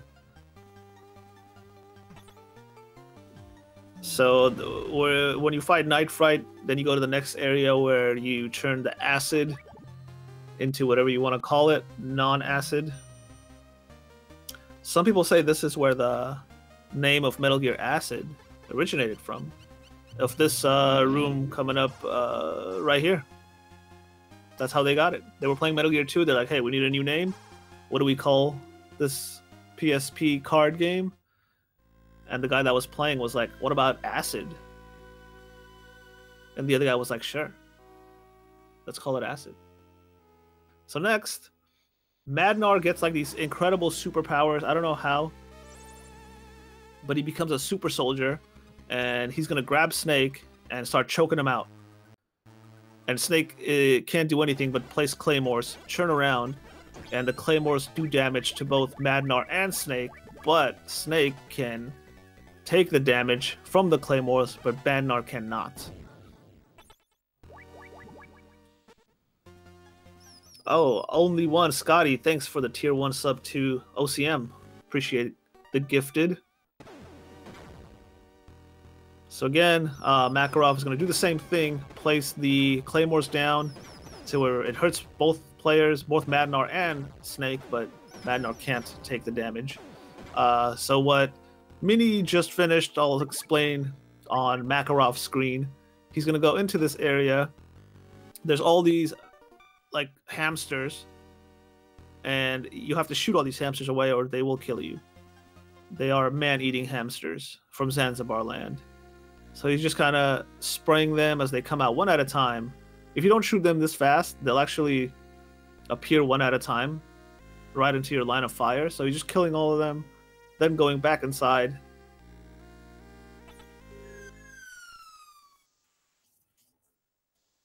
as Mini goes into a slide, a slip and slide, I like to call it. So now he's going to come up to fight against Gray Fox. Or Metal Gear first, then Gray Fox. So Metal Gear, it's pretty straightforward. You just have to stand in the right spot, and you can just start chucking grenades at it and damage it. It's pretty straightforward, especially on the easy difficulty. The only thing that could slow you down is if you're not far enough up or down on the map, then your grenades won't hit them, so you just have to make sure you're in the right spot.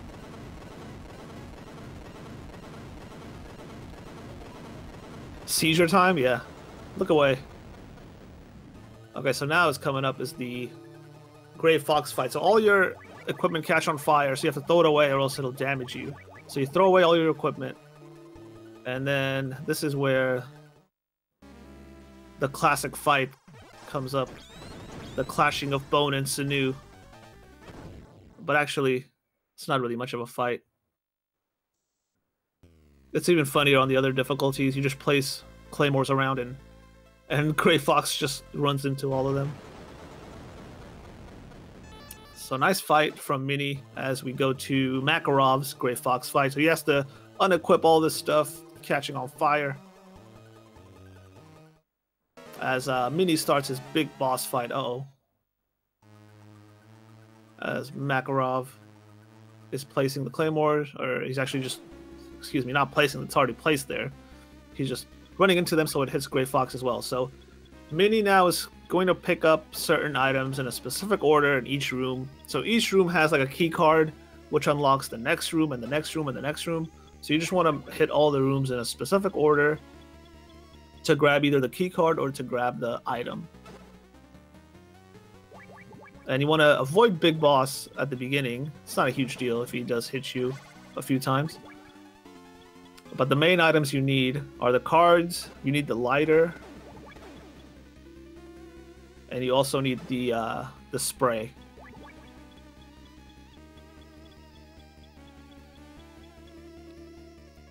So once you get the lighter and the spray, that's what you use to damage Big Boss. As he's just running around, so there it is. He grabs the spray, and then he uses the lighter and the spray. You equip both of them, and that's what you use to damage Big Boss here.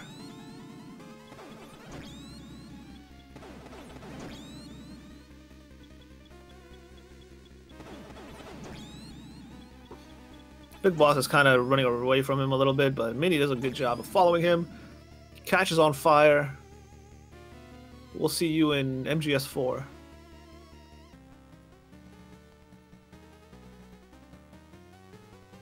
You thought it was Big Boss, but it was me, Big Boss.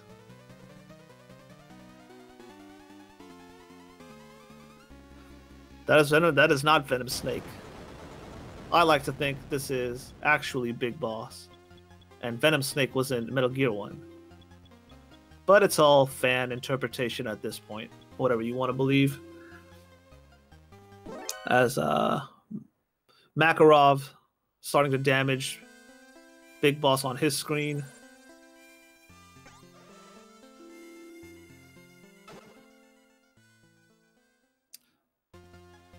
So now it's the escape sequence. It's not a Metal Gear game without an escape sequence.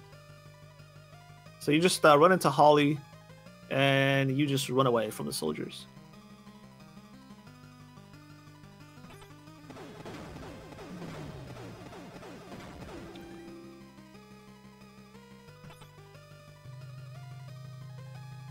So this looks like it's Mini's race. You can't really do anything to slow it down or to lose time here. You just run up the map, and then you wait for the helicopter to land and pick you up. That's pretty much it after this escape sequence. So you just buy time here until the helicopter lands and takes you away. And that's the end of the run. So Makarov is starting his escape with Holly, going into the elevator. In the big boss category, you have to be careful not to shoot too many soldiers here. You get too many kills. So you only kill a certain amount and then just run away from the rest. And that's GG's to Mini. The bird got a little away from him, but he was able to bring back the run. Some very nice movement, menuing. Really no errors in his run besides something he couldn't control. So GG's to him. Great run from Makarov as well. Really no huge mistakes. It was 2 really good runs. Getting a pet lizard and not getting a pet bird. I'm gonna tell him to get a bird. Get a bunch of birds.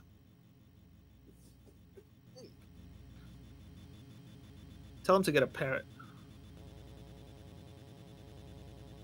So there's the helicopter taking away Snake and Holly. GG's, boys.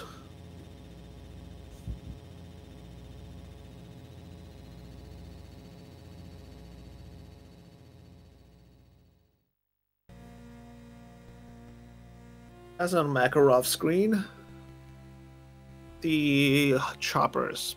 I want to pick them up right about now, as we get to see the very cool credits here. It's funny, you see game programming first back then, like that's the first people you see, and then scenario is Hideo Kojima.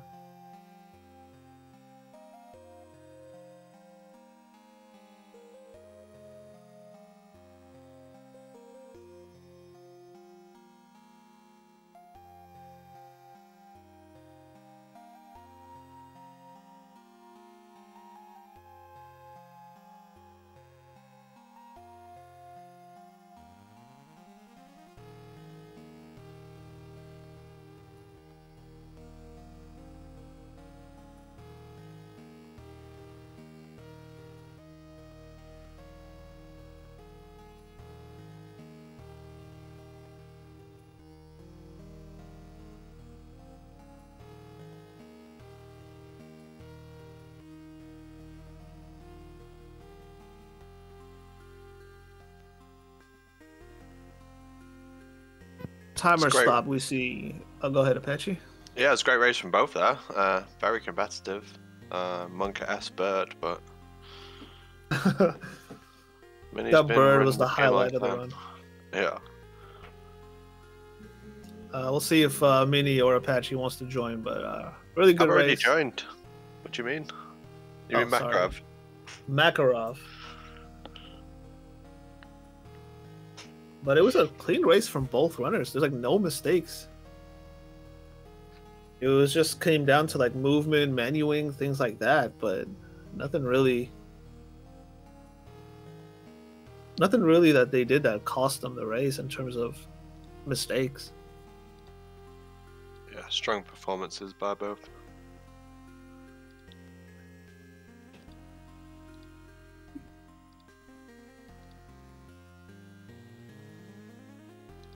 Where's the credit skip at?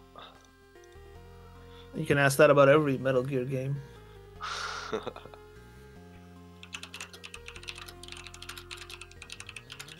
So we are going to go to the IGT scorecard once we get through these credits real quick.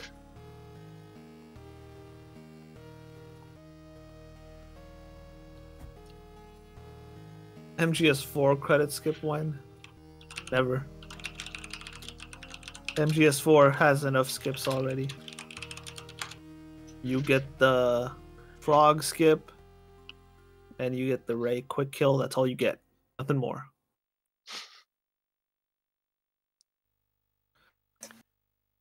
Hello. Hey, Mini GG's. Hey, thanks. What happened to that bird? I don't know. I've never seen that before. He's never done that. 2 or 3 times I thought it was gonna land, and it's like, nope, it's gonna keep flying away. Yeah, it was. I've never seen it before. Usually, a bad bird is he walks off screen, and then you have to wait for him to fly back. So I've never seen him do that, which was annoying, but whatever. It was a strong performance, though, just not you know, the bird did the bird thing, but outside of that, it was a very strong run. Would that be an instant reset if that happened in a run? I would have reset before Black Ninja. I was like, we were that far in, we'd already restarted once. I was like, whatever, I'll just deal with whatever the hell he does. I know we said that we were gonna reset if one of us messes it up, but I was like, I don't care. I'll just do it. It seems super fast anyway. He did like 2 extra teleports, so it was slower. Yeah. But I think that's like a bigger deal when you do like the other difficulties. yeah, it's the manipulation is more important when you're doing Big Boss, because otherwise you'll just be stuck on that fight for like hours until you get an attempt that gets past him. Yeah. Because you have so little health.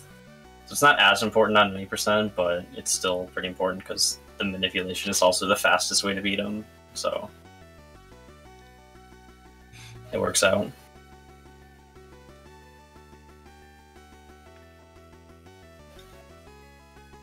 Kind of a shame that my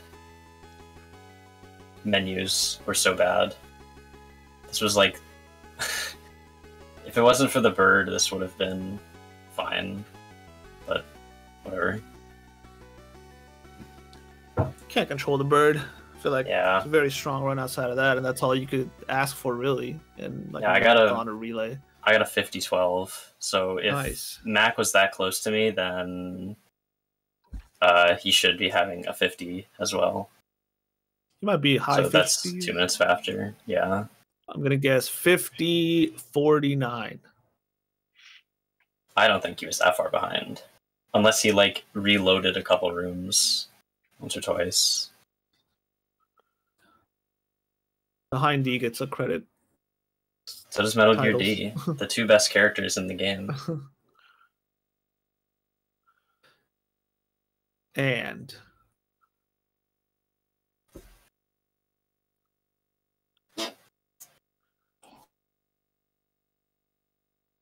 50-52. oh, that was Very close. nice. GG. Good time. Zebra.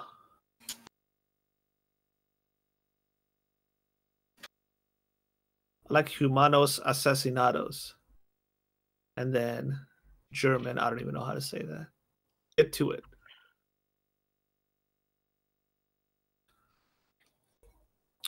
But GG's to both runners.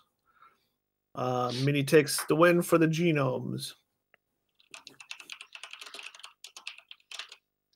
I'll get those scores updated now. I've never updated the score before, so. What are we, 2-1 the Genomes? Correct. Genomes take a 2-1 lead. What is our next race? We will be going to a very special place. I believe we've never gone before. But I gotta double check the order and make sure this is right. We're going to Snake Tails. We've never done Snake Tails as a race on the channel before. PlatonicGuy for the Ocelot unit and Tyler 2022 for the Genome Soldiers. So we're doing all the tails. We've never done it before. It's going to be a good one. We'll be playing on Substance PC. That's in MGS2, of course. And the commentators will be Makarov360 and a very special guest who's not been around for a while, but he's back now, DLimes13.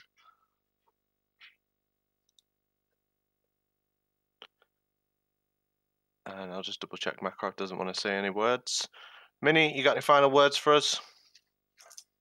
Play Metal Gear 2 Solid Snake on the PS2 PAL release.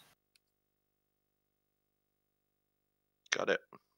Spartyy, thank you for commentating. Did a great job there, mate. Thank you. Thanks for having me. Makarov, GG's on the extremely close race. You did really well there. And you're a fellow Ocelot unit, so you know, we're proud of you, mate. Do you have any words, or do you want to skip over that this time? Just do what Mini said. Play Metal Gear 2. Got it. That's not Sons of Liberty, right? Yeah, Solid Snake. Right, got it. All right, everyone, we're going to go to a quick intermission, and then we will we will be back with Snake Tales for the first time ever. Stay tuned. Thank you very much.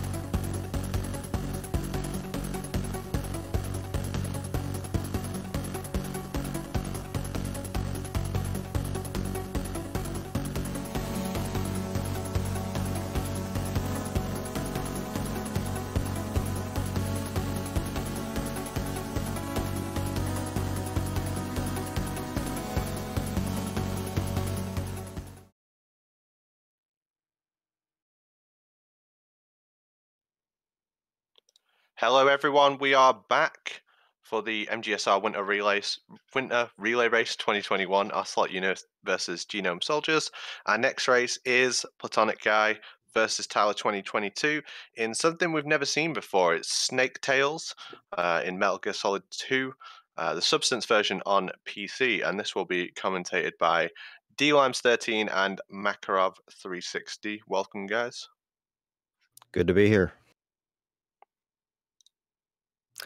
All right, so Snake Tales. It's going to be 5 little short stories, if you will, involving Solid Snake, obviously.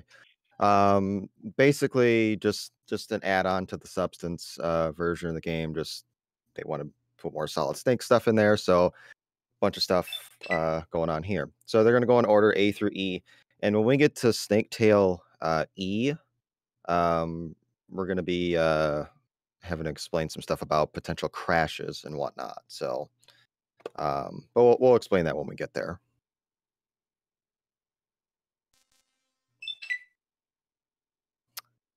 And away they should be going. So Snake Tail A is the shortest Snake Tail.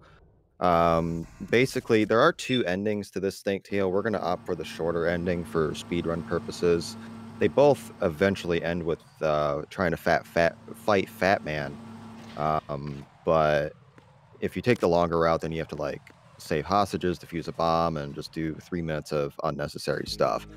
We're just basically going 2 aims in strut F to pick up the USB pistol, and then we're going to go fight Fat Man. So, well, technically, if you're really lazy, you can just go back into the elevator and get the retirement ending. Okay, yeah. I mean, if you want to meme and do the retirement ending, you can do that in about 32 seconds. But we're going to do something today. We're not going to meme too much. You can also see that both runners changed their names with the trainer. Yep, I got the custom life bars. It's a pretty nice touch. Purely cosmetic, doesn't affect any sort of gameplay. So they have both met with aims. Grab the USP pistol so they can progress, and they're going to be heading towards Fat Man. And one thing you'll notice is the text for the story is in, I believe, French.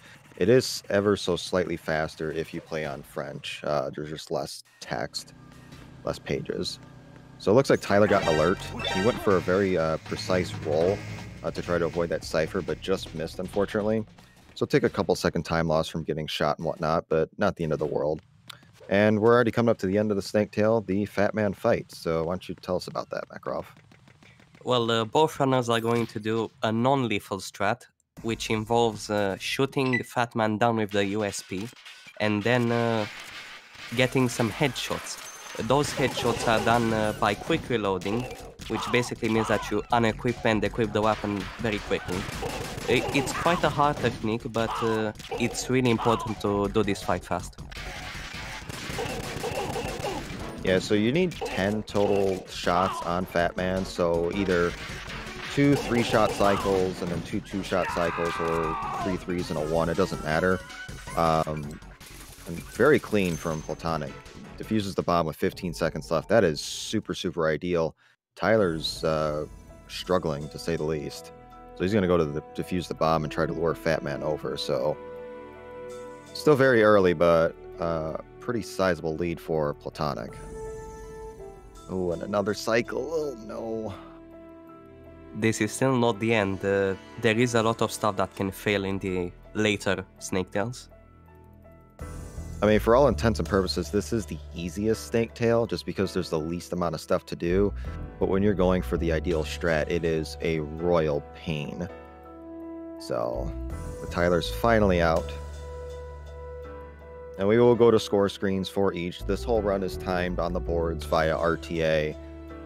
So you just go through all 5 as fast as you can. You do see all your score screens for each. So if there's any potential PBs, they can submit them for each tail.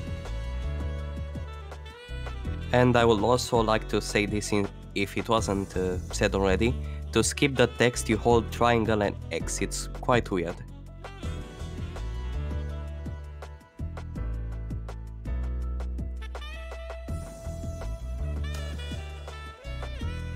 right. Almost done with Platonic's credits. Get his time, and then we'll move right to Snaketail B.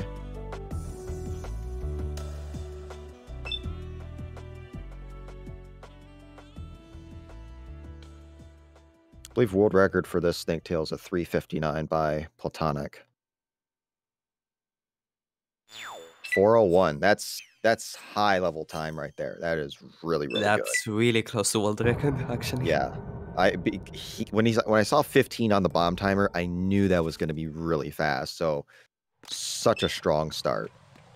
Why don't you tell us about Snaketail B? Well, the way that I like to describe Snaketails B is basically a series of guard rushes plus the Harrier fight. Yeah, so a couple of guard rush fights, and Emma is going to make her appearance here as well. Joy, oh joy. So you'll see that in about 5 minutes. All right, Tyler just getting going on his Snaketail. So the gap's not insurmountable, but it is decent at this point. So very important that you hold up both of those guards and roll into them. That's the fastest way to get through that room. You don't want an alert as you're heading towards Strut C. Just going to make your life a living hell. What's that? Nice trank on the guard there. Oh, ooh, no. Bad roll. You rarely see that from Platonic. Yeah, very awkward, but minor time loss. And here he's just going to hold up the guard, and by the time he tries to call in for the alert, then he'll be long gone. If you have an alert or evasion heading into Strut C here, you cannot activate this trigger to open this door. You have to wait for alert or evasion to end. So very important that you don't have that going in. So this is the first guard rush. There are 6 guards to deal with. Ooh, and okay, he got it. I think he missed the shot. I thought he missed. Yeah, I'm like, okay. So a little bit of a sloppy start from... It could be a lot worse. Ooh, this is rough. So this is an opportunity for Tyler. If he has an ideal guard rush 1, he can claw some time back. This is what Tyler needs.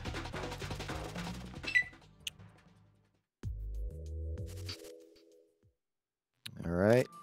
Tyler's going for the Trank strategy instead, using the M9. A completely different route as well.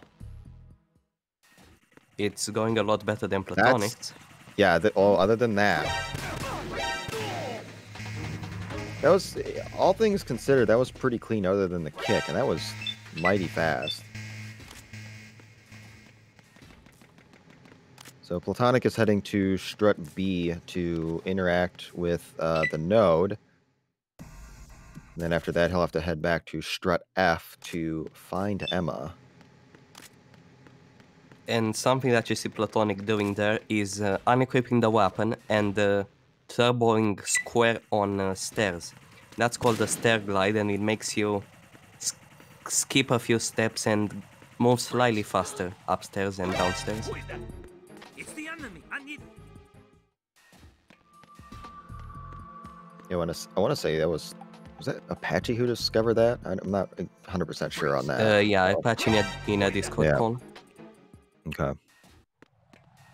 He contributed. What a lad.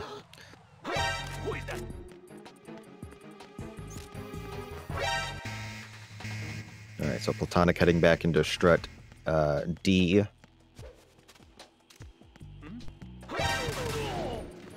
Just gonna take out that guard, doesn't want to deal with that. These are not big boss attempts, so lethal is our friend.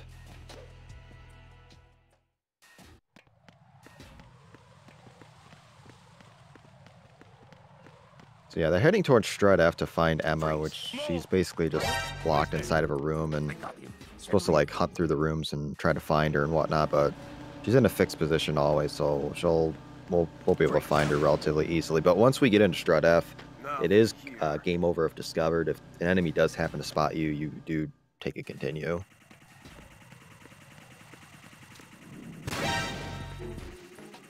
Possible hostile sighting. Send backup.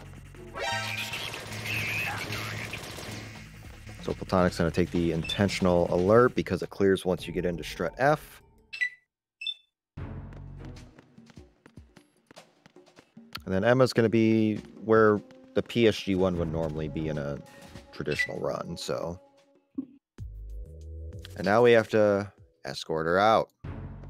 Shades of a full game. This escort is at least short, unlike the full game one. Nothing here. Hmm? Is there somebody there?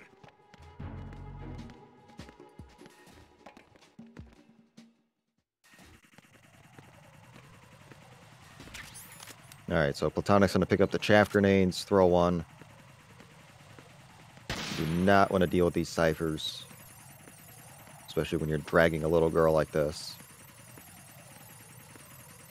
So Guard Rush 2 coming up is I wouldn't say... It can be tricky if you mess up right away. Like, it can really get out of hand.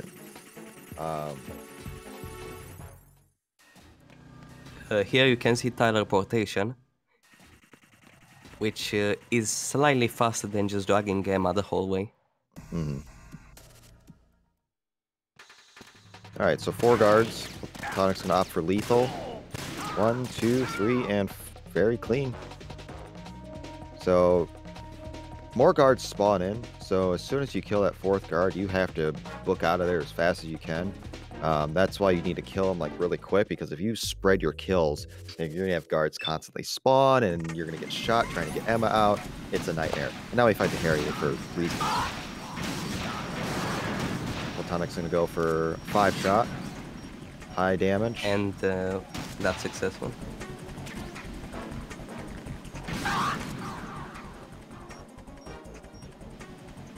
Looks like Tyler's out of there with his guard rush pretty good as well. One thing I didn't mention in the previous Snake Tail, the Fat Man fight was based on hard. I believe the Harrier fight here is based on normal. So most of the elements are going to be based on normal or hard and throughout the Snake Tails.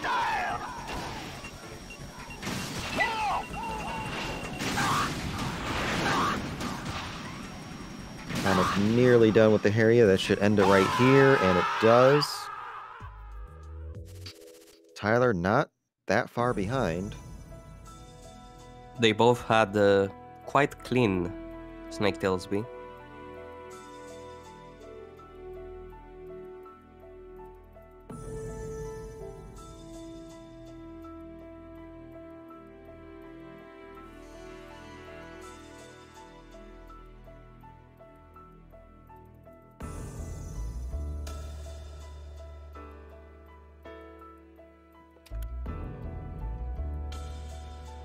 Looks like Tyler's struggling just a little bit. Yeah, much slower fight now. So, unfortunate.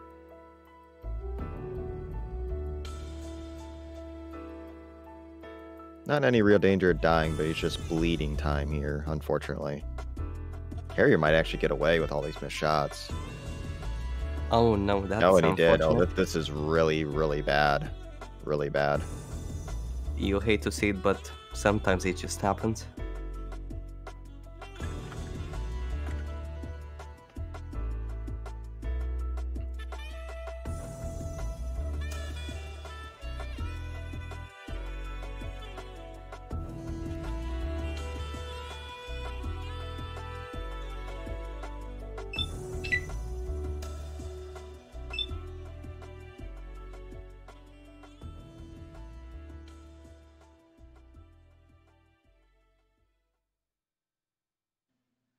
That's a pretty good time for Platonic.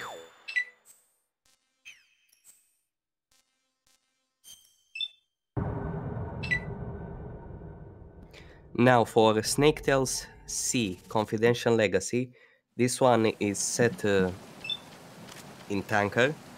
And basically we have to reach Olga. But there's a twist. Olga is not there. So the next few rooms are pretty interesting, and you'll see a few tricks utilized. Here it's a double hold up. And nicely done.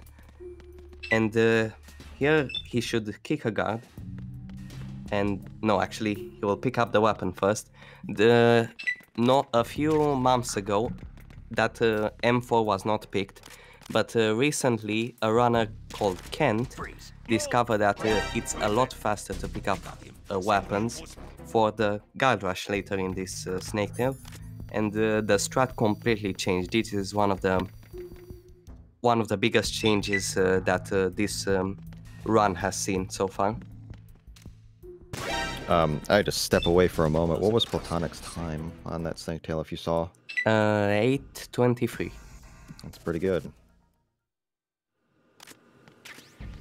9:32 from Tyler. So Platonic flexing his muscles, stretching the lead a little bit more, but this can get hairy for sure, especially this Snake Tail at the end of it. So very finicky Meryl Olga woman loop thing. So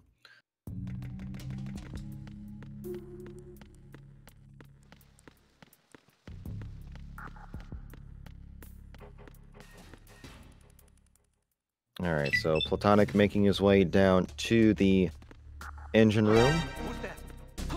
He's gonna book it before the alert goes in. You don't want an alert heading into engine room because it will carry throughout engine room and you're just gonna run into 69,000 guards. It's gonna really slow you down.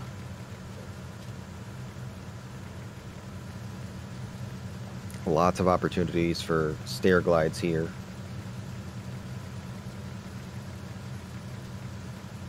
So at the end of engine room, we'll be taking out sensors like we do in the normal game, except they're going to be in wacky places.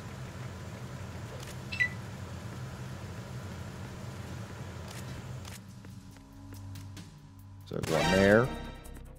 I kind of like these placements better. I kind of wish it was like this in full game. This would be a little more realistic, I guess. I don't know. I just like the oddity of it.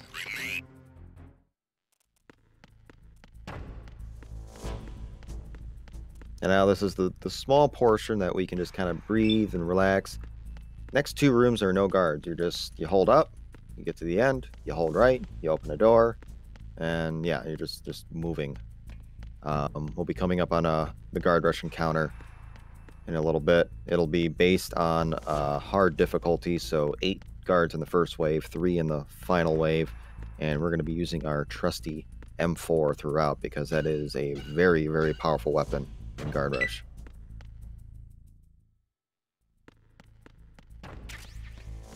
Tyler's making his way to the engine room now. However, the difference between this guard rush and the regular tanker / full game guard rush is that it's actually a double guard rush. It has 2 parts. This one is the first part and it's pretty much identical to the regular guard rush. Yeah, what you'll see after this is basically you're trying to escape. Ooh, and Sonic has trouble in the last 3 shots. This is kind of like what the escape sequence would have been if the developers would have kept it in the game for tanker. You just have to just escape and get out of here without dying. If you kill any of these guards will just respawn in front of you. So that's why you just want to stun them and just get past them. That way nobody spawns in front of you. And you can just book it.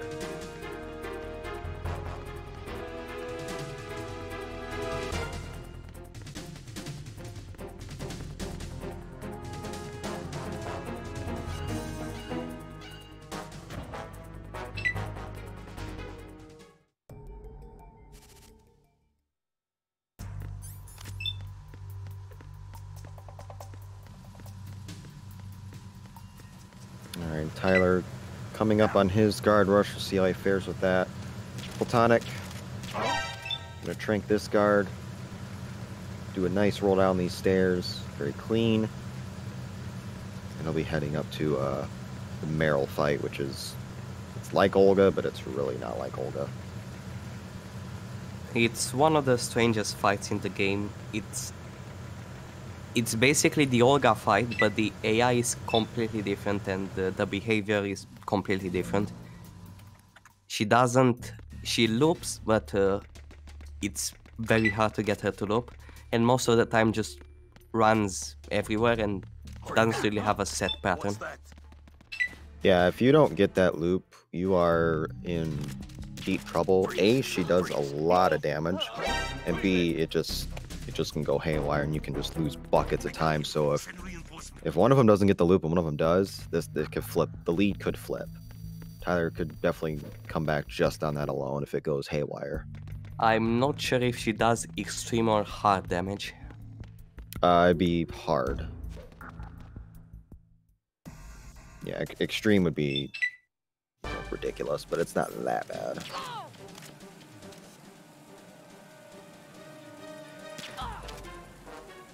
Okay, let's see if Platonic gets it here. It looks like he's maybe got it. No, he doesn't. He does not have it. So, but you got to deal 6 shots on Meryl. He's got 4 down already. There's the 5th. The next one's a headshot. Then this is a pretty good fight without the loop.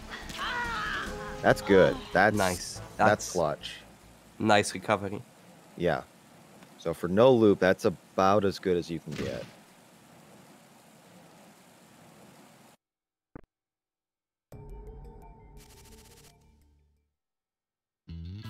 At this point, Tyler needs to get a loop. Yeah, Tyler needs an awful lot at this point because with the next snake tail coming up, not a whole lot that can go wrong. E can be a little hairy, so there's still opportunity, but it's dwindling. And it's kind of amazing over the last like 4 to 6 weeks ever since this pairing was announced. The developments in these snake tails, the optimization, there's been a lot of new strategies that have been found in snake tails to make them faster and just more enjoyable to play and watch. And I'm trying to keep up with all of it. I've been on a break personally, so I don't know all the changes, but I can't wait to try all these stuff out for myself. So no loop for Tyler. It's not looking good. And he's got to get ammo. So he's going to go for the lethal route. It is slightly faster at the end if you do the lethal route. There's, I think, a little bit less text on the story screen. But it is obviously harder to do headshots. Tyler's got the ration on, but he can only take, I think, 2 more hits regardless.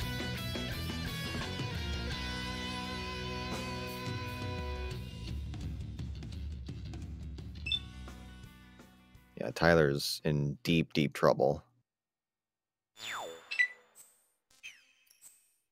Just gotta get out of here. Oh my god. It's sketchy, This but is it not could good. work. Not good. Nothing here. No, it needs one more shot. Any shot. Any shot. And... Oh no. He's out of ammo again. It could still work. Nice. Wow. Okay, Monka S for sure. Platonic's already into Snaketail D, Dead Man Whispers. Okay, yeah, that was a scary fight for sure, but basically with Snaketail D, the end of it, we're going to be fighting Vamp. That's the biggest thing in this run. Enemy sighted. Requesting backup unit. In my opinion, this is the easiest snake tail. Well, it depends. Like, A is the easiest unless you're going for like a top time. I guess it depends on your definition of easiest. I don't think it is.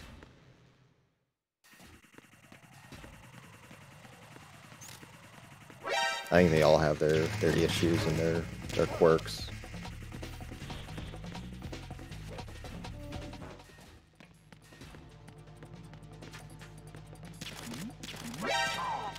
Alright, so Platonic is heading towards Strut E, and he's going to go to the to B1 of strut E to go over to the oil fence and head over to shell 2 pretty much. So basically the reverse of how we do it in full game.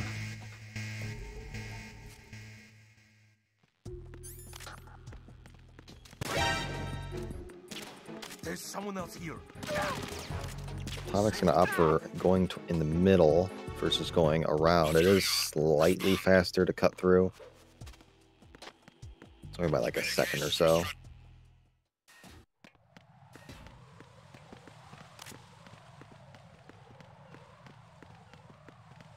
Freeze. Huh?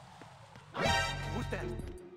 All right, Tyler's just now entering Snaketail D. I think it's gonna take a lot at this point, but a lot of stuff can happen, especially in the final Snaketail. So don't count them out quite yet.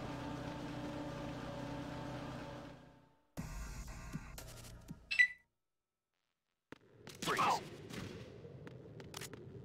Freeze. Huh? Who's that? Enemies. All right, so Platonic is on the KL bridge, going to take out this Cypher and then head into the Shell 2 core. We're going to kind of do the President sequence to a degree. We are going to pick up a Nikita. We are going to take out the Transformer. So we are doing that.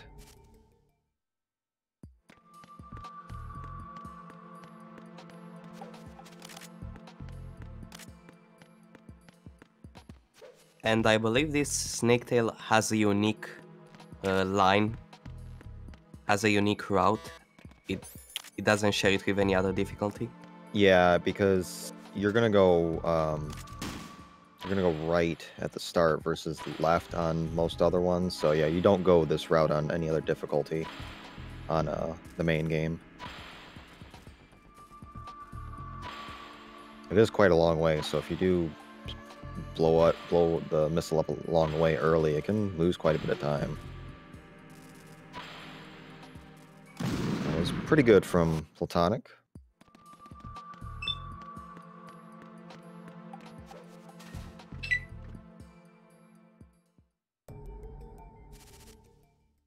All right, and he'll be heading towards the elevator and heading towards the vamp fight. I think there's been some new tech there recently that I am not quite familiar with. I don't know if that's gonna come up or not, like some lethal strategy or something.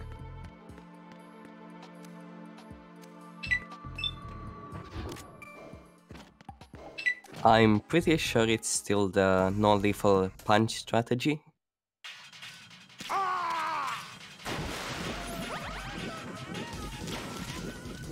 Yeah, it looks like Platonic's just going to go for the regular non-lethal.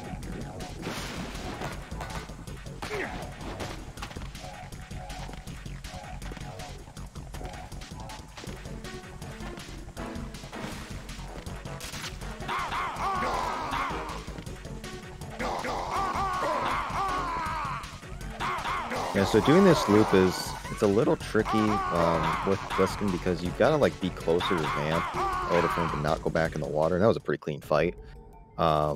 It's the variance or the range is not as wide as if you were controlling Raiden for whatever reason. So I find that fight a little more tricky to do. Snaketails is also pretty weird with railings, and you basically have less stamina for no reason.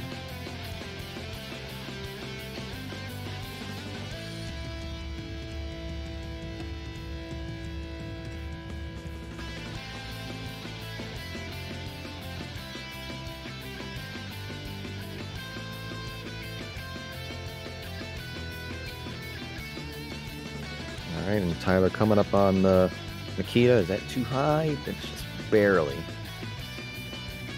Hate firing the Nikita there because it's very easy to hit the wall on accident if you're not at the right height.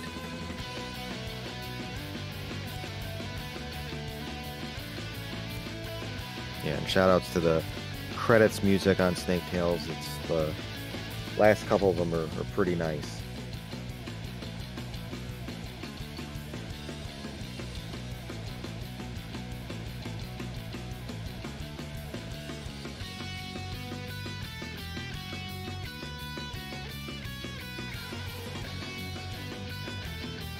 right, Platonic just wrapping up this snake tail.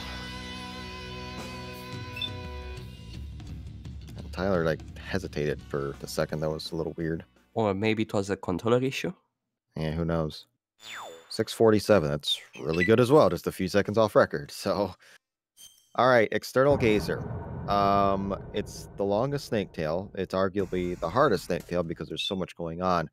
But, which is relatively new to me, there are crashing issues.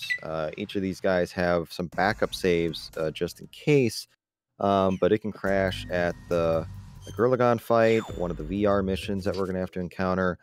I've never dealt with this, so I don't know what this is about, and Tyler's going to try to go lethal.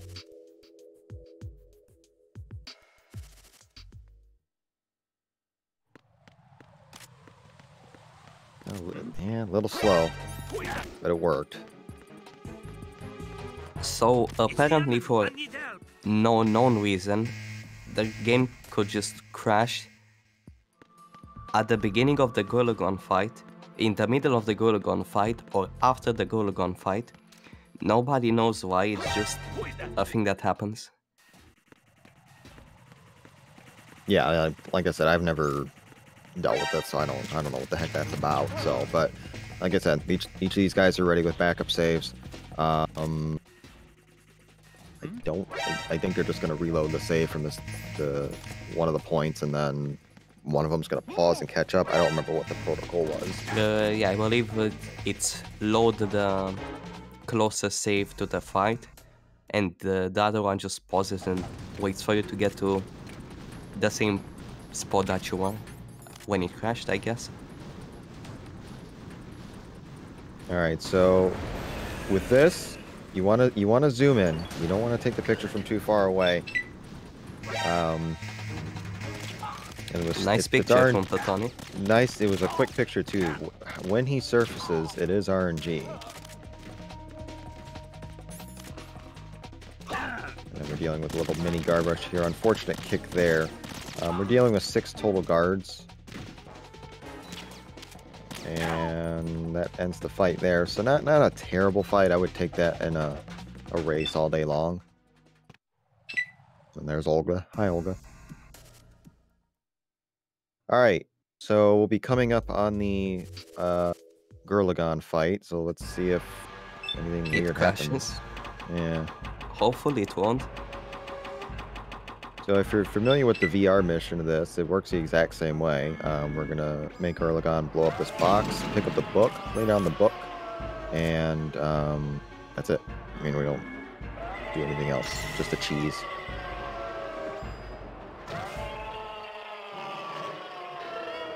It looks fine so far.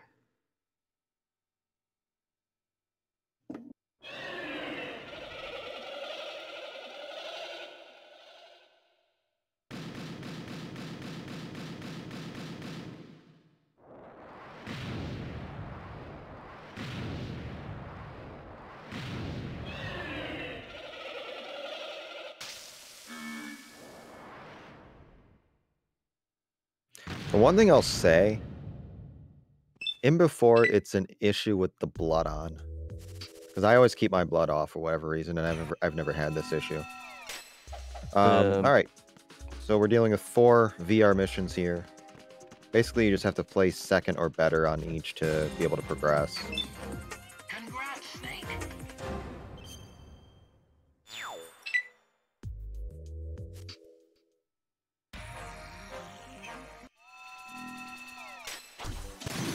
Yeah, this one you kind of got to be mindful of your combos to get a halfway decent score. If you get third or you don't place, then you'll have to redo this VR mission again. Looks like Tyler got pretty good RNG from Gurlagon. Congrats, Snake.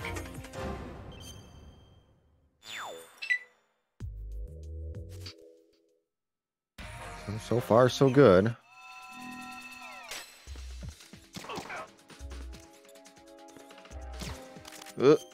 Jump. He's just gonna restart the level. That's probably wise. I don't know what happened there. Yeah, he just didn't deal enough shots on the first guard, and it just was awkward. Just a shot there. That was a good recovery. Good shooting from long range. Let's see if Tyler has any issues with the fight. His time of day on his clock is a little bit different, so that's why he has the slightly the orange textures instead of the bluer textures, I guess. Platonic had to take another restart.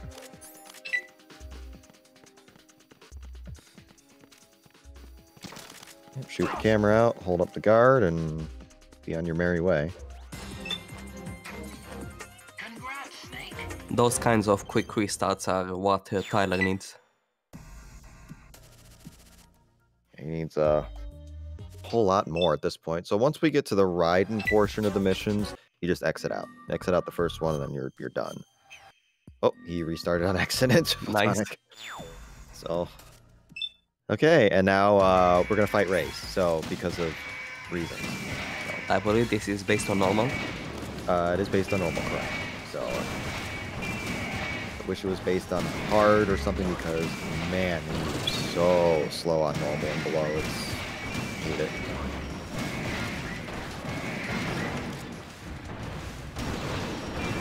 The faster intro. Pretty clean so far. Tyler in the middle of his VR mission block.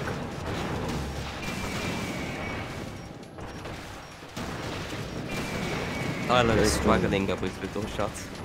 Yeah, these, I was gonna say very clean for Platonic, but yeah, Tyler's struggling just a little bit. Should have enough score. Didn't really carry the combo all that much. Yeah, that's fine. Yeah, that should be fine. And coming up for Platonic is the Solidus fight, which is quite different to other fights. Yeah, with Snake, you don't get a fancy blade to deal with Solidus. It is bare knuckle fists, and it is pain.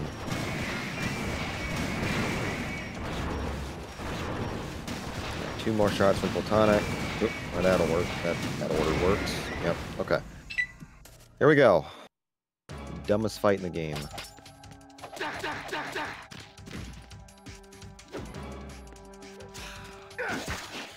Ooh, that's unfortunate. Now the timing was slightly off. Yeah, there are two rations on two corners of the map, so not really in much risk of dying. Yeah, just a minor time loss. Yeah, for the first, I think it's 11, well, it's 12, but I think you can do just as little as 11 punches. Kind of awkward to get it started, but once you get into those past the 11th punch, you can go into the more traditional loop, baiting missiles, which Platonic got a little too close. Just struggling.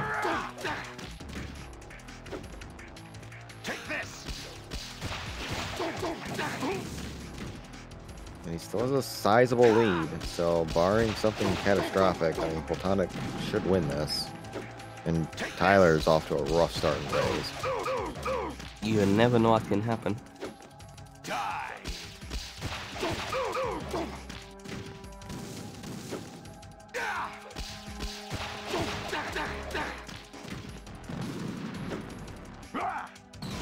Alright, going into phase 2.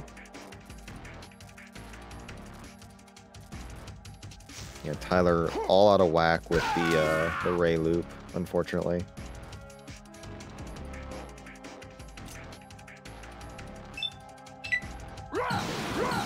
Kind of sort of getting it back now.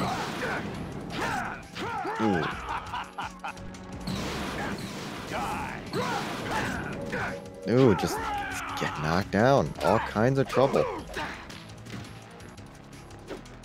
Let's go.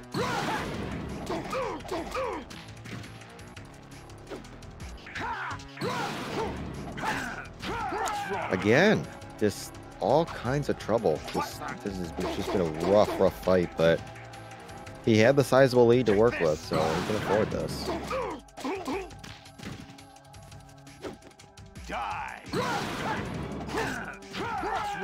again, I just, this fight sucks. Like, this fight royally sucks. Tyler coming up to the end of his fight. It's 7 rays on normal, which is based off of, so 7 health bars worth. It would have been better if they at least gave Snake a way to block an attack.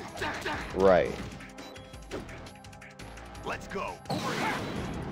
One more cycle GG. here, and that's GG to Platonic.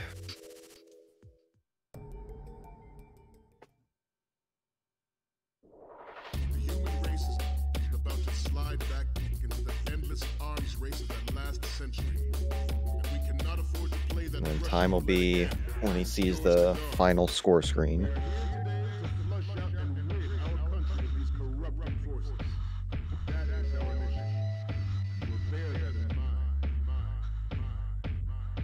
Tyler in the middle of his solidest fight. If he has a clean fight, could close the gap a little bit to help his team, but I'm obviously not gonna win overall. I'm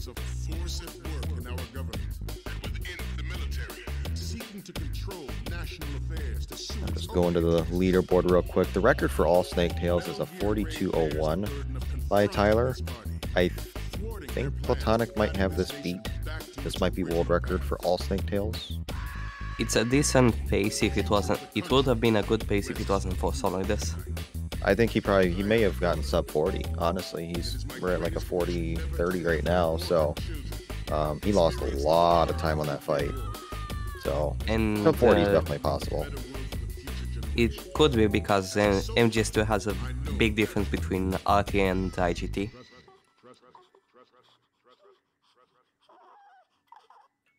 So let's see the IGT.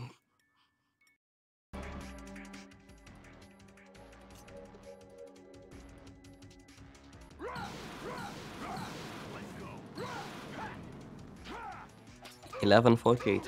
All right, so about a minute off record there, but yeah, that's 41:02. That's world record by quite a bit. So GG's to Platonic. So I was gonna say Tyler could PB, but if you include all the credits now, it'd be close, but not quite. So.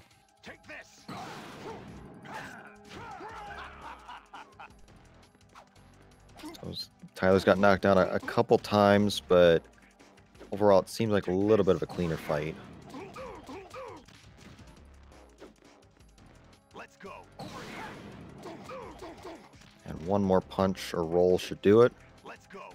Yeah, he went for the style roll. Nice. Good stuff.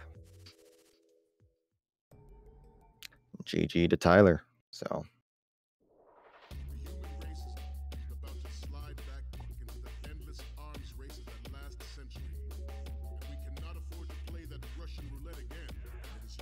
All right, I think Platonic is might be joining us. Said he would join during credits.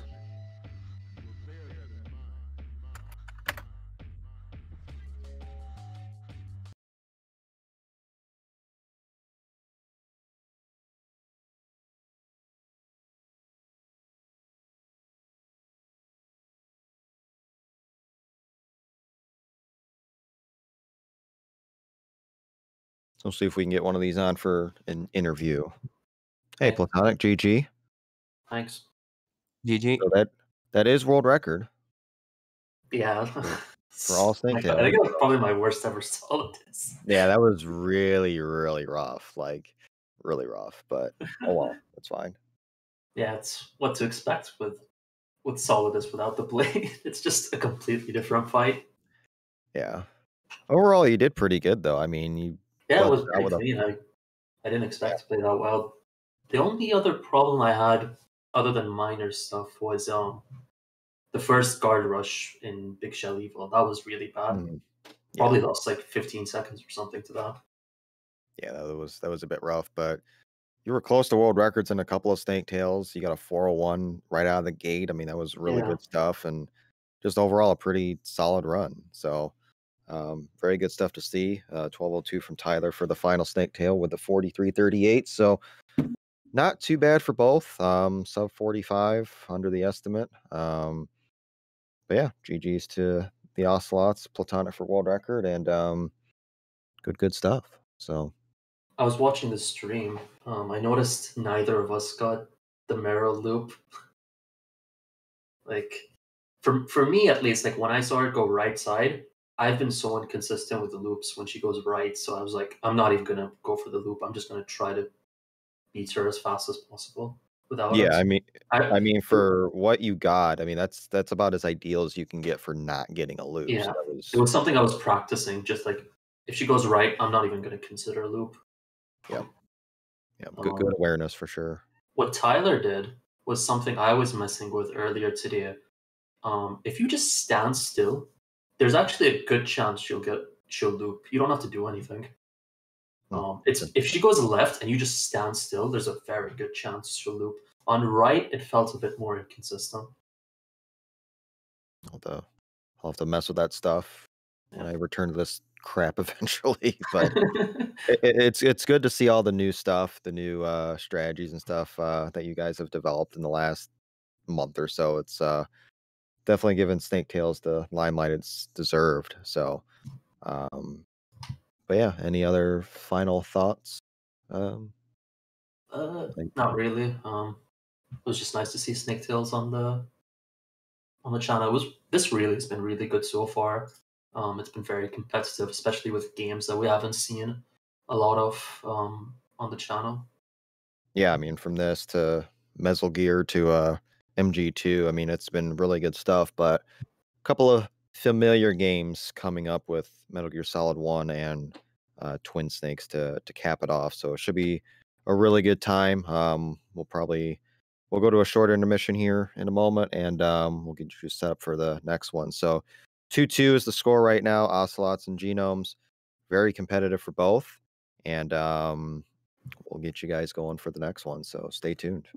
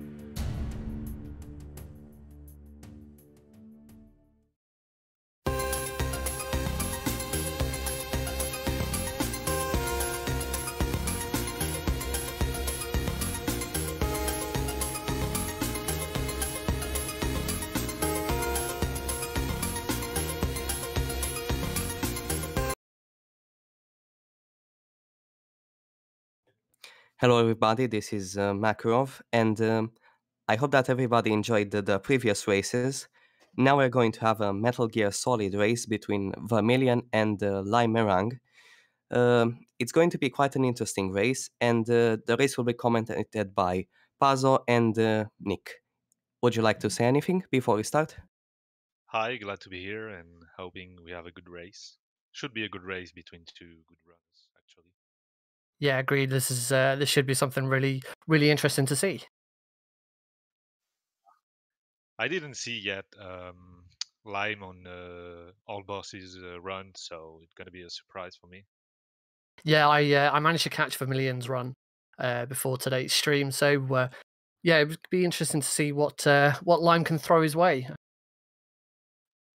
Actually, Lime is a really good runner on any percent, so I think he worked on the bosses, and it's gonna be a good run. Two good players. All right, and they are off.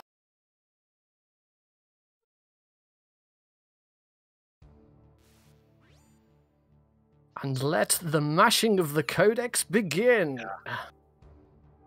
This is the negative point of the console version. You have to mash the codec, and the PC version has a way faster loading time and codecs because you can skip codecs. But otherwise than that, the console version is better, in my opinion. Oh, Lime grabs the early alert. Takes a shot. So what you're going to see the guys do here is they're going to farm alerts, and this is so that they get to skip. They get to skip one portion of RNG later in the game to instead do a slightly less annoying RNG later in the game. Yeah, back at the time, runners used to go for the rot RNG, but if you farm, I think it's 11 alerts, I think. If you have 11 alerts by the end of the game, the Palki is going to be in the dishes and not in the rat, and it's way faster. In any ways, it's really faster, because the rat can be annoying, it can move. Yeah, any MGS1 runner will tell you that we hate the rat. Yeah, the only possibility you can see a rat in a run is on a big boss run, because you don't want to farm alerts on this one, but otherwise it's better to use the dishes. So as Pazzo was saying, they need to have had 11 alerts by the time they go down to grab the PAL key from where it falls into the ditch. So how they're going to do that is they're going to get at least 5 alerts here in the dock just by running the guards round and round in circles. And then they're going to pick up the other 6 alerts during the rest of the game.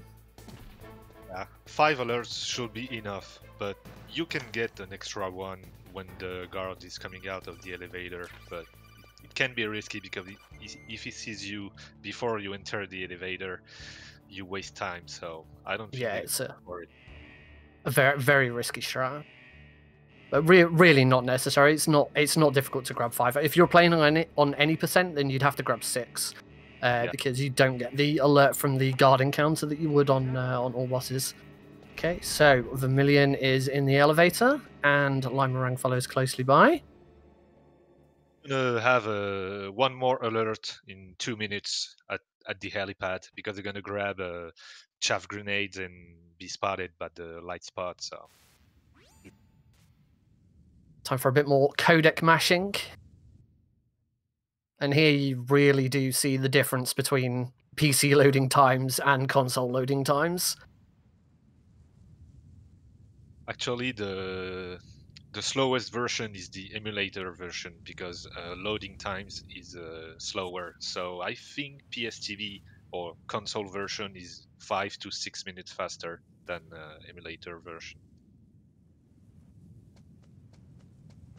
Right, so they grab their next alert, grabbing the chaff grenades. Oh, Lime gets shot. And into the vent.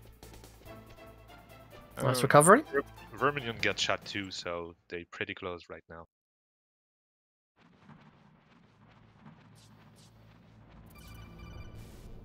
And hey, look, it's definitely McDonald Miller, right? Yeah. One thing you maybe noticed that I think Vermilion just answered the codec as soon as it appears, but Lime keep on moving, and the thing is, when you play with analog stick on console, you can keep on moving for 2 more seconds before answering the codec, so you save maybe 1 or 2 seconds. It does make a difference because the quicker you answer it, the slightly later you need to delay cooking the chaff grenade as you come out of this.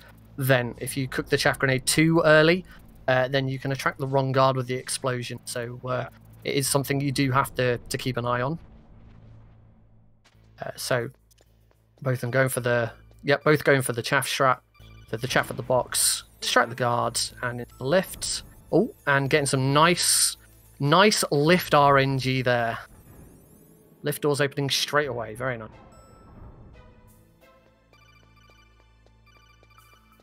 So here is where the run deviates. Oh, Lime just getting caught in the corner there. This is where the run deviates from any percent. If you were doing any percent, you'd be doing the vent glitch there and going straight into torture. But we're gonna add on 20 minutes or so and do all bosses instead. Don't worry, we're gonna see vent glitch soon. There's gonna be one in this round. It will still be used a couple of times, depending on if they go for the box strat. But there is still at least one that comes up.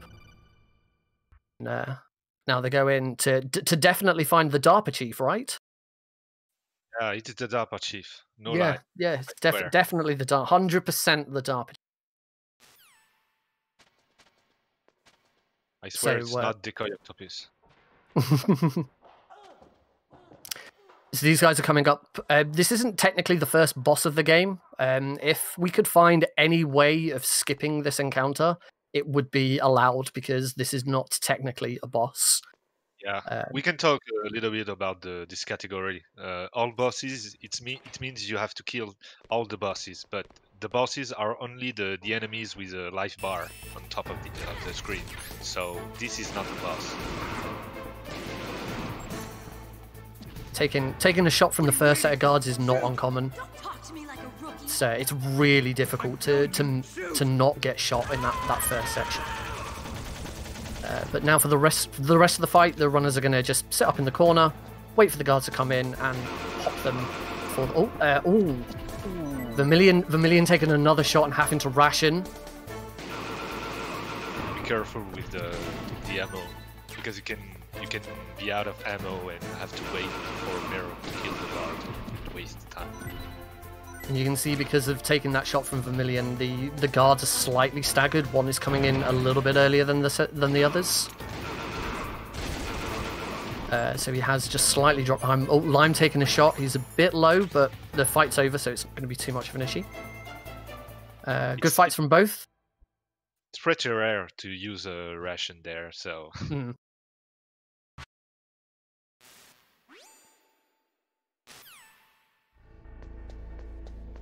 So now they will go to the second floor of the basement to find the first real boss of this run, Ocelot.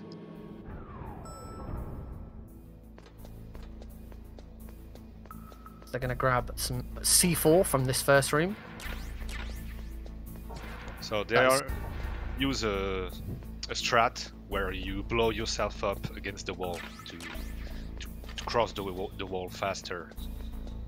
Lime grabbing some backup SOCOM ammo because he was only on 2. You could do Ocelot with only 2, but it's a bit risky. Do you think they will go for grenade strat or? No, neither of them have picked up grenades here, so they're both going to be going for SOCOM Ocelot. The first shot off very nice left of Vermillion. What you have to do here is to loop Ocelot. I mean, you have to shoot and then turn back and avoid his bullet. Ooh. Shot him when the iframe is over. Lime struggling a little bit with those first shots. He's giving chase. It's gonna. Ooh. Go for a cross shot, I think. Yeah, he's trying to fight. He's getting. Yeah, there we go. He's got the loop back. He's got the loop. Ocelot is not a hard boss, but the thing is, if you miss the loop, you can waste way much time. Gets a nice cross shot there. Yeah, this is going to give Vermillion a bit of a lead here.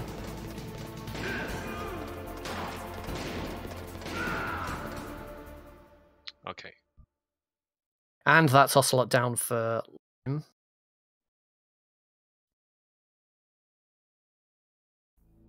So Vermillion is now going to be grabbing these grenades. So as we were saying earlier, you can grab those grenades before the fight and kill Ocelot with grenades instead, but it's a very risky strat, and if you a slight movement error and you are killing Baker and restarting the fight, it's definitely not a strategy you should be doing in a race. Well, Baker is gonna die anyway, so. I mean, I guess unless you're plywood, maybe.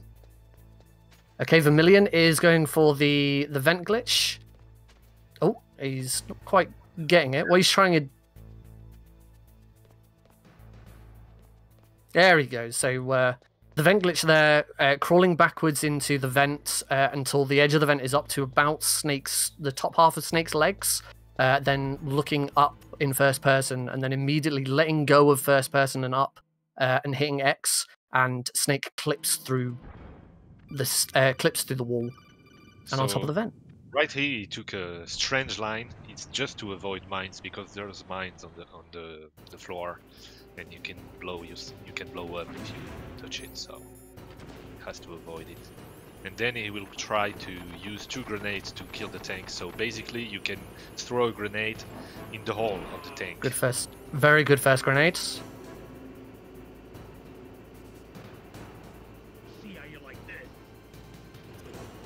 Yep, that should be it. That's perfect. Perfect tank fight from Vermillion. See for the lime tank.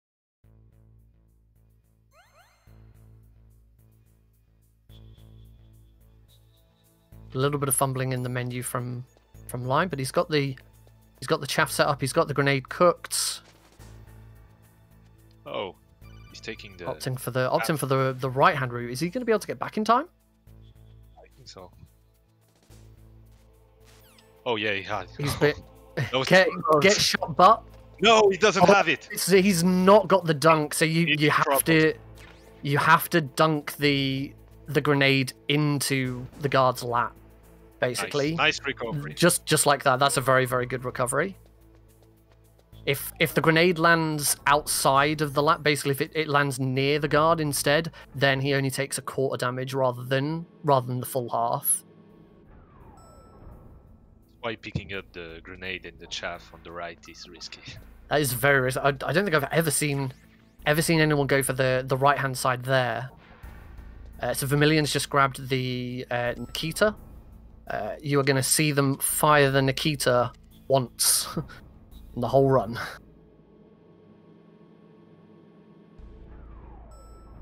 Well, unless they run out of grenades for Raven, you can use the Nikita as a backup for Raven. But I'm sure these guys have got enough grenades.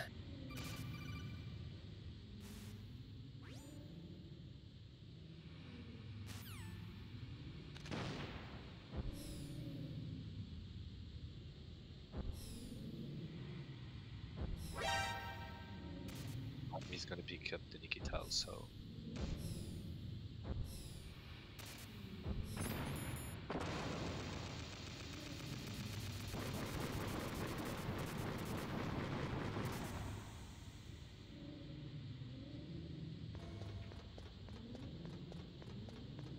So we're gonna see the second boss of the run, Grey Fox, the ninja. This is probably my favorite fight in this run. Oh yeah? It's a lot of fun to do. So the mechanic with a Grey Fox is you can't shoot him because he will use his blade to avoid the bullets. So you have to punch him until he dies. So in a casual run, you might experiment with using different weapons, using chaff grenades to sort of incapacitate him, but in the speedrun, it is fully hand to hand.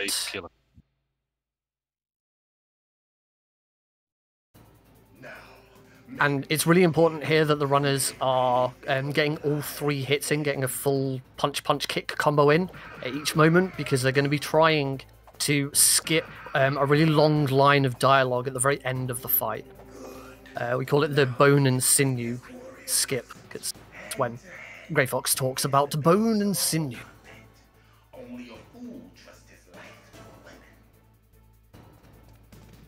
Second phase. So there's 4 phases on Grey Fox. The first phase you just have to punch him twice. Then he will try to punch you also and jump everywhere to avoid the punches. And then this is the third phase. There's a really good phase 2 from Vermillion. Yeah, really good phase 2. The thing is, you don't want to miss a punch or a kick, because you will have the famous bone and sinew line if you do so. Vermillion got a very good, got very lucky with the first random location. Long route over to find him on the left-hand side there. So the third phase is hide and seek. That's what Vermillion is doing. And then it's gonna go in second phase. So second phase is gonna Lime takes a hit. Oh, and Lime forgot to unequip his chaff grenades, and if you're carrying a weapon during phase 2, the ninja can start running away because he doesn't want to fight Snake while Snake's trying to fight with a weapon. It's all about honor.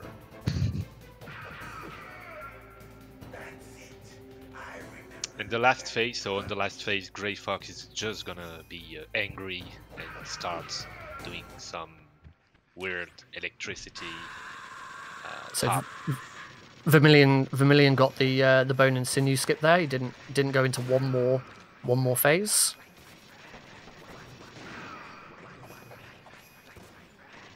And that's Ninja. Really good from a clean Ninja. Very clean, yeah.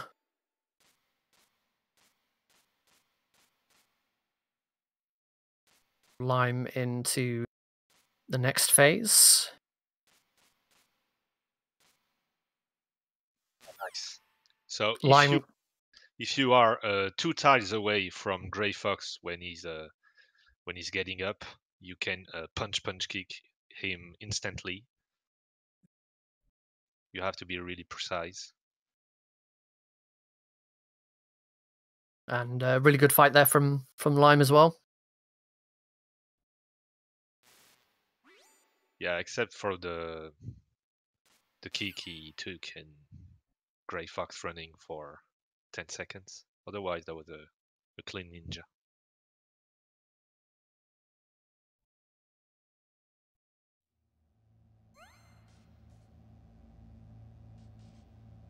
All right, so the runners are now going to be preparing for what is arguably the most complex boss of the whole run. Probably it is one of the most famous video game bosses of all time. It is time for Psycho Mantis. Yeah, I think everyone remember playing it casually the first time. It was something amazing.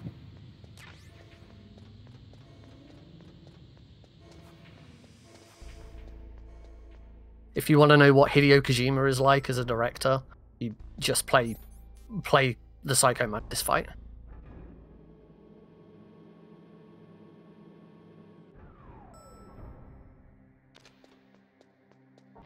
So first he's shooting with his SOCOM to alert Meryl, so she goes into the bathroom.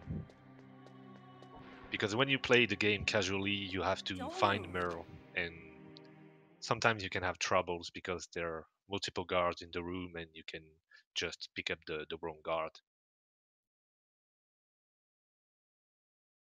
Okay, let's go. I know this place better than you. I'll be point man. Follow me. In a casual run, you are supposed to look at her butt because she has a specific way of walking that you see on just after the guard brush. So that's the way to find her on the casual run. the good thing is there's no RNG there. She's always at the same spot, so... Plus, she's got a great butt. Great butt. Lime shooting the door before he walks in. Neither of them opt in to grab the cardboard box, so we're not going to see the box skip. Which doesn't, to be honest, it doesn't save a huge amount of time and can be a bit fiddly, so particularly on consoles. It can save time if you are getting annoyed by the walls, because the walls sometimes can be annoying. So what they're gonna do here, Vermillion is gonna throw a stun grenade to get rid of Merle, and then Mantis is gonna start to attack, and he's gonna shoot him. He's gonna shoot at him 7 times, and then throw a grenade. So he's gonna skip a phase, because there's a phase where Merle tries to shoot Snake, but you can avoid this phase if you throw the grenade at Mantis at a specific time. And of course, quite famously, they are having to switch to controller port 2, because sticking with controller port 1, Mantis is able to read your movements and dodge all of your attacks. One more shot. Cheers. And the grenade. Very nice. Nice. So you have to throw the grenade just on Mantis, because it has to fully damage him. If it's partially damage him, it's not gonna work. And basically, what is happening is that you're doing enough damage. You're doing enough damage so that that Mantis isn't quite finished with phase 1. With shooting him with the SOCOM, and then hitting him with the grenade does enough damage to finish. Lime almost quit the game.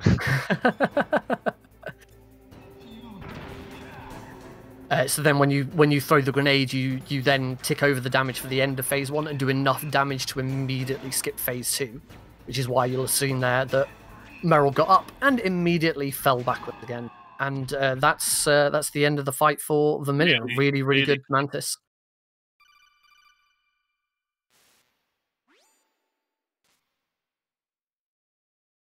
Oh, Mantis avoided the grenade. He's gonna do it with the SOCOM. It's gonna be longer. It's unfortunate. Oh, there we go. Got it. I think he just mistimed his mistimed his SOCOM shots and hadn't quite hit him 7 times. I'll take point. For whatever reason, it didn't work. Okay. No, he hasn't got the phase skip. He's now going to have to knock out Merrill here. Oh my god. For whatever reason, sometimes Mantis can avoid your shot, even if you are playing on a second controller. That's something happening sometimes. And that's what happened on his first grenade throw. We don't know why it happens, but yeah, it does sometimes happen. So. Snake, what's wrong? I thought you were good with dogs. Lime is gonna lose a lot of time there, but it's okay. There's plenty of time to get back. We've still got 2 very heavy RNG fights that can make major changes to how well the runners are doing yet. Leave it to me.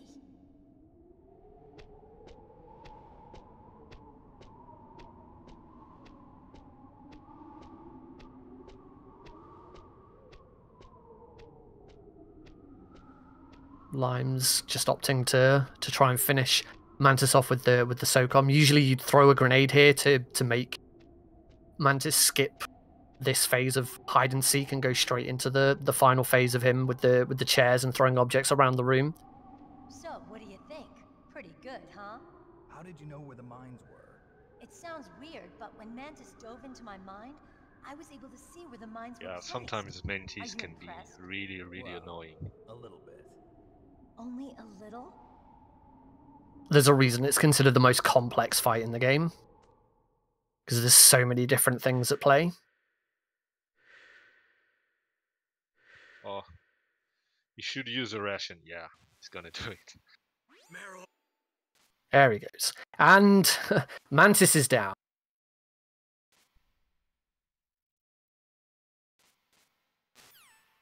So, what happened in Vermilion screen is Meryl got shot by Sniper Wolf, and Snake has to return to the armory to find a PSG-1, a sniper rifle, and fight Sniper Wolf.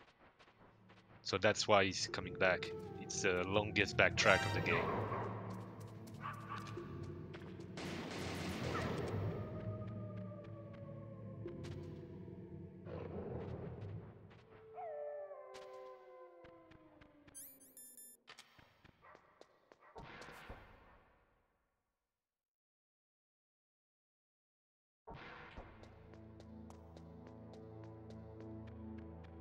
There's nothing overly technical or particularly special about going there, going back.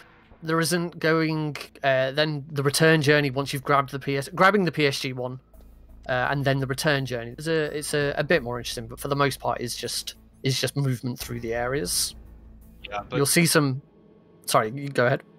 Oh, in my opinion, it's one of the trickiest part of the run because you have to avoid the mines on the snowfield, and then you have to pick up the PSG-1. So there's many ways to pick up the PSG-1. You can go sneaky, but that's slower, and you can go using 1 stun or 2 stuns. But the thing is, when you use stuns, you have to punch kick a guard near the elevator, and if you miss that, you go into alert and waste a lot of time. So that's a tricky part, actually.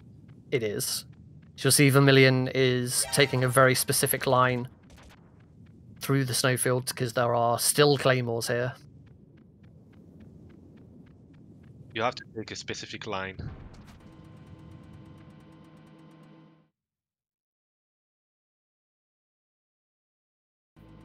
As Lime is going to run straight forwards and avoid the claymores in a much more sensible pattern than Meryl just did. So I think he's gonna use he's gonna do the original stun strat. So he's gonna throw the first guard, throw the second guard, and then throw a stun, and be back at the elevator. That alert there is intentional. Manages to avoid getting shot is nice. So you have to press the elevator button twice. Oh no, one. He has lucky.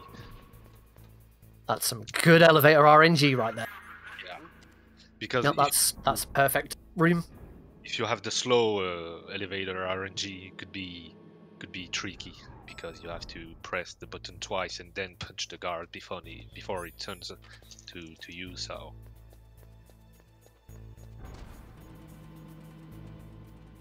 heading back up the snowfield is going to be the same line, just in reverse.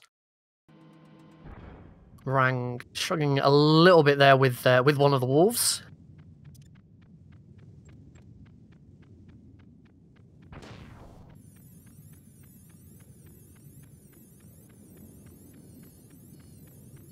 Now there are a few different routes through the nuke building here.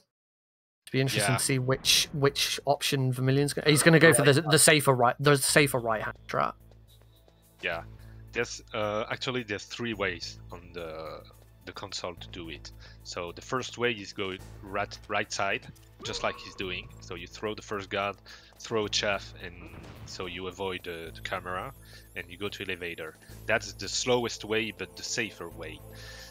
The second way is to use a chaff to distract the guard on the left, but it's a really tricky strat, and if you miss it, you can waste much time. So, and the third strat is to use a stun to knock out the guards, and then you go to elevator, and when the alert is gone, you enter the elevator. So I think the stun strat is 1 or 2 seconds faster than the right strat. So.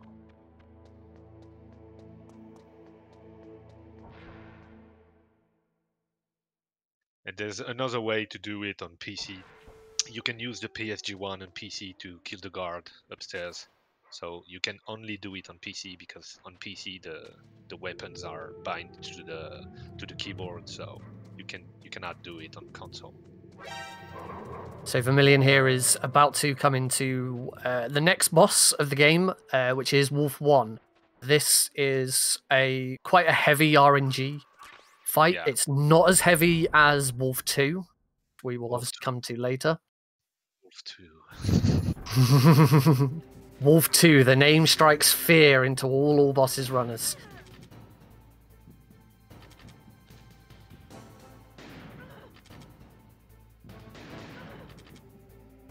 So what you're seeing Vermillion do here is he keeps equipping and unequipping to avoid Snake's hands trembling.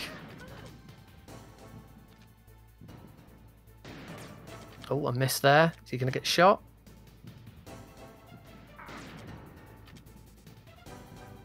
Unlucky. Careful here, he doesn't get killed. There we go. That was a decent one, I think. She never hid behind the pillar. So the pillar that's sort of on the left-hand side, if she stands and hides behind that, there's nothing you can do. You just have to wait for her to come back out, and that can waste a good few seconds. So he got very lucky that she didn't hide behind the pillar. The good thing about the pillar is when she does it, you can get the PSG1 ammo on the left and get back to the shooting point. So the thing is, you are not you can't avoid taking the PSG1 on the hallway. You know, the PSG1 bullets he took on the left. So that's the only good thing about the pillar. So Lime also opting for the safer right-hand route through the nuke building.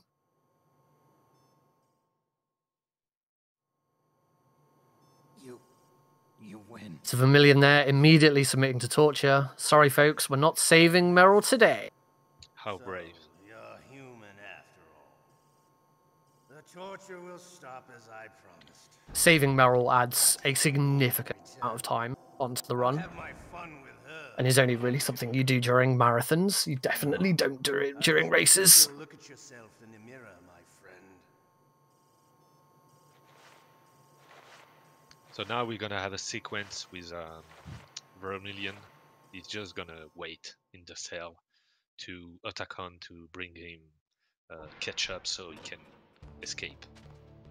And this point in the run for the runner is actually really, really nice because it gives the runner a rest. It's nowhere near as nice on any percent because in any percent you're in here for longer and you're also in here within the first 10 minutes of the game. So the first section of the game in any percent is really slow and really dull. But at this point in the game on all bosses, it's actually really nice to be able to stop, have a rest, and sort of prepare yourself for the rest of the run. Yeah, I don't totally agree because you have to, on console, you have to mash the codec, and the codec that is true. Is the longest call in the game. So, but otherwise, yeah, you're right. So this codec call is I think the longest call in the game. Lime immediately having to equip the rations there, and then getting an early hit from Wolf. Good RNG there. She stayed down. RNG. Oh.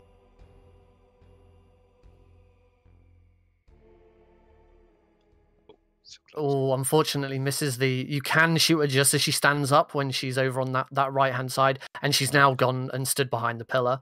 It was a shame that started really well. Having the RNG for her to just stay high, lying down on that right-hand side is very, very rare. But overall, still a really, really good fight, and that would have pulled back a little bit of time for Lime. I think Lime made a mistake there. He equipped the card, and it's useless because you're gonna be in the cell and you have to pick it up manually later. So it wastes time to do that. You don't need the card equipped to trigger the cutscene with Wolf.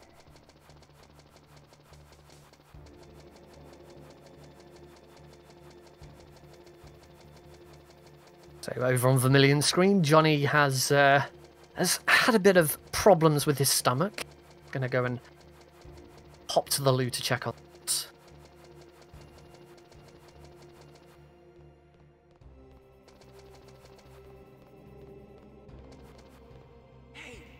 Here's Otacon, ready to bust him out of prison. Surely, right? That's what he's here for. Oh, jeez. He's coming back. See you later. Nope, he's gonna run away. So at the very start of the game, we talked about alert farming and getting enough alerts for to not get the rat when we're grabbing the PAL key later. This is the next mandatory alert for yeah, because there's for two that ways. set. You can like facing the opposite side and kill Johnny instantly and not get an alert. That's what you would do on a big boss run, but there you need the alert. So.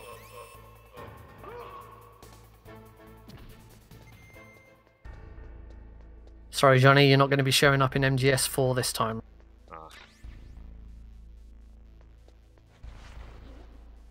So over on Lime screen, you can see that he's used the vent glitch to get on top of the bed. Just a little bit of fun. Shut up in there, will you?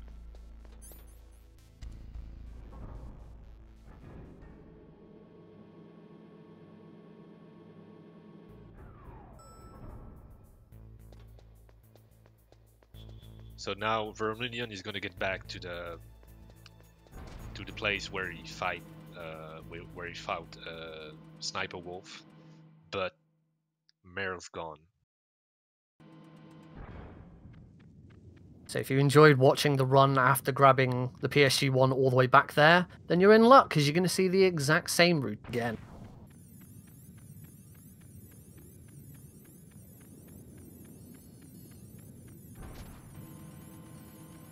I think he's gonna go for right straight again.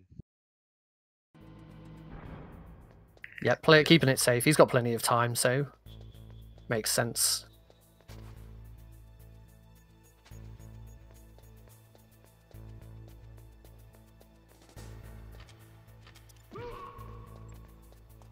So we didn't explain about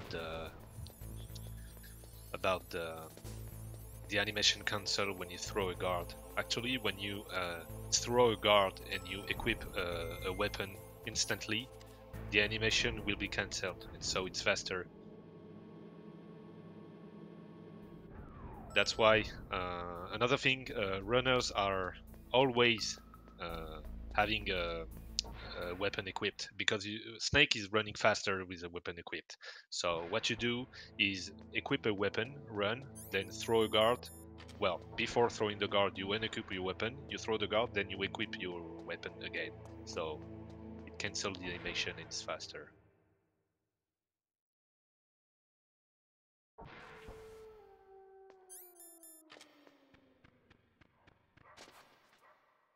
Vermillion not taking any chances with the wolves, equips the scarf.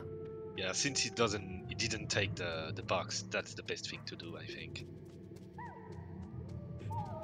This is a scarf that Sniper Wolf gave to Otacon and Otacon gave to you, and so because the scarf smells like Sniper Wolf, the wolves don't bother you, because they like the smell of the scarf. Yeah, there's another way to avoid the wolves, is to take the box, punch Merle, then the baby, the wolf cub will piss on your box, and you will have the smell of the wolf on your box, and they won't attack you if you run with your box equipped.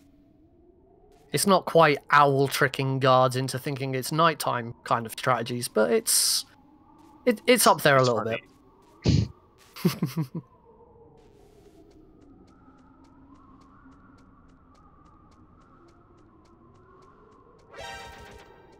It's actually really interesting to watch MGS1 again once you've seen Metal Gear 2 Solid Snake. The game takes so many cues from it. Yeah. As we're about to see here from Vermillion, he is going to do another classic Metal Gear trope, running up a really long set of stairs. So what he did there is you can use a grenade or you can use a stun grenade. The thing is, when you enter this room, the camera will spot you anyway. There's no way to avoid this alert. So you throw a stun or a grenade to get the alert faster, and then you skip a cutscene, so it's faster to do that.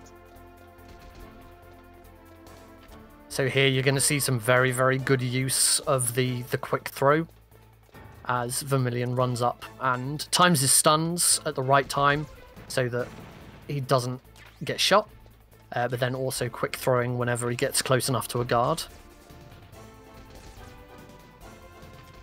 I think he will go for one stun strat.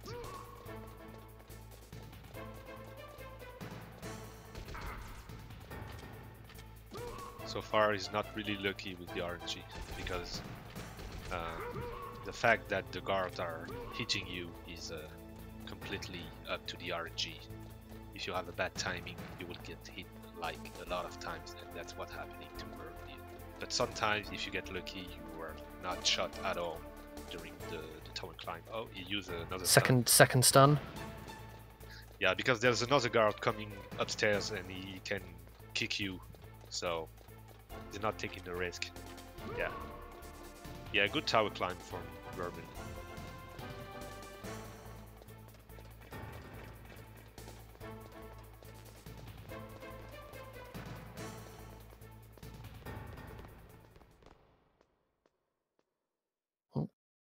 I'm having a bit of problem with the wolves there. Yeah. I hate them so much. I think an area of the cave didn't quite load in properly there for Lime. It looked like he was running through the darkness. That's strange. That's something that can happen when you use the out of bound with the box, but right there. It's something you see on a PC run all the time, but it's quite rare to see on a console run outside of vent glitching. Okay, so Vermillion's now going to be rappelling down the side of the tower. There's a very specific route to take down the tower. Yeah. So as soon as the Hind finished his thing, you have to press X and down to jump down, and then enter the codec. And so he will try to. Yeah. Okay, he got it. Nice. What you want to do is go from left side to right side. Oh no. He got caught in the middle of the two girders there. Yeah. But he's recovered that really well, actually. Yeah, no, that's okay. The thing is, when you are on the left side and jumping to the right side, it's really faster. But that was a good rappel. Lime making his way up Tower A. Okay, so he's gonna use the 2 stuns strat. Or maybe 1, I don't know. No, 1 stun, okay. So there's many ways to do this part. You can use 2 stuns. You can use one stun, like just like Vermillion did, and the other way is to use the PSG1 to kill the guard on the left side, so the other guard will be afraid, and then you throw a stun. The fastest way is to use the 1 stun, but the safest way is to use the PSG1. So actually, there's a way to avoid the shots from the guard. Just moving, but it's tricky, because if you get shot by this guard on the bridge, you are like, I don't know what happened to their weapons, but you are pushed back away. That's strange, but you waste a lot of time, so that's a tricky and the risky strat to do on a race.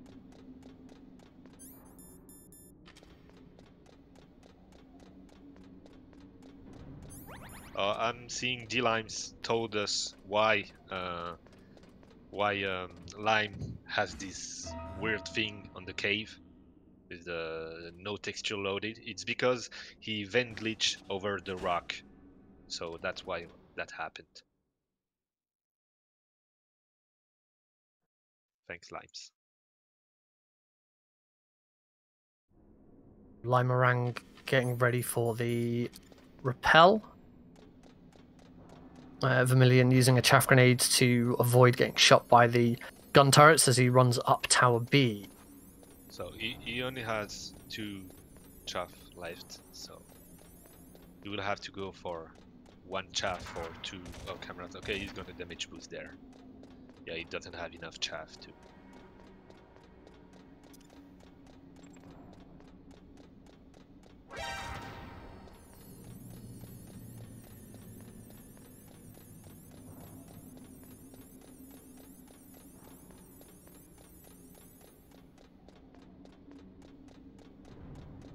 So let's see how Lime does with rappelling down. It's the second jump that's always the trickiest. Yeah, he doesn't have it. He tried to recover to get onto that other girder.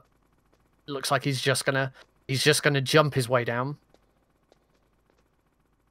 So ideally, what you want to be doing is jumping and landing on one of those diagonal girders and then just running. Rappel is a really tricky part of the run. Vermilion has started the fight with the Hind. So what Vermilion is doing there is shooting at the Hindy just when his iframe is over. So you're gonna see a strat with the Hindy. There's a mechanic with the Hindy. If you don't shoot him for a certain time, the Hindy will like hide under the building, and it wastes much time, because on easy difficulty it can waste I think it's up to 21 seconds under the building, so that's a huge time loss. It's faster on the extreme and hard difficulty, but on easy it's really long, so he will have to like stuck the Hindy in a cage, let's say, to avoid the Hind to get under the building.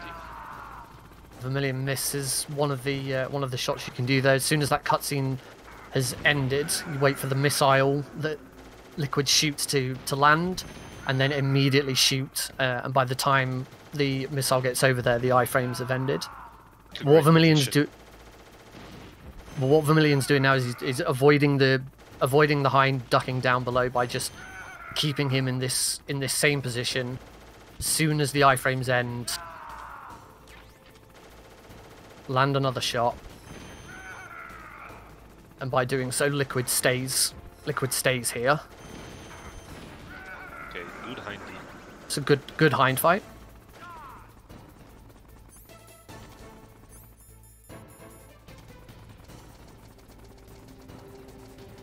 Now, Lime heading up towards the Hind fight. He's actually got a lot more chaff than Vermilion did, so he probably has some spare to use going up. Oh, but he is just going to damage boost through the second set.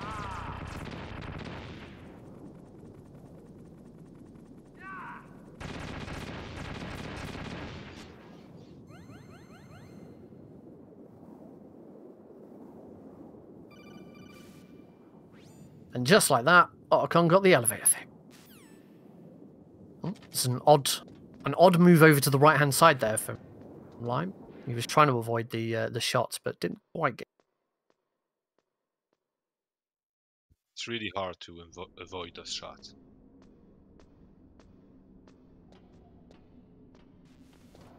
So Vermilion going back, going down, and Lime going up. Vermilion playing safe there and grabbing both sets of Stinger ammo there for the fight against Wolf 2. Let's see how Lime does against the Hind. This is a much harder fight on console with the Hind, because you have to make sure you're getting that shot off above the Hind, sort of intercept it before Snake takes damage from a shot. Whereas on PC, we don't have to worry about that because we just use the GME glitch to go invincible. The timing is very important, but that's a really good second hit there. Actually, the Find is one of the bosses that like if people want to run the game, they're gonna look at the hind and think it's gonna be hard. It's gonna be really hard, and the hind is not so hard. If you train, if you practice, you are well. If you got it, if you know how to do it, you won't miss it again. Never. It's really easy, actually. Huh? Compared to Wolf 2, there's really not really RNG on Hindy. There's a little bit of RNG, but if you do it well, it's not going to be a problem. Wolf 2 can be a really good, a really big problem.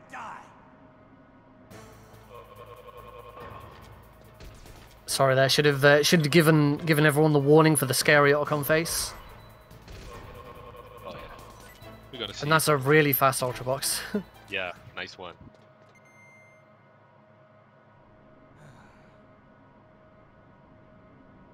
So this is a boss you can skip on the All Bosses PC version because it's not really about. Oh my god! Oh, that's unfortunate.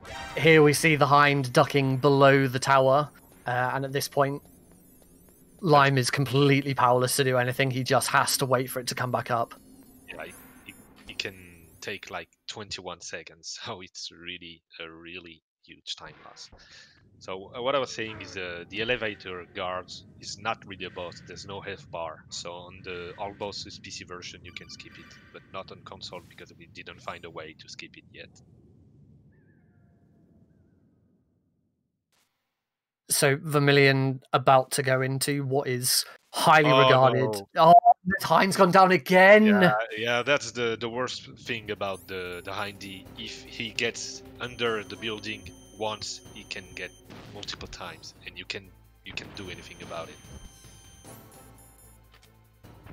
So ask any All Bosses runner which is the worst boss fight in the game, and they will tell you that it's 2. Oh, this is a very, very RNG heavy fight, with where Wolf goes, when she stops, whether she decides to shoot you or not, how quickly she decides to shoot you. And the best way to tackle it is the way that Vermillion's doing here, a mixture of Stinger and PSG-1. And he is... Yeah, that's the best way to do it. It's been a little bit unlucky with the amount of times that she's ducked behind the snowdrift in the center.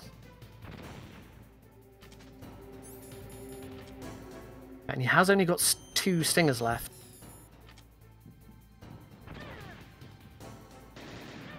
Some really nice shot there. She's behind the snowdrift again. He's gonna wait for her to lie behind the tree. Or, yeah. No, yeah, okay, got it. Yeah, it's really up to the RNG at this point. Sometimes she's just gonna run and will never stop. Sometimes she just keeps shooting, and sometimes she's just hiding for minutes. So it's up to the RNG. But he's got. There are times with that snowdrift in the middle where she can run out the other side and immediately turn back and run behind it again, and then immediately turn back and run behind it again. So Vermillion now switching over to disc 2.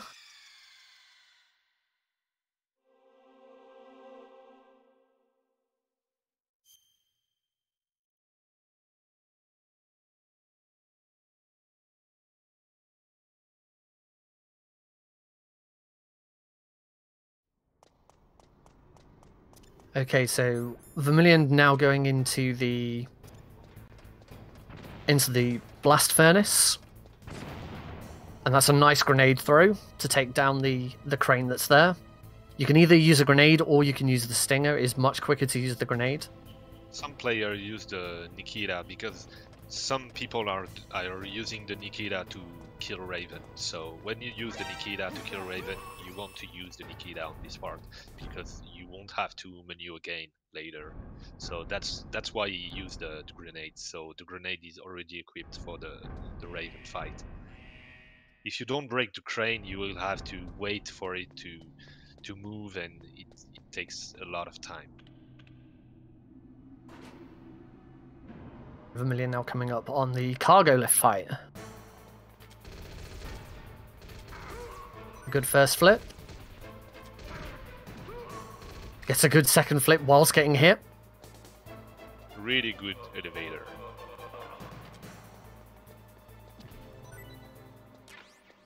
And a really good horseman fight from Lime there as well. Oh yeah, I was talking about Lime, sorry.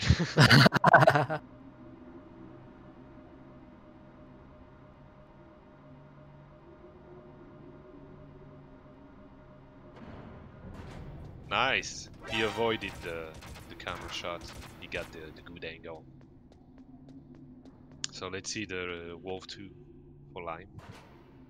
Vermillion a bit unlucky with the RNG on that gun turret. Whether that gun turret will shoot you or not is completely down to RNG.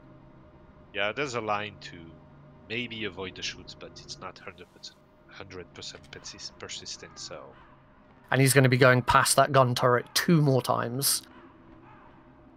Okay, so let's see how well Lime fares against Wolf 2 then. 1 more time, I think. Yeah, 2 on the return trip, sorry.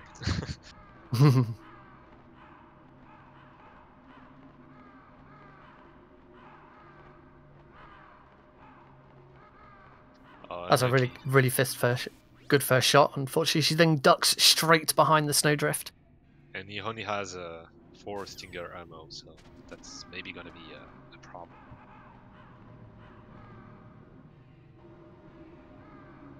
Good shot. So he's conserving his Stinger ammo by waiting for her. And again, here's where the RNG plays in.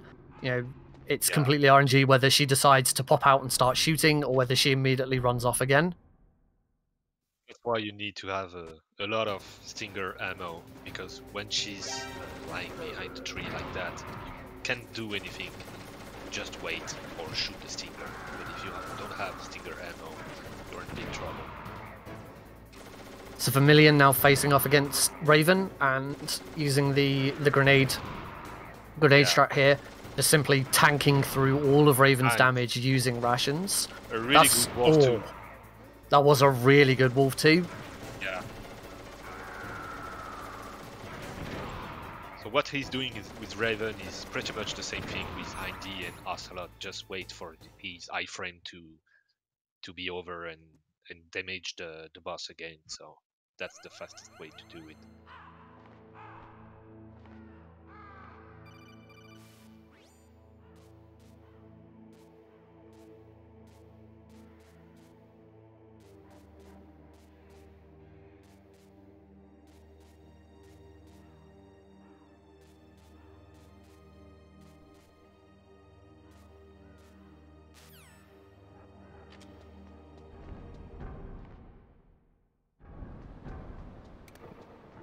Vermillion is now on his way to Rex's lair.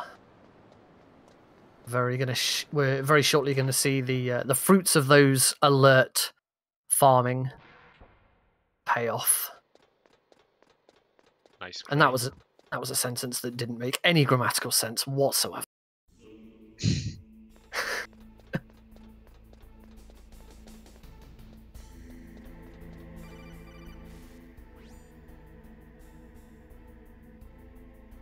Nice grenade by Lime. So that's another strat you can do, is to throw a grenade to the guard. So you will get the alert anyway, but you save a little bit of time because you won't have to throw him.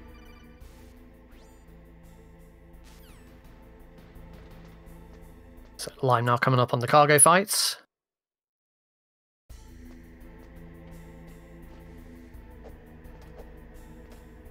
Vermillion there struggling with the ladder. That ladder in particular can be very finicky. You have to be on a 90-degree angle. Oh, that was great. Really good cargo fight. We can see Lime is a any percent runner, because when you see him play out of the bosses, I mean, he really got it. He got the lines, he got the strats, the crane, the grenade on the guard, stuff like that. He's really persistent with those kind of strats.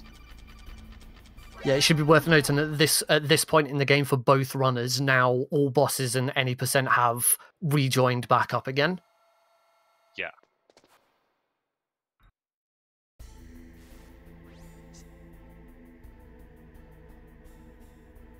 One thing you might have just seen Vermillion doing there, quickly equipping and unequipping his weapon as he ran along. It's called skating, and it cancels the animation of Snake putting his foot down on the floor to cause the grate to make a noise. That's how you approach that guard on the catwalk without alerting him to your footsteps. And good move there. He avoided the guard. You have to be precise to do this move because it's tricky actually. Sometimes you can get shot, sometimes you can throw the guard, but not getting shot and not throwing the guard is really tricky, and he got it. So we now have one of the other really, really big RNG moments of the game, and this is grabbing the PAL key. So because Vermillion has farmed alerts and now has at least 11 alerts, the PAL key is going to be in one of 7 locations in the ditch. And let's see which one he gets. And he gets the best location. That is the fastest RNG for the PAL key. First location, no bomb. That is every runner's dream.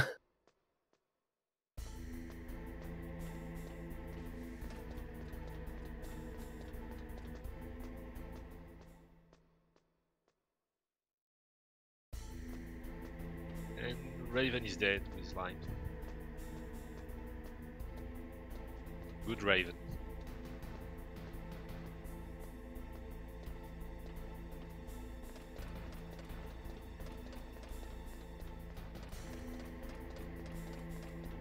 Compared to a really bad PAL key, there's a good, say, 30 seconds.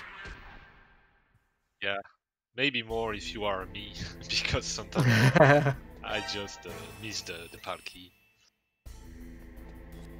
Oh. Okay. He didn't quite get the camera skip there.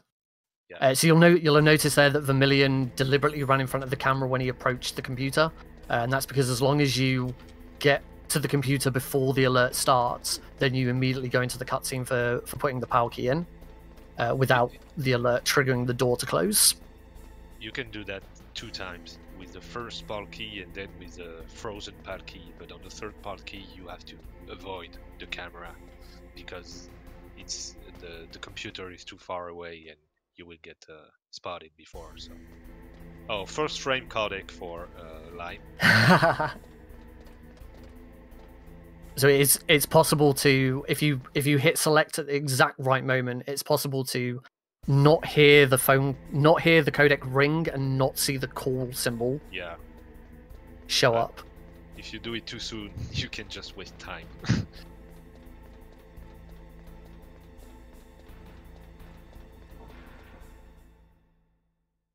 So Vermillion is now on his way back to where he fought Raven, so that he can freeze the PAL key. It takes 1 minute and 1 second to freeze the PAL key. So whilst he's in here, he's also going to be grabbing some Stinger missiles and rations, not full-on rations. That's one of the parts people are trying to find a way to avoid on the run. So there's 2 parts people trying to avoid on the run is to the PAL key part and the Nikita part, the Nikita sequence before the ninja, because it could save really a lot of time. But so far, nobody found how to avoid that, because you have to freeze the card, then go back to the computer, then go back up the cargo to hit the card, and going back to the computer. I think it takes maybe 15 minutes, so it's really long. There is a very hefty bounty person who can find out how to skip the PAL sequence. So if you are interested in jumping onto MGS1 and helping out the team figure it out, we need all the people we can get. Oh yeah. Good move by Lime. He avoided the guard as well. So. Okay, so we already saw that Vermillion got the best RNG. What is the game going to throw at Lime?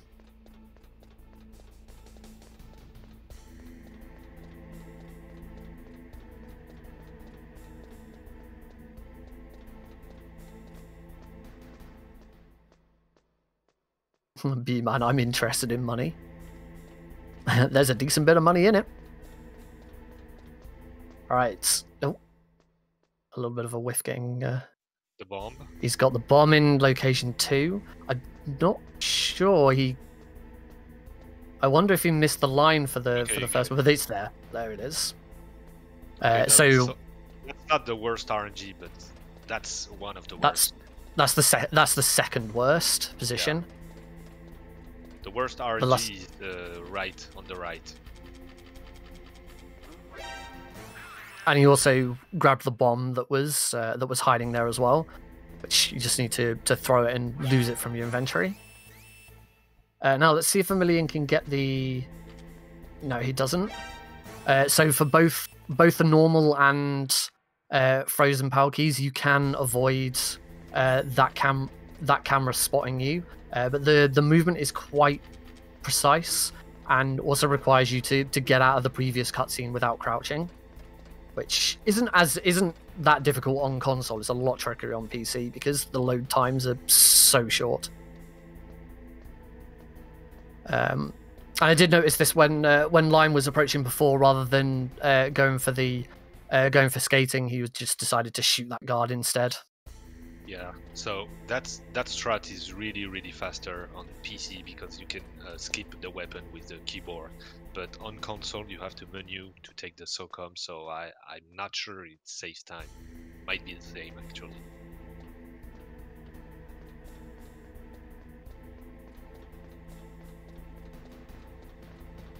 But Lime there did get the camera skip on the way back out again. Yeah. It's not a huge time save, but it does stop Snake stopping in place and waiting for the door to close behind him. It's safer to go up. To go down and avoid the camera.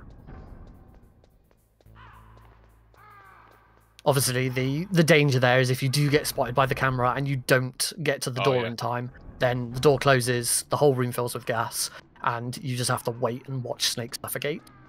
Yeah, you can use a stinger to suicide. It's faster.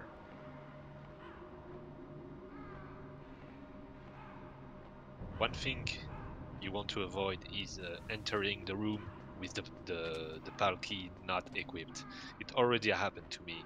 I have the level 7 card equipped, and I get to the computer and there's an alert and I die, and I didn't understand why, but that's because I didn't have my PAL key equipped. So that's one of the things you have to think about.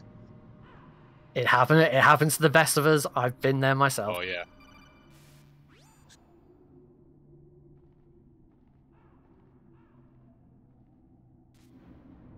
So Lime now waiting for the card to freeze.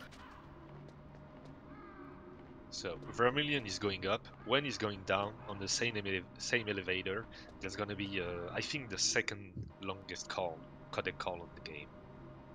It's really long. Naomi's call explaining why she's done what she's done and who Grey Fox is to her. Yeah, but she doesn't know the real thing about Grey Fox. The truth.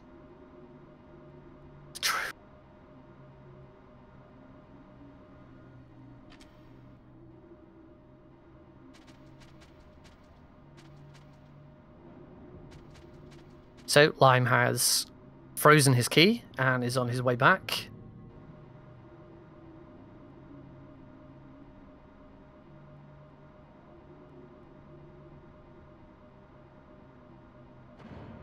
As Vermillion heads into the blast furnace to heat his key. So there's pretty much nothing to deal with at this point. You just have to go back to the computer to continue the game. So that's the most annoying part on the run. Lime deciding to take his frustrations out on the ladder, giving it a quick PPK before he climbs it. Oh, it happens to me all the time.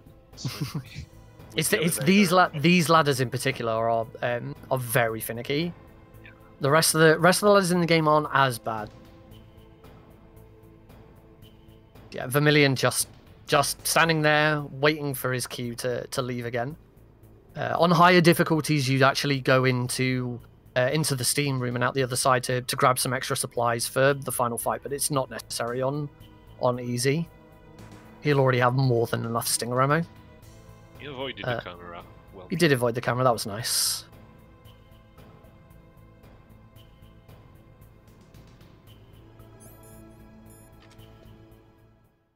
Vermillion double checking just to be sure. Oh, always check. Always double check. Guys. I saw some runners on PC that doesn't check they don't check the PAL key. They just go into GME and to be faster. But the thing is, you want to check, because if you mistime it and if you go back to the computer with the key not hidden, the run is dead. The run is over. So it just takes like maybe 1 second to check. So always check. I can confirm I never check. Oh.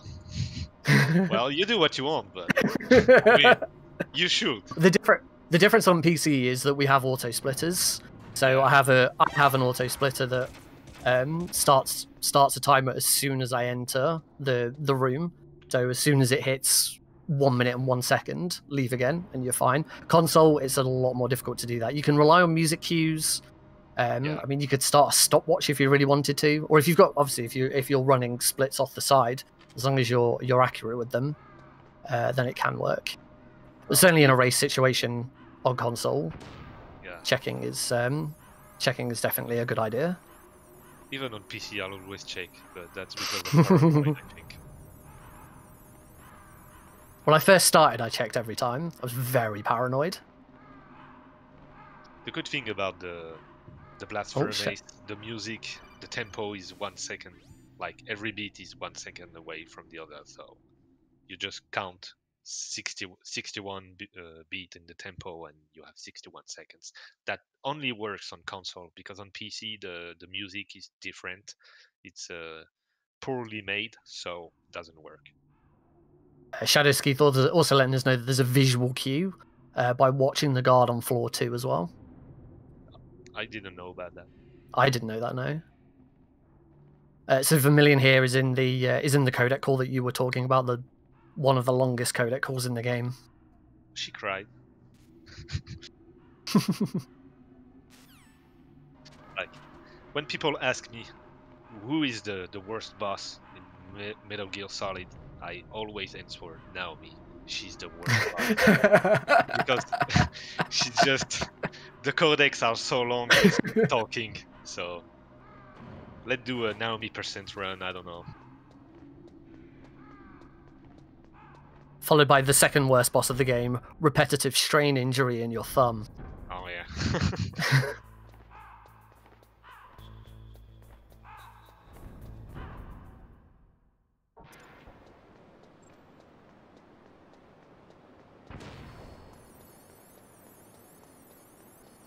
Okay, so Vermillion making the final trek up top of Rex. No more card keys.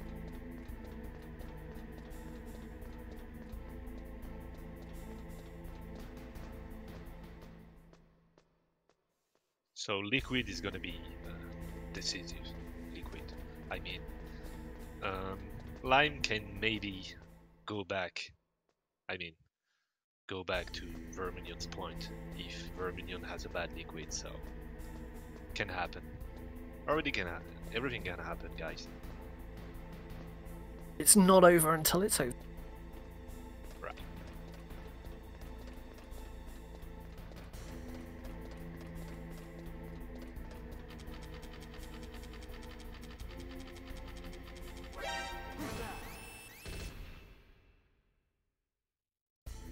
That ration that Lime is focusing on is don't try and get it. No, don't. I did that once. Decided, I've got a minute to waste in here. I'm going to try and grab that ration. Nope, you fall straight in. Yeah, that's a trap. It's like in Mario Bros, you know, when you have a mushroom in a place you're not supposed to go. Hang on a tick. Are you trying to tell me that Miller was liquid all along? No, I don't trust you. I don't believe you. It's not possible. Ugh. Oh my god, I feel betrayed now. How could he?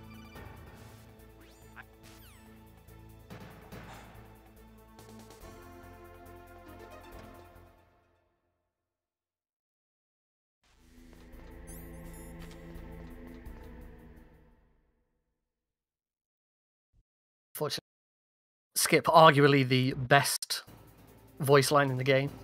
Yeah. Did you like my sunglasses? Yeah, brother. So this is Metal Gear Rex.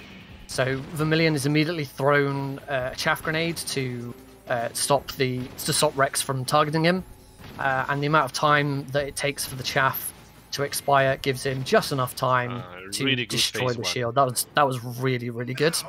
No damage. Usually you take 1 damage, but you can do it no damage. That's what he did. That was a really good phase one. Timing of those stinger shots was spot on. The phase 2 is a little bit more tricky because if you don't go in the right spot, you can throw a missile at you and it can be annoying. So in the second half of this fight, it's going to work very similarly to what we saw with Raven, which is this time keeping the stinger out, but just tanking and using rations throughout. The advantage of being able to use the stinger in this fight is that Snake won't fall over whilst he's got the stinger equipped. So very easy second phase. Really nice.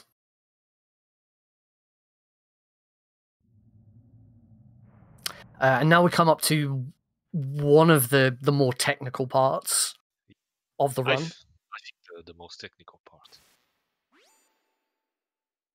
So what Vermillion's going to be doing is he's going to be trying to set up what we call infinite liquid, which is where he continually punches liquid without kicking. He will just continually punch and get liquid into a state where liquid can't move and can't escape, so that he's just continually punched until he's worn down enough health to then kick him off the stage.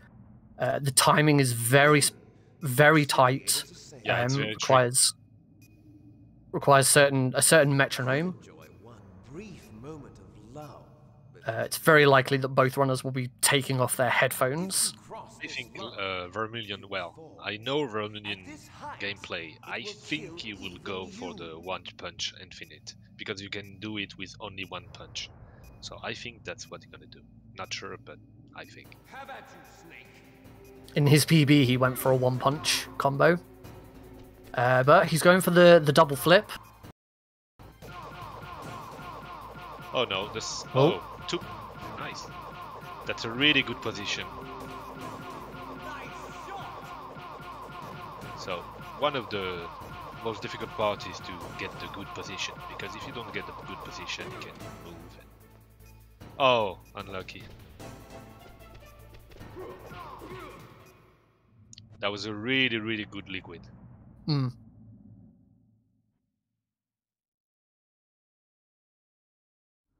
Now the escape. Hurry!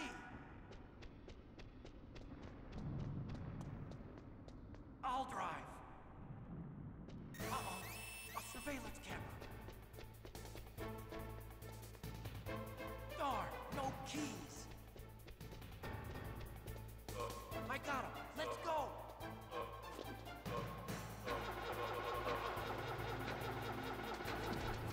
I got it.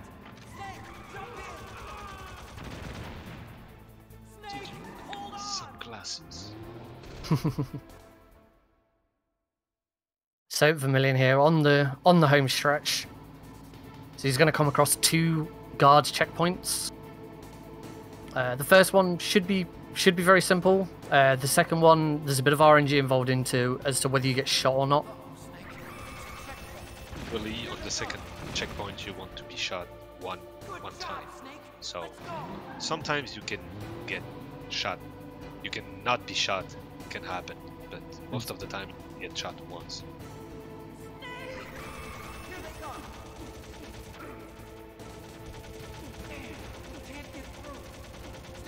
That was a really good second checkpoint. So he only got he did get shot once, but the advantage there, he got shot once after he'd already killed the first guard on the left.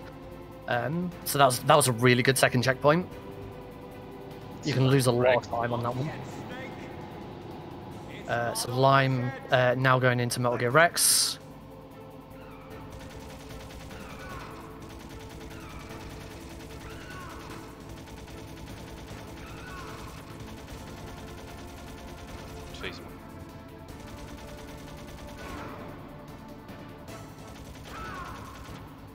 Missed one of the two transition shots into phase 2. If you get both of them, phase 2 is a lot shorter, but not by.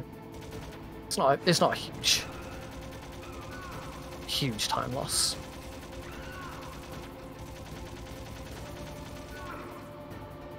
Liquid's hitbox in this section, particularly this section when you're side by side, can be very finicky. But you got the second shot, the second transition shot. This is looking really good. Yeah, it's the annoying part. That's it. Liquid. Oh, 750, it's a really good escape.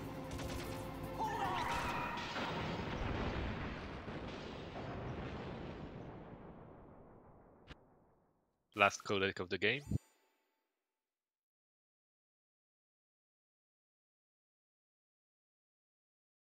Good Rex from Lime.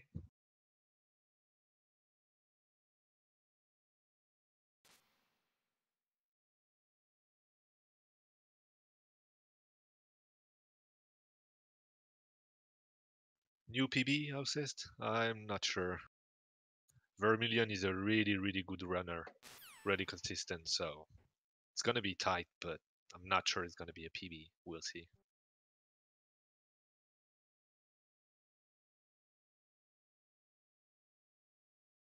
Vermillion's current in-game PB is 128.41.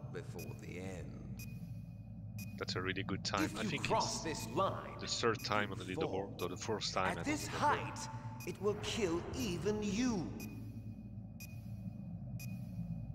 And like most games in the series, we do have to sit and watch the credits before we get to see that in game time. Except on the PC version. Yeah. It's DMCA mode.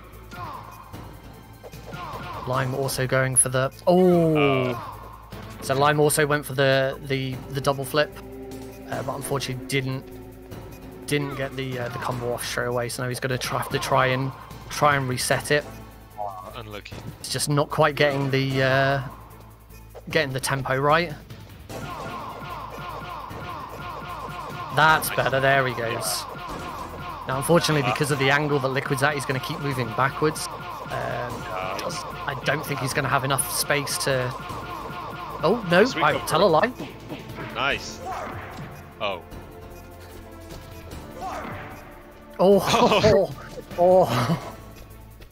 So all he needs to do now is just throw Liquid off. No. There we go. Decent Liquid. Anyway. Hurry! It is a very, very technical strat. I'll drive. It takes a lot of practice to get right. Surveillance camera. But really good effort. New runners just come to Metal Gear Solid and they say, I watched the Liquid Punch Infinite and I want to do this, and they just start practicing this. But I think you should practice the game first and then Liquid. Liquid can save much time, but it's not the most important part of the run. So it's not that huge. It's not really a big deal if you can do the infinite punch. If you kill him with a punch kick, it's slower, but it's not really a big deal. Good job, Snake. Let's go. Good first checkpoint from Lime.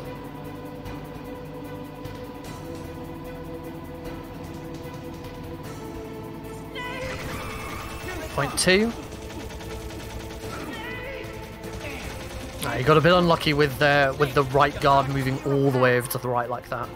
Sometimes this guard is stuck into the wall.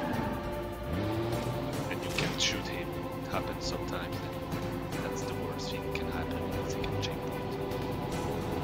Not yet, Snake! It's not over yet! Liquid! Liquid!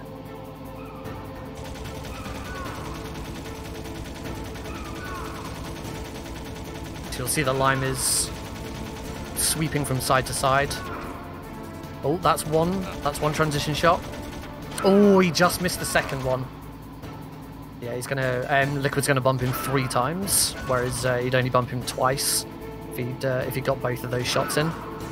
Oh, but he did get one of the extra frame perfect shots in, which was really nice.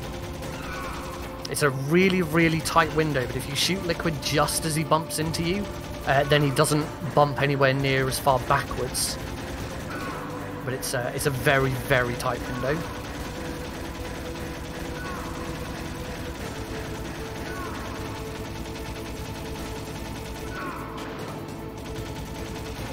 But overall, a very, very good escape from Lime as well.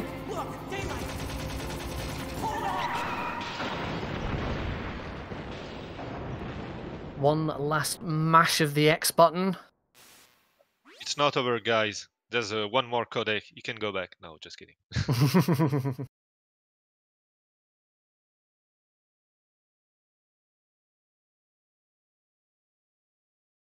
Again, Naomi's gonna turn up one more time just to slow things down. There she goes. Stop crying, oh my god. I hate her. And that is it. Really, really well done by both runners. Some fantastic displays there. It was a really, really good race. I think you can see Lime is more any percent runner, because when he's facing bosses, he's struggling a little bit compared to Vermillion. But otherwise than that, that was a really, really good race.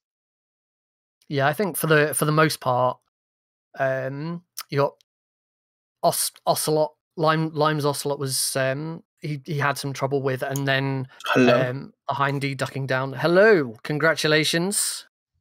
Yeah. Very, very good run. Well done. Yeah, dude, that was probably the best run I've ever had in this game, actually. You think it's a PB? I'm like 100% sure it is, I think. Oh, nice. Yeah. Crazy. I don't know. I just played clean. Like, I was trying to play it safe as well, because I was like checking like the card and stuff like that, making sure I had rations and stuff like that. Because I was kind of scared I was going to die at some parts, like the guard encounter. I was kind of scared of dying there. That got very, very close. Yeah, I was like, oh, I'm definitely rationing right now. Not down. A really, really solid run throughout. What do you think your time would be? I think a solid run. 127, like 45, maybe? Something like that. Hello, Lime. Yeah. Hello. GG's Lime. Lime. How did you feel after that? Yeah, some things went a little weird. Like, I don't know if I miscounted my hits on Mantis or what happened there, but he didn't seem to transition to the next phase properly. So that was a little weird. I swear I counted to 7, but maybe I was short. I think what happened with Mantis is you throw the grenade, but it was not. It didn't fully damage him. Like it was a Yeah. You have to. Yeah, the second grenade definitely, but the first grenade seemed about right. I don't know. Oh, the first grenade avoided it. Oh, did it? Like, I can't even remember it can now. happen sometimes. That was like an hour ago. 127.41. Oh, so it is a new PB for Vermillion that drops him into third. No, sorry, I'm wrong. 30 seconds better. I was looking at real time, not in game time. Sorry. No. Yeah. That's 30 seconds better than your PB. Your first Yeah, PB. dude. Mm-hmm. Really, really great. Congrats. Yeah. Hind was terrible as well. Dude, Hind, when it goes under the building, I like want to cry every time. Yeah, it just, I missed one of the early shots and it just kind of all fell apart from there. But Wolf 2 wasn't too bad. Wolf 2 was really. You got really good RNG with Wolf 1 as well, with her sitting on the right-hand side and just staying there. She was a little aggressive, but yeah. And she's always like that. And then, of course, there is the difference in your PAL RNGs. So Vermillion got the best spot. Yeah, I couldn't believe it. Actually, I was like, I got the first spot. And I was like, wow. I got second worst, and then forgot the way back. I went the wrong way back. I was like, oh, now I feel silly. You picked up the bomb also. Yeah, I did pick up the bomb. I was too focused on like, all right, if the PAL's there, or whenever I get the item, switch to bomb, throw it that way, so I don't accidentally blow myself up. Yeah. I think that was played on Ocelot and the Hind. Otherwise, that was pretty close, one from each other. Maybe the tank you had some issues with the tank. I think you missed your second grenade. Yeah, I got a half damage grenade on the second one. That's horrible. But I was able to recover that one pretty well. You did recover that really, really well. Yeah, because if you miss the grenade, the second grenade, really it can be really, really annoying. Like it can move all the way on the map. Yeah. Yeah, luckily I'd been practicing a lot of failing on that because I suck at that anyway. So I kind of knew where it was going to go, where to best throw. Oh, and I went to the wrong floor, trying to get the PSG one. I've done it before. It's so bad. You went to B1? Yeah. Yeah, because I'm used to the any percent. You only like menu down one floor because you like escape from cell. Yeah, that's what I was saying to Nick. We can see when you play that you are a any percent runner. So the part outside of the bosses was really, really precise. The movements and stuff, no mistakes at all. That's just to the boss, I think. Yeah, and Cave was a little funny. I busted out the old vent glitch on the last go round. I was like, why not? So Lima, for when you're learning all bosses, right? Which boss was the hardest for you to learn? To learn, I think Mantis, solely because I use Adrenaline, so I have save states available. But having to always switch the controller to like port 1 so I could load the state and then switching it back to port 2 because for some reason the menu doesn't work for the second controller. So that was just annoying, really. That's so weird. Yeah. And Ocelot as well, because I spent all morning learning the safe strat, and even then I still messed it up. Because for some reason the grenade strat is a bit easier for me, but really? Oh shit. Shoot. I didn't skip the cutscene. Yeah, it's because there's lines in the floor I can follow. I find it quite easy. We were a little concerned when you first went into Mantis that you were accidentally going to quit the game. Yeah, definitely. Usually it's I usually either put it on standby, which is fine because the game's still doing the background, or I turn my controller off. Well, Mantis can't read your controller movements if there's no controller movements to be read. Exactly, it's just a top play, But whatever time I get, technically it's a PB, so Really? What's your PB? I haven't had anything better than a sub 130 yet. I see. I grinded really hard for the sub 130 one time because it's actually really hard. Like you have to make no mistakes during the bosses because you lose so much time if you mess up. Yeah, especially Hind. PB. 132.32. That's around where I was expecting, so I'm glad to get that during a race as well, because nerves are usually running high. Well, really, really good runs from you both. This has been really, really fun to watch and commentate on, so well done to you both. Give it up for the runners, chat. Show your appreciation. Thank you. All right, thank you. Anything else you guys would like to say before the end? Don't forget to like, favorite, and subscribe for the latest Metal Gear Speedrunner content. MGS1 is sick, dude. That's all I gotta say. Look forward to the All Bosses tournament next month. Yeah, I'm excited. Are you gonna play in it, Lime? Nah, I pulled out. I hate this category. All boss. You hate shooting. It's just stressing. Just trying to learn it that fast. Yeah. You're in that tournament, aren't you, Pazze? Sorry. You in the all bosses PC tournament? Yeah, sadly I am because I hate the PC version, but yes, I am. Yeah, I'm really looking forward to it. I'm pretty excited too. I'm excited to learn a category like this. Excellent.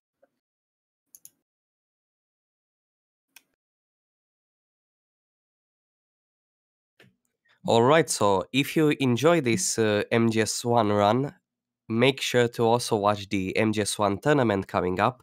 But now we will have one more run, so don't go anywhere. We'll just go to a short intermission and prepare the Twin Snakes run.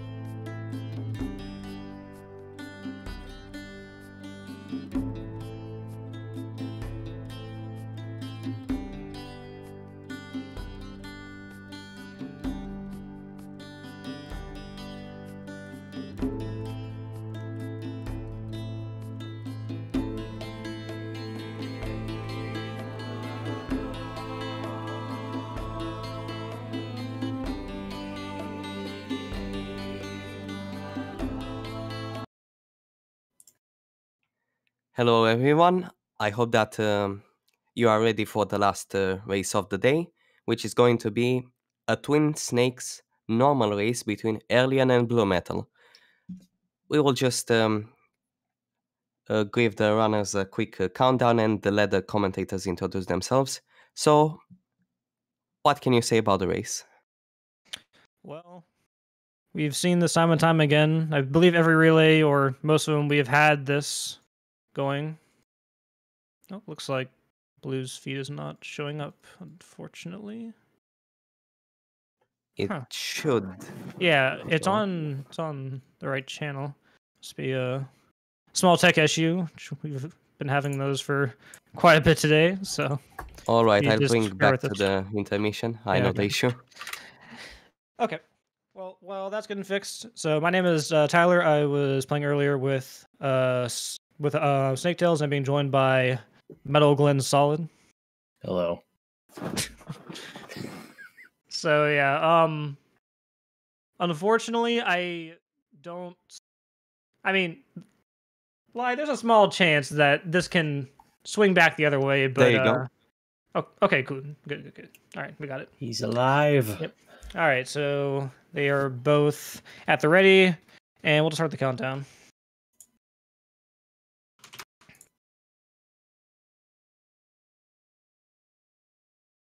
Okay. Oh. Go. Sorry. Okay. It's okay. All right, so you guys just saw Metal Gear Solid 1. This is going to be Twin Snakes, a remake of the original on the GameCube, and I think it's going to be quite a bit different, especially in this first room. There's actually going to be lockers, which was not a thing in MGS1, and I don't think they'll be really using them, but there'll be a lot of different things that'll be incorporated later into the run. Yeah, there's it's based on the MGS2 engine, if nobody knows, and even things that are in MGS2 aren't in this particular run, and vice versa. But we'll talk about those as we get to them. As we well, Batman is now dead. Yeah. Yeah, for the docks area, you'll. Oh, sorry. Go on. Go ahead. For the docks area, there's not too much going on. Since we actually have the locker and we have access to the M9, we're able to just take care of these guards pretty quickly and just get some extra ammo. But I mean, this one's a lot less involved, especially because we don't have to farm alerts like you have to do in the original game. Yeah, this game is, in my opinion, a little more straightforward than the original game has gotten in the last few months. But these are two of the best runners you will find for this game. Yep, oddly enough, they don't run the other games. No, which is something I noticed before. Is you'll see like Tyler here or myself, we're on pretty much a lot of the main game leaderboards, and then Twin Snakes has others that don't really seem to run any of the other games. It's kind of funny. Yeah, like the closest that has been of like these two guys running something different is that Blue actually learned VE Tanker, and he was going to learn VE Full Game. But yeah, so now we're just waiting for the elevator to show up for the last guard. Oh, there is game audio. Seeing that in chat, it's just really quiet. Oh no, not this again, Aerlien. Oh no. No. Aerlien, oh no. Get this man out of here. The there meme we go. continues. It's a very tight roll. And sorry, had a quick shortness of breath. It's all right.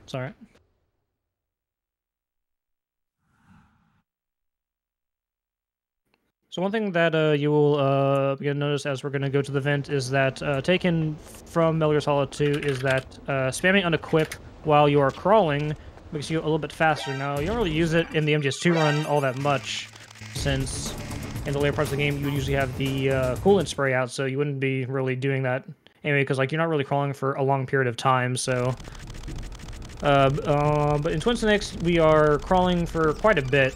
We have like 3 to 4 sections where there'll be lots of crawling, so very useful. Yeah, lots of crawling and lots of long time, which makes resets of this game. They could be physically taxing on your hand if you're not physically prepared to do this particular crawl section over and over and over. It's just... Yeah, thankfully though, for normal, it's not so bad. This is more so important for like extreme, at least if I remember correctly. It's one of them where it's like more important to actually spam, and like the other one, it's not super important, but it definitely does speed up a little bit. I believe it's about like 12% faster. Yeah, it's not much for one individual re-equip, but add that over the course of this particular crawl sequence, and it's a good couple seconds. Mm-hmm. Oh, Blue had to take out a guard there. That's interesting.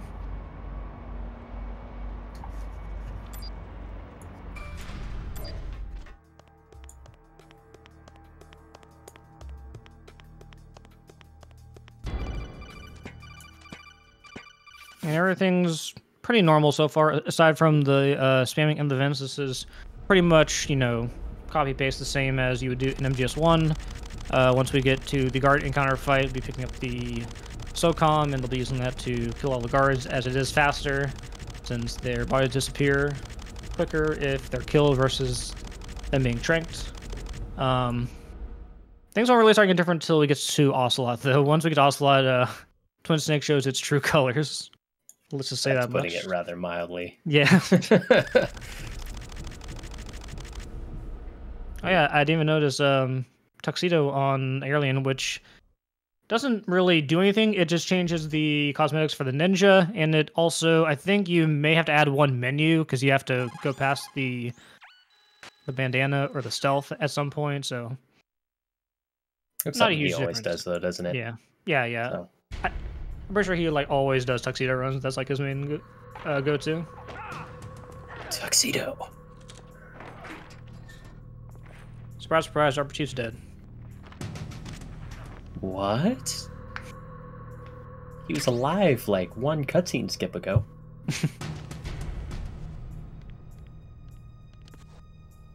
So for this fight coming up, you're going to see both of them do a little bit of a lineup where they are going to go to the side and they are going to kill one of the guards, and then the other one is going to be shocked and he'll be stunned for a second. He'll be like looking at him, and unfortunately Blue did not get the lineup, but he still had a pretty good adjustment. What are you waiting for? Shoot! Don't talk to me like a rookie. I'm telling you, shoot! Did Aerlien gets it? No, he did not. Oh.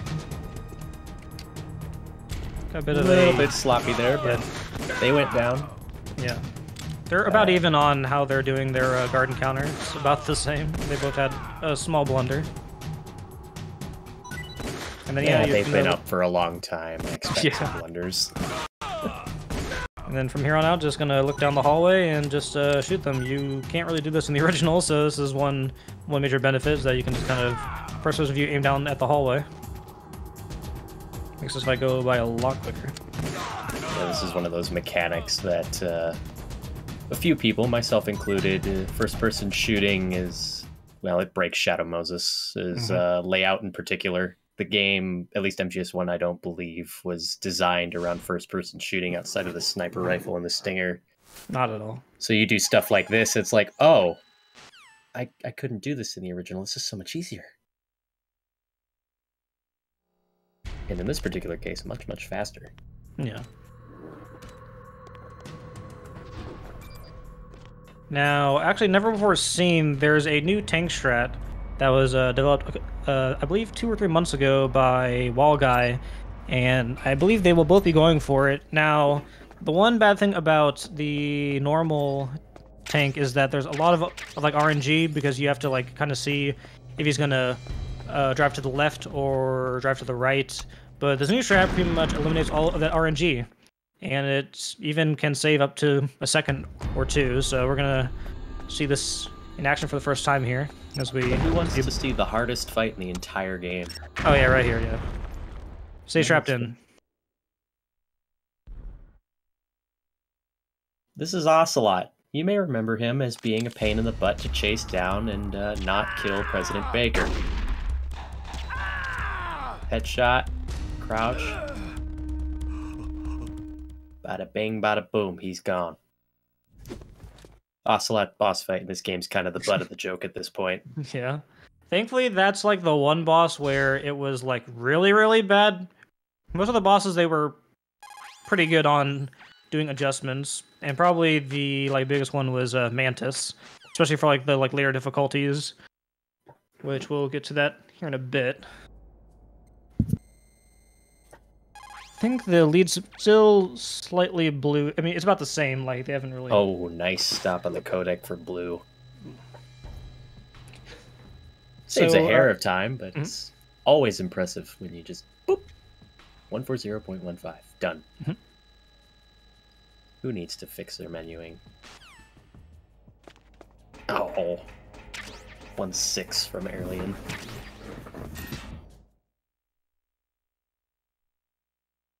And that door is actually open, because in the original, that's a level 5 door, I think, and 4. Whatever reason, 4 door, yeah. It's a level 4 door.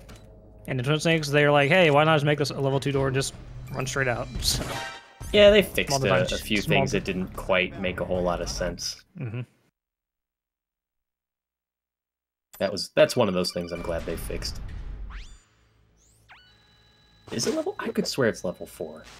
It's probably level 4. It's a card we don't have. Who cares? Semantics.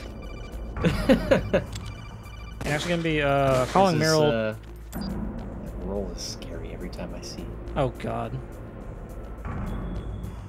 Yeah, blue got through no problem. Let's see if Aerlien gets through there no problem. Because that room is the bane of existence if you're learning. He's standing on the. Oh god. He got away with that one. Yeah, like where he was standing at first was kind of sketch. He was like right on it, and I'm like, let's see what we got here. I haven't seen this new strat, so Tyler, if you want to explain that. Sure. So the tank fight is pretty similar to how you would do it on the higher difficulties, where you go to the left and you essentially want to just park up here and then shoot him 3 times quickly, and then you're gonna throw a chaff to disable the gun and position yourself in this very particular area to where you can get some quick headshots. Unfortunately, if you miss the first one, this can become quite troublesome and he can kind of get away from you at this point. So yeah, now he'll go rogue.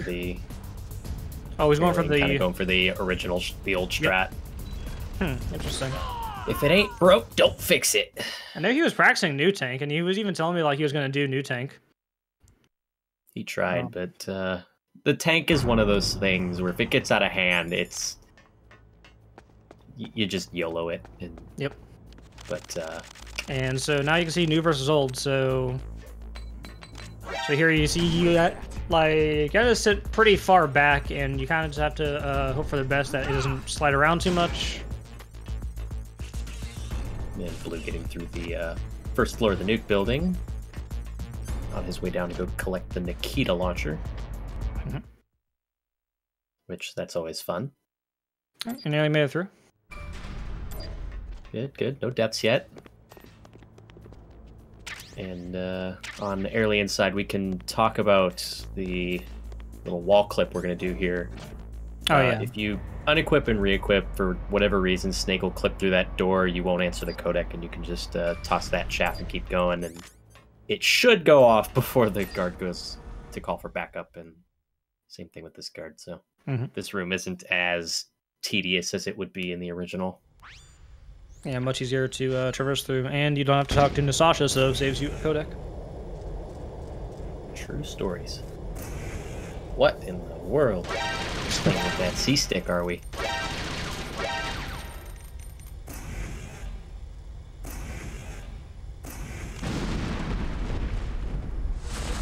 Wait. Oh, okay.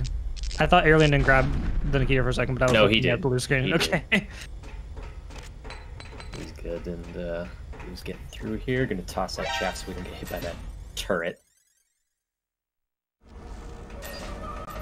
Not that it's the worst thing on Earth, but I'm gonna move on to the ninja fight and the ninja loop. Which version of the loop do you think he's gonna do, Tyler? SOCOM or no SOCOM? I think they all do SOCOM, and they try to do at least one punch into the Nikita roll. Because I think if you do at least one of them, then it puts it to where you can finish him one cycle earlier. Gotcha. Yeah, so this fight just, you thought it was easy a year or two ago with just shooting the Nikita at him and blowing it up. Now it's even easier. It's even easier. Who would have thought? But the idea here is if you don't punch kick him twice in a row and make him block a shot or shoot a Nikita missile at him, he won't go into the next phase. And you want to get him to the point where you can punch Nikita, kick him once, and the fight's over. As you'll see on Blue's screen here, who's already at that point. And if you're wondering, yes, switching to the Nikita on that kick does do more damage. Yeah. Quite interesting, honestly. It actually treats it as a full Nikita swing, which is interesting. Yeah. I believe long ago, you just used the Nikita and just kind of whack him quite a bit, and that was the strat for this fight. All right. Pretty good fight from Aerlien here. A little too much damage, but it's not that it matters that much. You just roll into him and fight's over. Mm-hmm. Rolling in this game has its uses. Yep, for sure. This is one of those uses. Just end the fight with a quick roll, and that's it. And the fight is over. Mm-hmm. Very good ninja from the two of them, but Blue still has a bit of a lead here. Yeah, I want to say maybe 45 seconds or so. Somewhere around there. Maybe even more. Which I honestly wasn't expecting. I was expecting it to be a little closer than that, considering that, you know, these guys are pretty consistent and fairly equal in skill level, so. Yeah. But long way to go. We're still on disc 1. Yeah, the disc change will happen much earlier. Yeah, for sure. So now we get to go bother Meryl a little bit, because, you know, who doesn't like bothering Meryl when she's on duty? It's disguised soldier.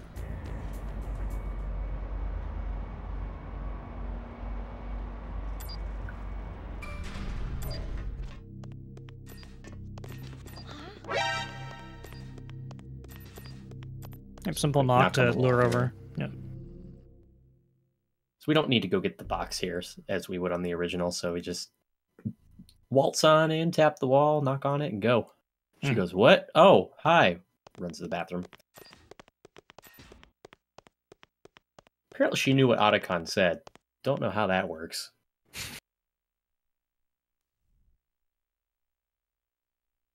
And from here on out, we will be kind of whacking Meryl here and there, starting with the Nikita roll, as this is frames faster to actually get into the room.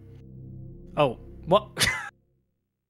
That was a thing. Okay, I never seen that before. That was interesting.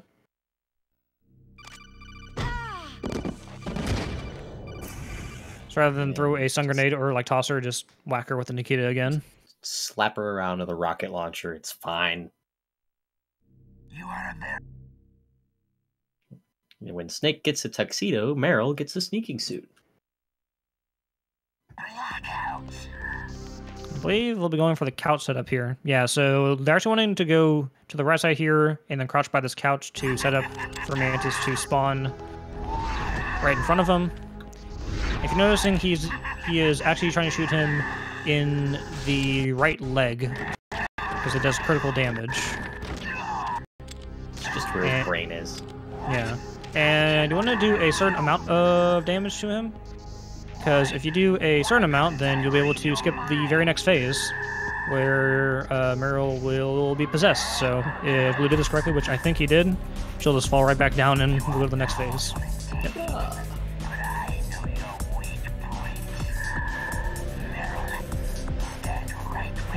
And Aerlien with the same setup. Stand up on your tiptoes and shoot him right in the head, and then just finish the fight by shooting him in the leg some more.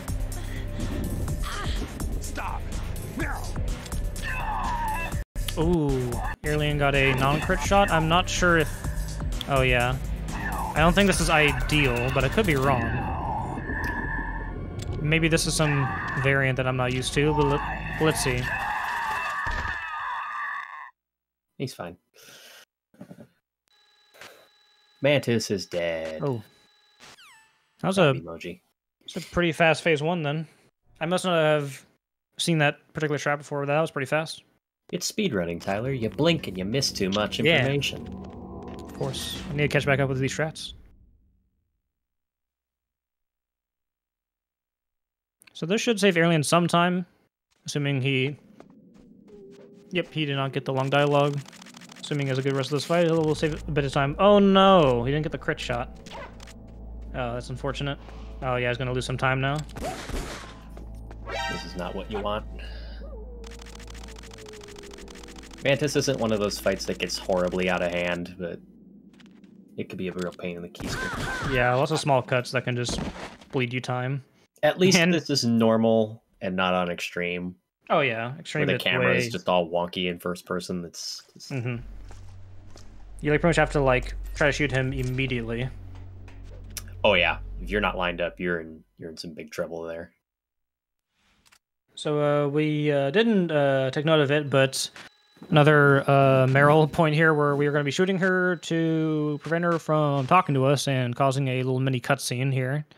Going to just shoot her a couple times and then roll through her to go to the next room. Absolutely correct. We can bother her while she's working. She can't bother us while we're working. Exactly. It's not how the speedrun works.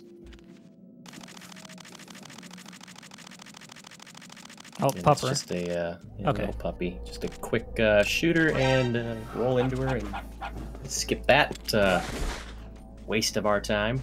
Yeah. And that little dog can kind of get in the way and then go to the right because it will auto-lock to that dog and you have to like readjust and it's very awkward. So thankfully yeah. And so thankfully the little dog just stayed put.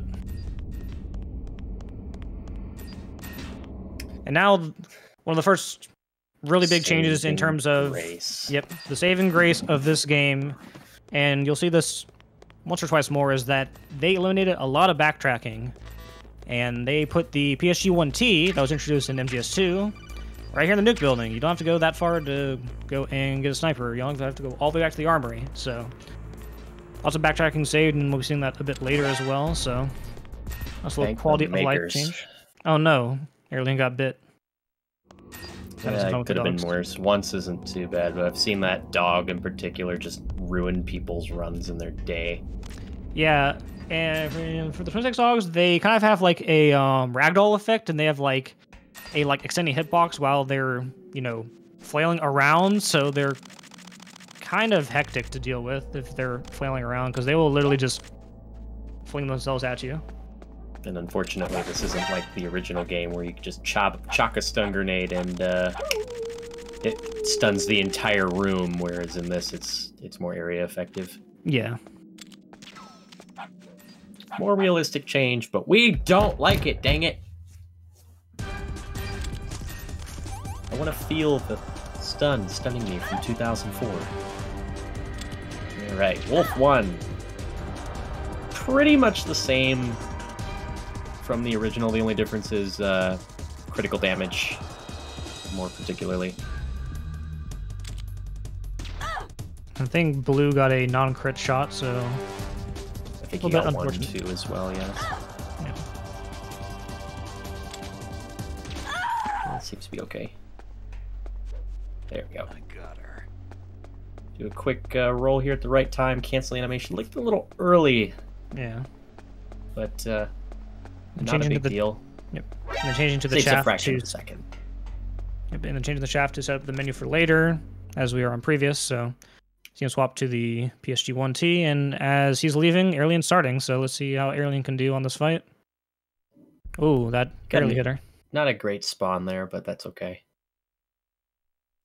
Let's see what Wolf RNG gives him. Grab that extra ammo, which is nice to get as close as you can. Oh, when she went down, no. He was hoping that she would go back to the pillar. Yep. Oh, there we go. Nice leading shot.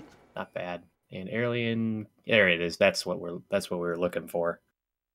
The save's very, very minute bit of time, but we always want that extra time save.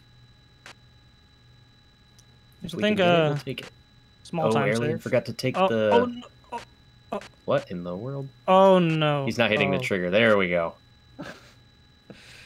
In both Mantis and in Wolf 1, he's done like the front end of it like all good, and then at the very end, like something weird happens. That's unfortunate.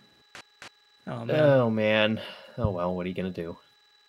So now coming up is a very important part because I believe both these guys are going to be going for something called prison roll. Essentially, whenever Johnny is going to get tricked by us, we're going to bump him and we're going to try to roll to get our stuff to where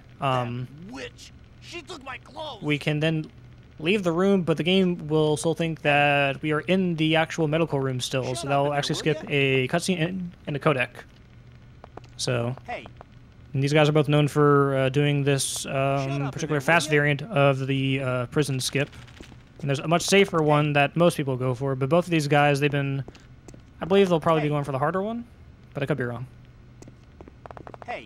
But they are both known for doing that.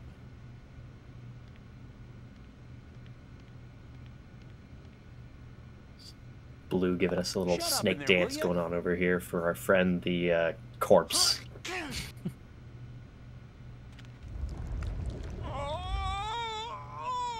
Ah, yes, Aerlien happing on his great invisible treadmill. Ain't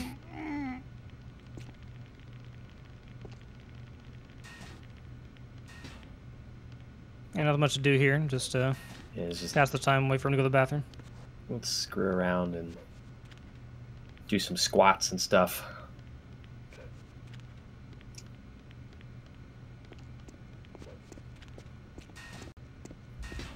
But this is a nice version of Johnny. He kindly asks us, "Shut up in there, will ya?" Hey, and you can actually kill him. If you try to choke him out, he will just get knocked out and stick his butt in the air. So all is restored in the canon.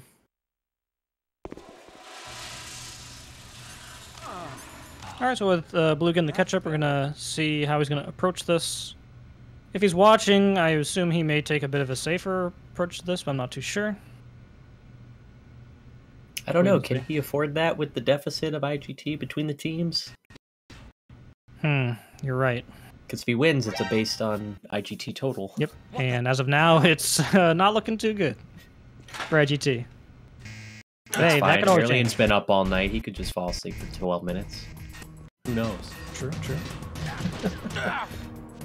Oh, unfortunately, we have a bit of lag on the strip. Oh, he missed it! Oh, he missed it. Oh, no. That lottery. It's unfortunate that that hitbox just sucks. Yeah. It's unfortunate that we got drop frames as that was happening, so it's kind of like a slideshow, but... There we go. I don't know how he skipped that. That was crazy. Yeah, whoa. He's just hopping around here. Alright, so, wait, what the crap was that? Did you see that, Aerlien? Snake was, like, jumping up and down. That was weird. I don't know if that was... I missed it. Oh, man. No! Oh! He missed it even worse. No! Oh, no. He went for a alternate approach to it and still failed. So, now they're both about even because they both failed it. Although Aerlien took a longer time to fail it, so... Aerlien losing even more time here, unfortunately. Who's there?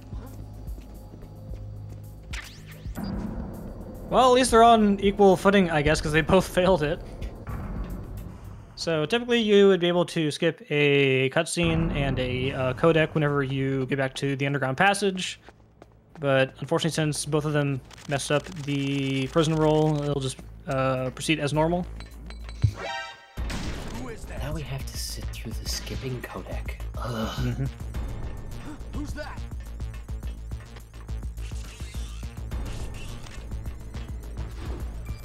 And coming up is going to be the disc change, whenever we're going to be going to the tower climb.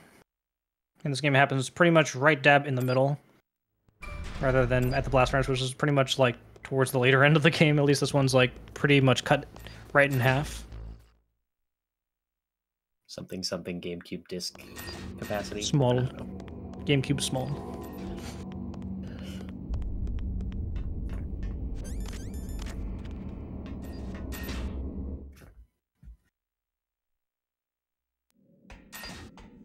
All right, and with handkerchief, the dogs are gonna be nice to us for once. So that's cool. Because we smell like Sniper Wolf now. So they like us all of a sudden. Even though Blue's gonna still shoot them. You can. I don't know why you'd want to. Don't shoot the puppy.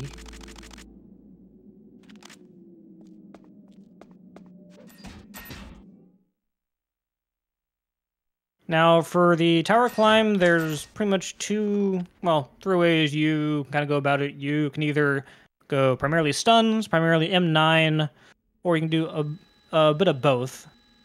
So in this game, for taking out the light guards during the tower climb, they will go down in one body shot of a tranquilizer dart, which is very helpful since, for those that recall playing this on the PlayStation 1, it can be a bit of a hassle using the FAMAS. It's very unreliable, and the height change is just awkward and weird. But at least for this game, it's a bit better. And you'll be seeing them going for an inward toss, where they'll be trying to throw a stun grenade through a railing to pretty much knock out everyone that is next to them at the time.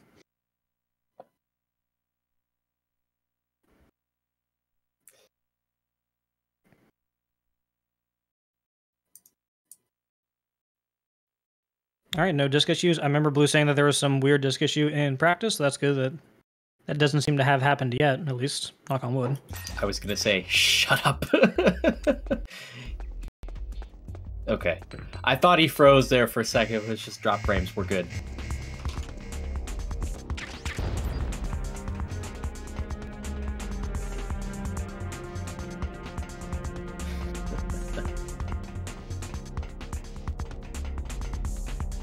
It looks like Blue will be doing the primarily stun route.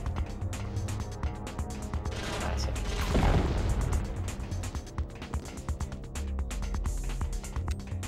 Go for the toss here. Want to try to line it up and throw it in between the railing here. Got it. Very good. Did he get all the guards? No. Held it a little too long, so he cocked it a little early. But it happens. It's not the end of the world by any stretch of the imagination. Yeah, and you are pretty much guaranteed to take some damage here. Unless you're being super careful and, wanting to trank out everyone. But, I mean, if you're only going fast, you are bound to take a little bit of damage. It's just, kind of how you want to take it and how you want to go about it. Yeah, that guy didn't get... That happens from time to time. Sometimes the guard on the lower level will, for what seems to be a lack of a better description, block the other guard from being stunned. Alright, Aerlien's toss. Oh, he did not get the toss, unfortunately, so... Nope. So with that, the guards behind him will still be chasing him, and probably as he'll be going further up, maybe the next couple of fights, they'll start to catch up to him, especially if he gets hit here a bit. Yeah, it depends how many times he gets hits. I think if he gets a good handful at times, they'll catch up to him, but I don't think it's going to be a big deal. Yeah. Hopefully he won't have to throw an extra stun, but he may need to adjust for missing that toss.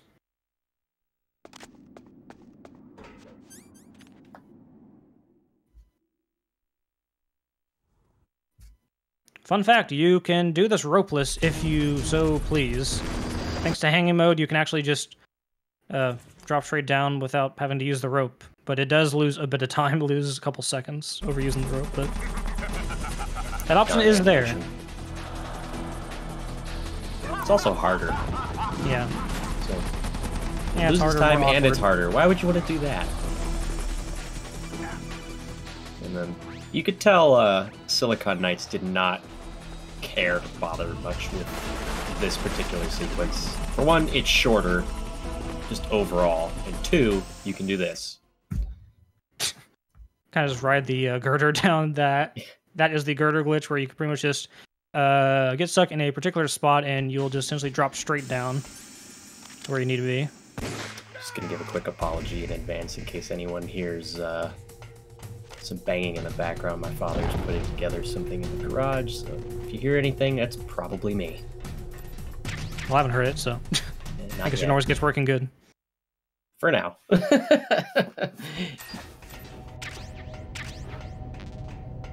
So we're talking about changes. This one too. This is an actual drop and not like a 10-foot drop, which is easily like survivable by anyone. Yeah, who this has is an drank actual their drop. calcium. That is a decent drop, and I Yeah. believe the stair climb to get down there is shorter as well. Yes, it is. By a couple floors, so. Making it more believable realistic, that I would you say. that you cannot go down there, because in the original it's like, man, I could have done that. I could have just jumped down there. It would have been all right. 'Tis but a flesh wound now.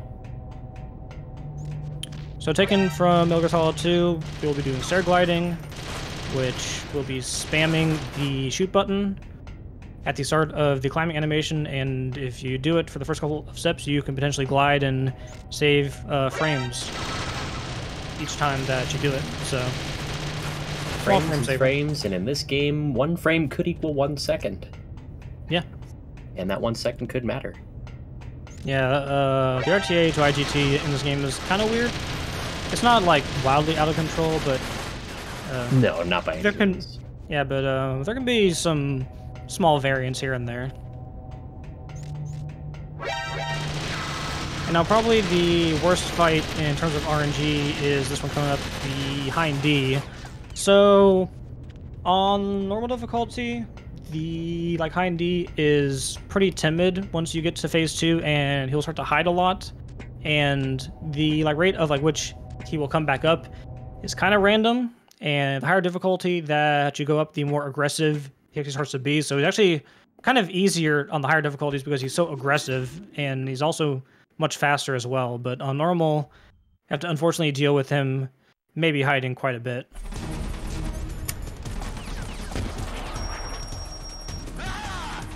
At least we have MGS2 stingers, which are so much nicer. Yeah, they magically lock onto him as long as he's still on the screen. It's fine. Yeah, I can do a 180. You'll be fine. 360 no scope. It's fine.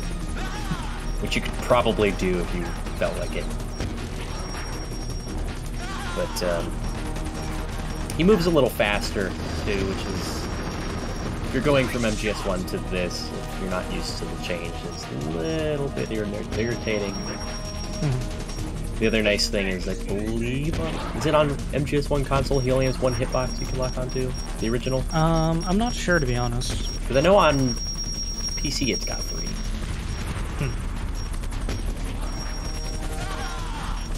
Ah, well. It's been a while since I played console. I'd have to look at that one, sorry. Finally play console again. I'd have to look at it again, too. It's kind of low. Okay, you got the rations out. That's good. Yeah, he's got the rations out. They're both good. They've got them out. Oh man, here we go. Hide and seek. Hide and seek. Oh well, popped up pretty quickly. And before he actually descends down, you can land 1 quick shot on him if you time it well enough, and if he doesn't move too. Too out of control. Yeah. Yeah, too out of control and. Very nice. Oh yeah, he moves. Blue's like, come on, just come up here and let me finish you.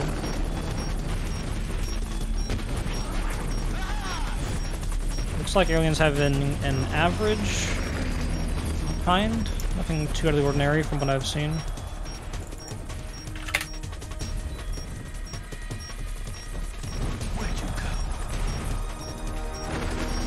Oh no.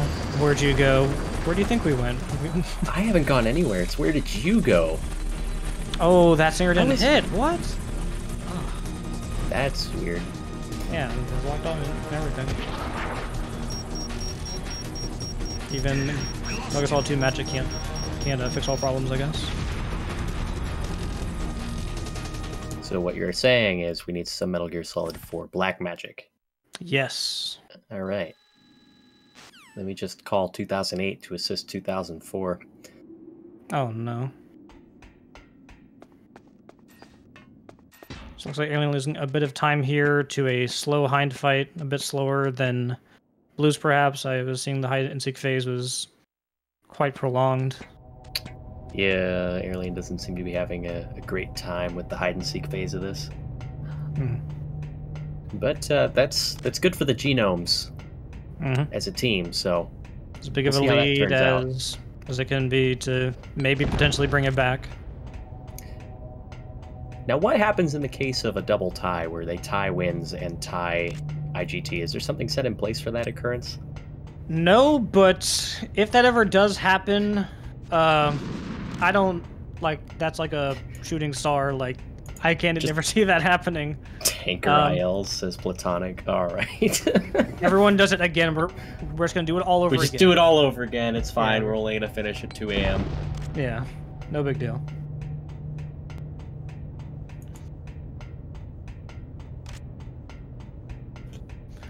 Blue looking to extend the lead here to try to make a win more realistic.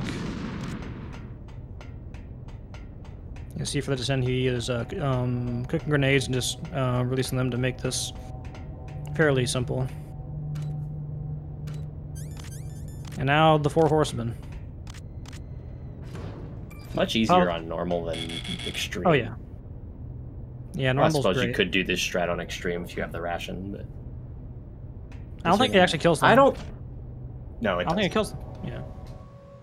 But, yeah, essentially you're just going to be the damage is nice. Yeah. Place down the C4 and just instantly killing all of them. But for the best close-up in MGS history, and there it is. It's gone. Snake skateboarding for tiebreaker. I wish.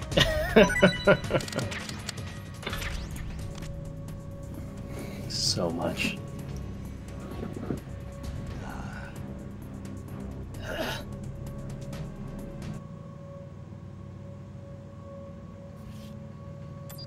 It was nice of Otacon to think of us, though. Yep. And get us a stealth suit. Yeah, well. So for the next fight, we can be a bit more aggressive. On the higher difficulties, you want to save your PSG-1 TMO because you actually want to use that for Vulcan Raven. But on normal, we're not going to do that. We are just going to stinger him right in the face. So for Wolf 2, we are going to stand on an ammo box and pretty much just spam headshots and just try to get them as fast as possible and be very aggressive. So hopefully she doesn't hide behind too many trees. And she can also double back as well, where she'll juke you and... Oh, okay, that was weird. I thought, like... She could be basically as mean as she can on the original. Just yeah, she moves a little slower. She's a little easier to hit, so... And you have headshot damage. Oh no, the tree hugger. It's okay, she can't stay there forever. Oh no, he... Oh no! There we go. Okay. Oh. Wow, he missed that one? Alright, that's a thing. Yeah, it's a tight window to hit. Yeah, unfortunately this is not the greatest Wolf 2 fight. Oh my gosh, she's just behind the same tree. Oh no. This fight could definitely go a lot worse, though. Yeah, but this could maybe bring Aerlien back into swinging distance. Blue, because he's quite far behind now, but if he's got... If he has a really good wolf fight, then it's not gonna... That big lead just got a nice chunk eaten out of it, so... It could come down to lottery roll. It could come down to lottery roll. Who knows? This is one of those games, as many times as it's been shown on this channel, it seems to go either way a lot. Regardless of what the lead is. The comeback factor in this game is insane. It's a bit too high. Just a hair. He seems to be having a little bit more luck with this, yeah. Oh. Okay. She still isn't hiding as much as she did with Blue, so that's good. Yeah. And here's a distribution of how Hanging Road is much better in Blast Furnace. Yeah, pretty much just don't have to deal with the crane. Yeah, I don't have to deal with it, just go through. So Aerlien had quite a good fight, so making up some ground. Just a little bit. See if it's going to be enough for the dub. We have to come down to Liquid and escape at this point. Oof. Or, even worse, the rope. Oh no. I hope none of them die to the rope, but that could be something that could bring Tyler, if one of them dies, you know it's your fault now, right? Yep, commentator's curse, yep. Mm-hmm. I done did it.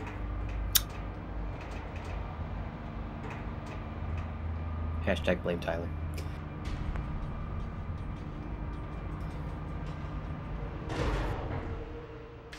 So as I said before, for Vulcan Raven here coming up, just going to be literally running up to him and just firing stingers at his face. That's why we want all these rations. That's mostly what we're going to be using for is for this fight.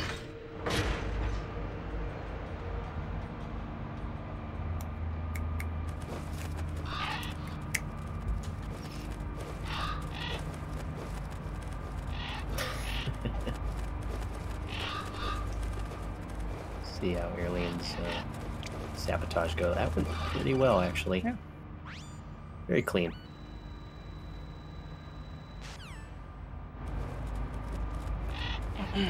Something plot.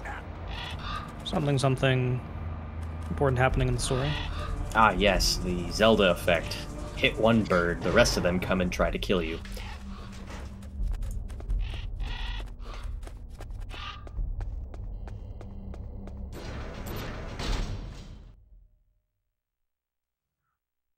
Alright, time to put those rations to use. It's so nice in this game that you don't have to have the pan card equipped in order to open doors. Oh god, yeah, that would have made things a whole lot more hectic. This is just like the original, you kind of have to wait a little bit to his iframes run out, but thankfully they're much quicker. It's not a big deal. And finish him with a headshot. Alright. Just use iframes and just... Screw it, right. Something. Here's a hint. Plot. So I know Blue was talking about having some cool-looking strat in Rex's lair, so be sure to watch Blue's screen once we get to Rex's lair. He's apparently got something cooked up that could maybe save time, or maybe not, but it looks funny, I guess, in his words. If it breaks even but looks funny, go for the thing that looks funny. Ooh, look at this. Aerlien going for some lag reduction. Smart, playing it smart. Clever. Although we are going to IGT, but that could maybe make a small difference, a second or two. You never know.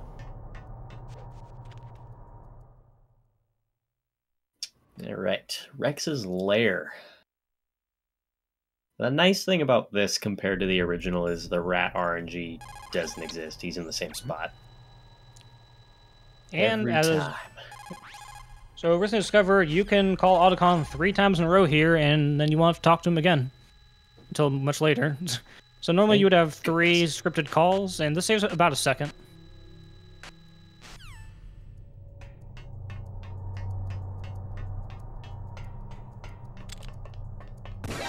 All right, see what is Blue gonna do here?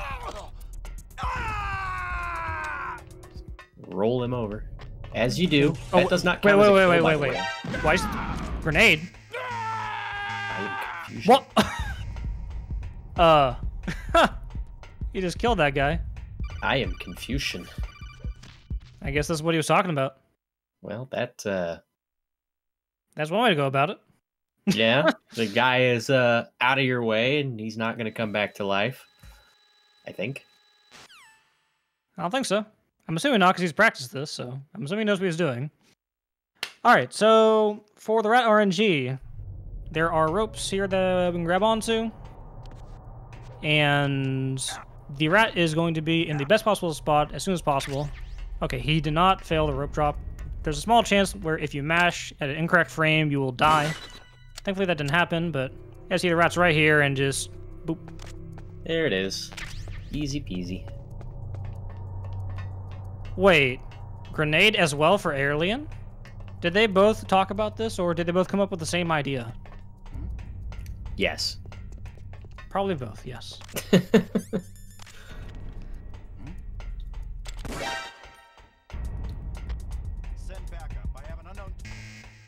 Alright, so hopefully Aerlien does not fall through the rope, because if that happens, then, you know, Blue may not get lottery roll, and then could easily go back into Aerlien's favor. Okay. All right. And that's the one big scary drop. There's other rope drops later on, but probably not gonna. Both of them electing to shoot the rat. And actually, Aerlien taking a bit more time. It does stay up above the water, though, which is good. Surprised none of them are going for the grenade strat. Because they don't feel as confident. Did they have grenades left? I think so. I think they have like 1 or 2 left. I wasn't paying attention when they threw it. But this is the other instance of the elimination of backtracking. These pipes exist only in Twin Snakes. One is liquid nitrogen and one is steam. Steam.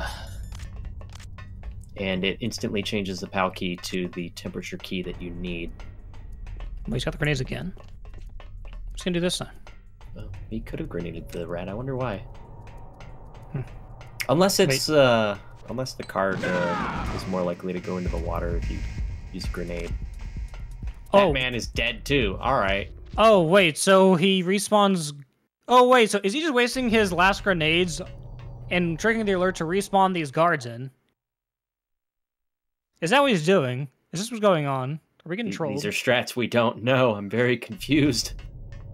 It does look funny though. I will say that. These people I think he's just dead. causing. Yeah, I think he's just causing the alert. Wait, what?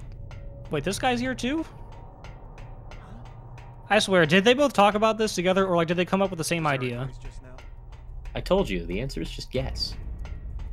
I can't wait till the post-race interview because I'm very curious on this. I am as well. It's like I've not seen this before. You haven't seen this before. And I talked to them pretty regularly, and they were like very like hush hush. I got something cooked up right for the race. It's gonna be nice.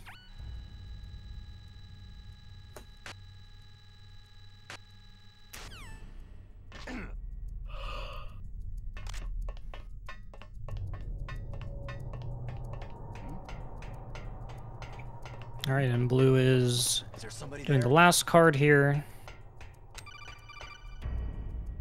Is there somebody there? Nah. I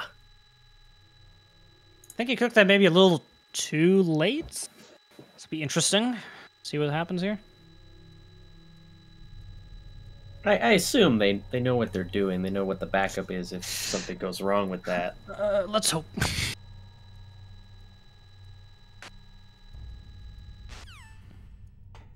Or maybe you can hold and press A. Oh, okay, yeah, so you can still cook it. Oh, that guy's dead. That man is dead. Crap emoji.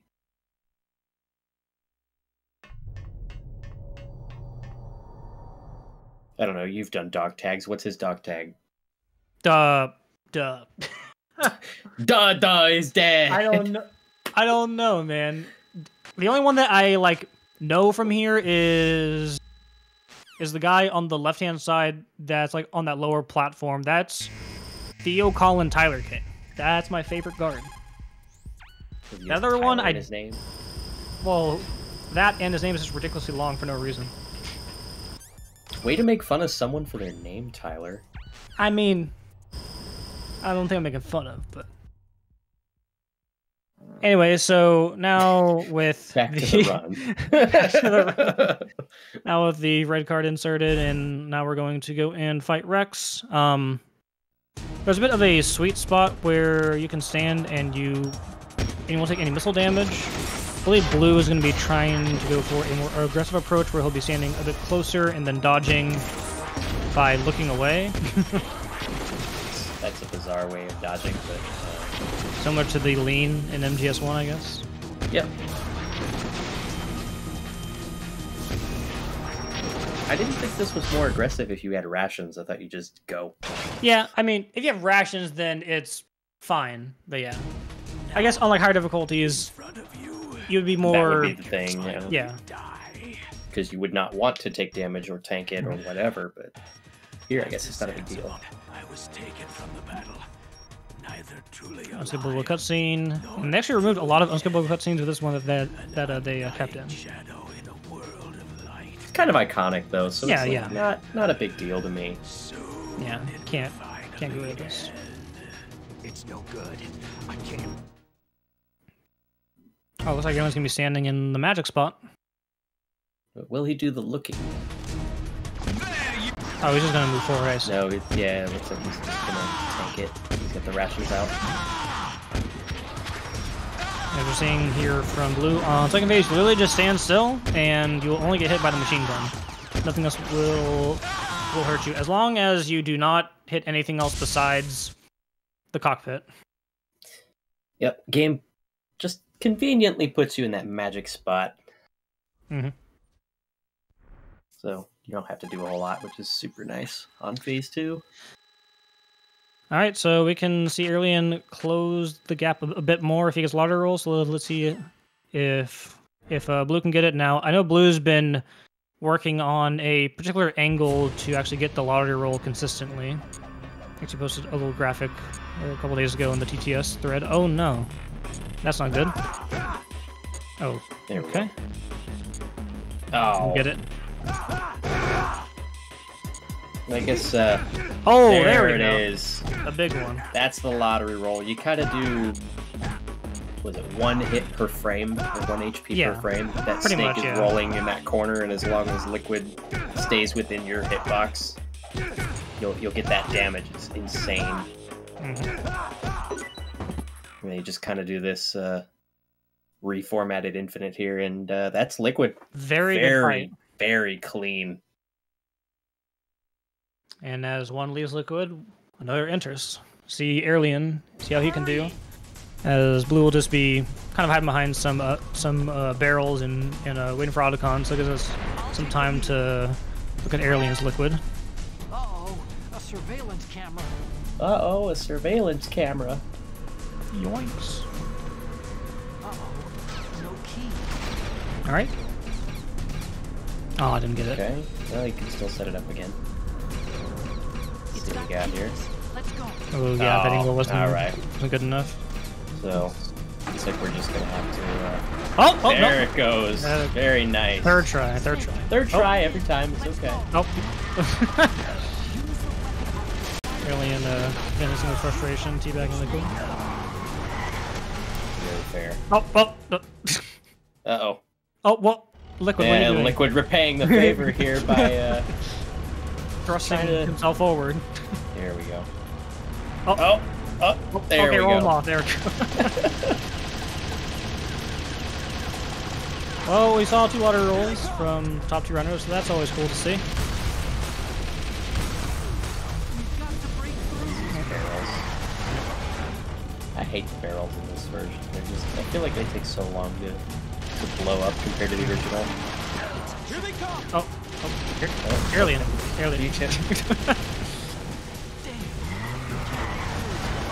And plus, if you blow up the barrels, you don't kill them, apparently.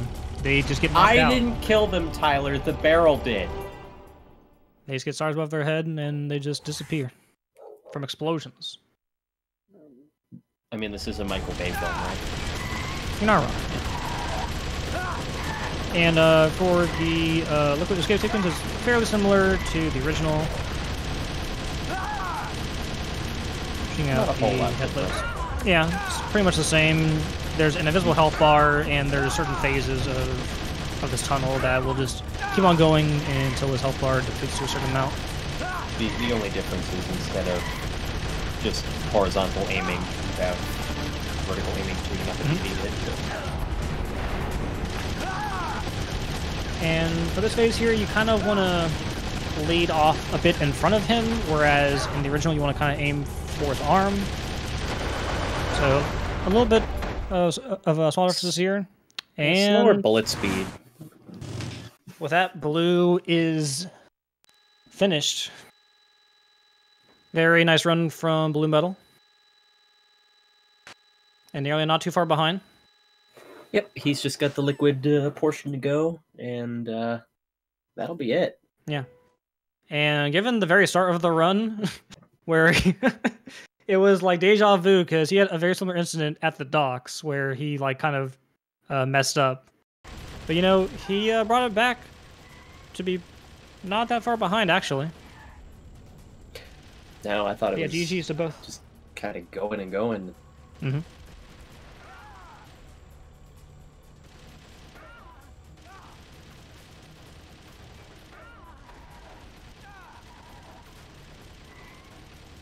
Well, now I forget if the Twin Snakes credits are the same length as MGS1's credits. Do you know for sure? Not offhand, I don't.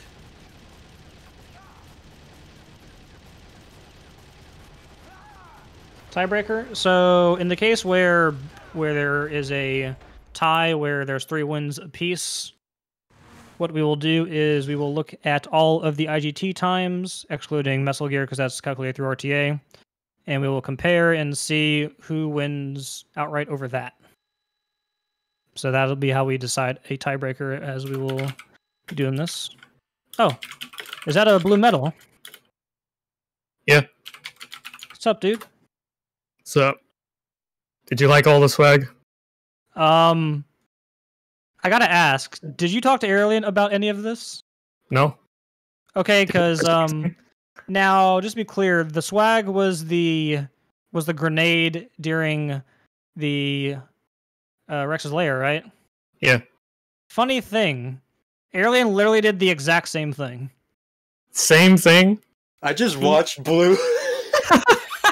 Oh wow! It's not even... Just do this too to loosen up a bit. I wanted to say something to that extent, but I was like, you know what? I'm not gonna say that he was peeking over like, oh man, that looks cool. Let me try that. I didn't show it to anybody. I'm surprised we came up with the same shit. I didn't come up with it. I just looked at your stream. Yeah, he was literally just peeking. Oh, now, okay. Now for the Aerlien swag, where was that at? Was that at the medical room? What? What about the medical rooms? Where was your strat at? Because I couldn't see it. Because you had. Oh, it really wasn't anything. I just M9'd Meryl instead of using SOCOM and saved the menu. Wow. Actually debated. Okay. Well, job well done. Yeah, GG's. Yeah, pretty. Was that the closest race of the whole thing? I'm not sure because I didn't watch too much of the first 2 races because I was preparing myself. This might be the closest margin out of all of them. I think it's second. I think it was the MG2 race. That was MG2. Closest. Oh yeah. That was really close. Yeah, so second closest, but that was within a minute. Excuse me. Yep.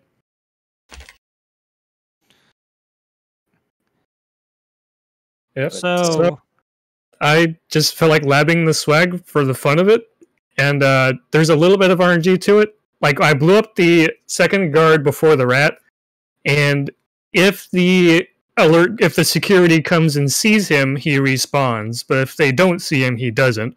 So if that happens, and I want to blow him up some more, after I grab the key, I shoot the gun and alert the other guy, so he calls in the security, and then the guy respawns, and then I can blow him up some more. That was my swag. Yeah, I didn't go that far. I just did the first nade throw and then shot the rat. Nice. This is a very interesting turn of events here that we had here in the race. And you both got audio roll, which was nice. Oh, you did? Nice. Yeah, for everything Mine cool was third try. Yeah, it did a lot of damage. For everything cool I did, there was something not cool. Yeah, like Mantis... Like, you had a really fast Mantis, but then, like, the very last phase, you didn't get the crit shot. Yeah. And then for, what was it, Wolf 2? You, like, were doing pretty good, and then you fumbled a little bit at the end, yeah. Like, you had, like very good first half of all your fights, and then something bad happened at the second half for some reason. Dude, I'm just glad that I salvaged that rogue tank, because I've never experienced that before. That was spooky. That way, I've had him go in a different direction, like go all the way right and then turn sideways. But that particular one, I didn't know if I was clear to go back to the cliff and try the old strat. So, did you not want to do the new strat, or like did you? No, I tried, and I missed the first shot, which means his AI is gonna. Oh, okay, I see. Gonna go rogue. I was kind of like split, so I didn't like exactly what happened. So whenever I like looked over, you were kind of doing the old trap. I'm like, oh, I guess he's just doing the old one. I attempted the new one. Yeah, okay. I missed the first shot on Gunner too, so I at least did the backup. So, yeah. Yeah, so like he would go rogue for the last shot, right? Yeah. But it was lined up well enough where I didn't have much to worry about, thankfully.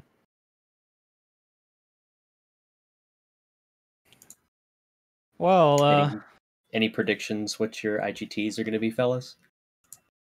Well, I saw the timer on the screen started late, so I don't know what my time will add be. about 2 minutes to your RTA. 2 minutes. I don't have anything open to do any comparisons. Let me open SRDC. Mine's probably a sub 2.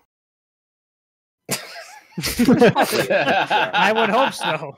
I would hope so. Okay, so this is probably at least a 55, maybe a low 56. So were you guys not running splits at all during the race at all? Like you weren't looking No. at splits or no? No, okay. Nah. So just for comparison sake, let me pull up the actual board as soon as Speedrun.com stops being slow. Blue has a 53.46 and Aerlien has a 53.47, literally a second apart from each other.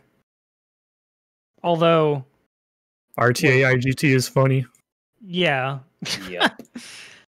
Blue is 10 seconds faster RTA, but is only 1 second faster IGT. That's some. Did I use chaff in that run for the tower climb? That might be why. I don't know. I have no idea. I don't think so.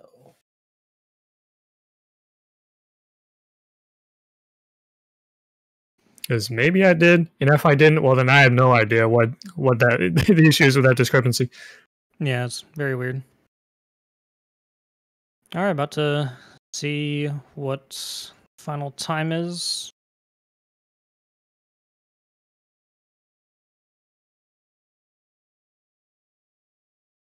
After Ocelot stops talking. Bye, Mr. President.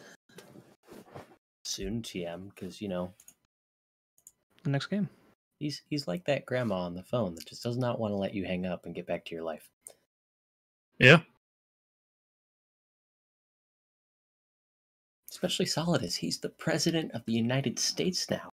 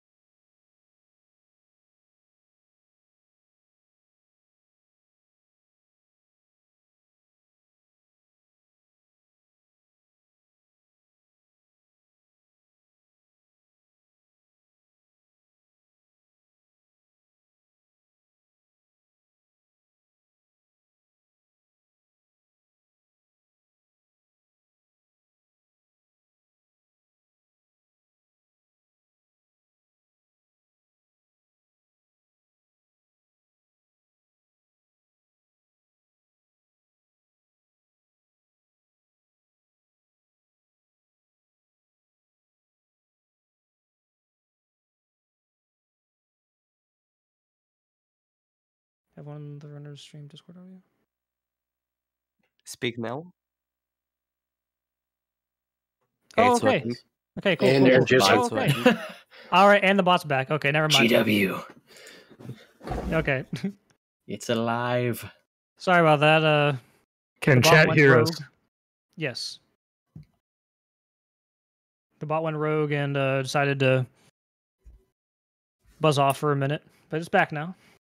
Sorry about that. So yeah, that will conclude the Winter Relay, Ocelots versus Genomes with who's the winner? So let's get Ocelots with an IGT Ocelots. for a total time, because some of this is RTA and some of Yes. this is IGT.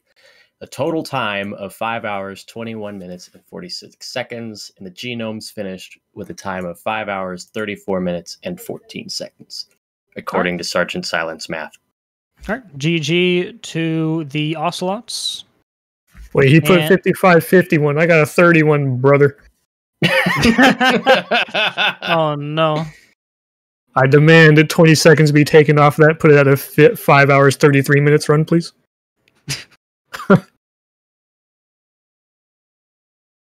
So, do you guys have any last words before we send it off here? I'm tired. Same. Thanks for hanging out. Yeah, thanks for watching, That was everyone. fun. GG's. Had a lot of fun. All right. So with that will conclude the Winter Relay. I want to, once again, I want to thank everyone for coming out to watch. As always, we stream on the channel pretty regularly. It's not always events. It's most of the time just, regular people just showing their Metal Gear speedruns. And let me just double check here real quick. Yep. So tomorrow is going to be Spartyy with the mandatory codec at 11 a.m. Central. So stay tuned for that. And, follow all these guys that did all these races today, because they all stream pretty regularly and they mostly stream Metal Gear. So if you like what you guys saw today, then be sure to drop them a follow so you can know whenever they're live. And thank you all for watching. Hope you all have a great rest of your evening or morning, depending on where you are.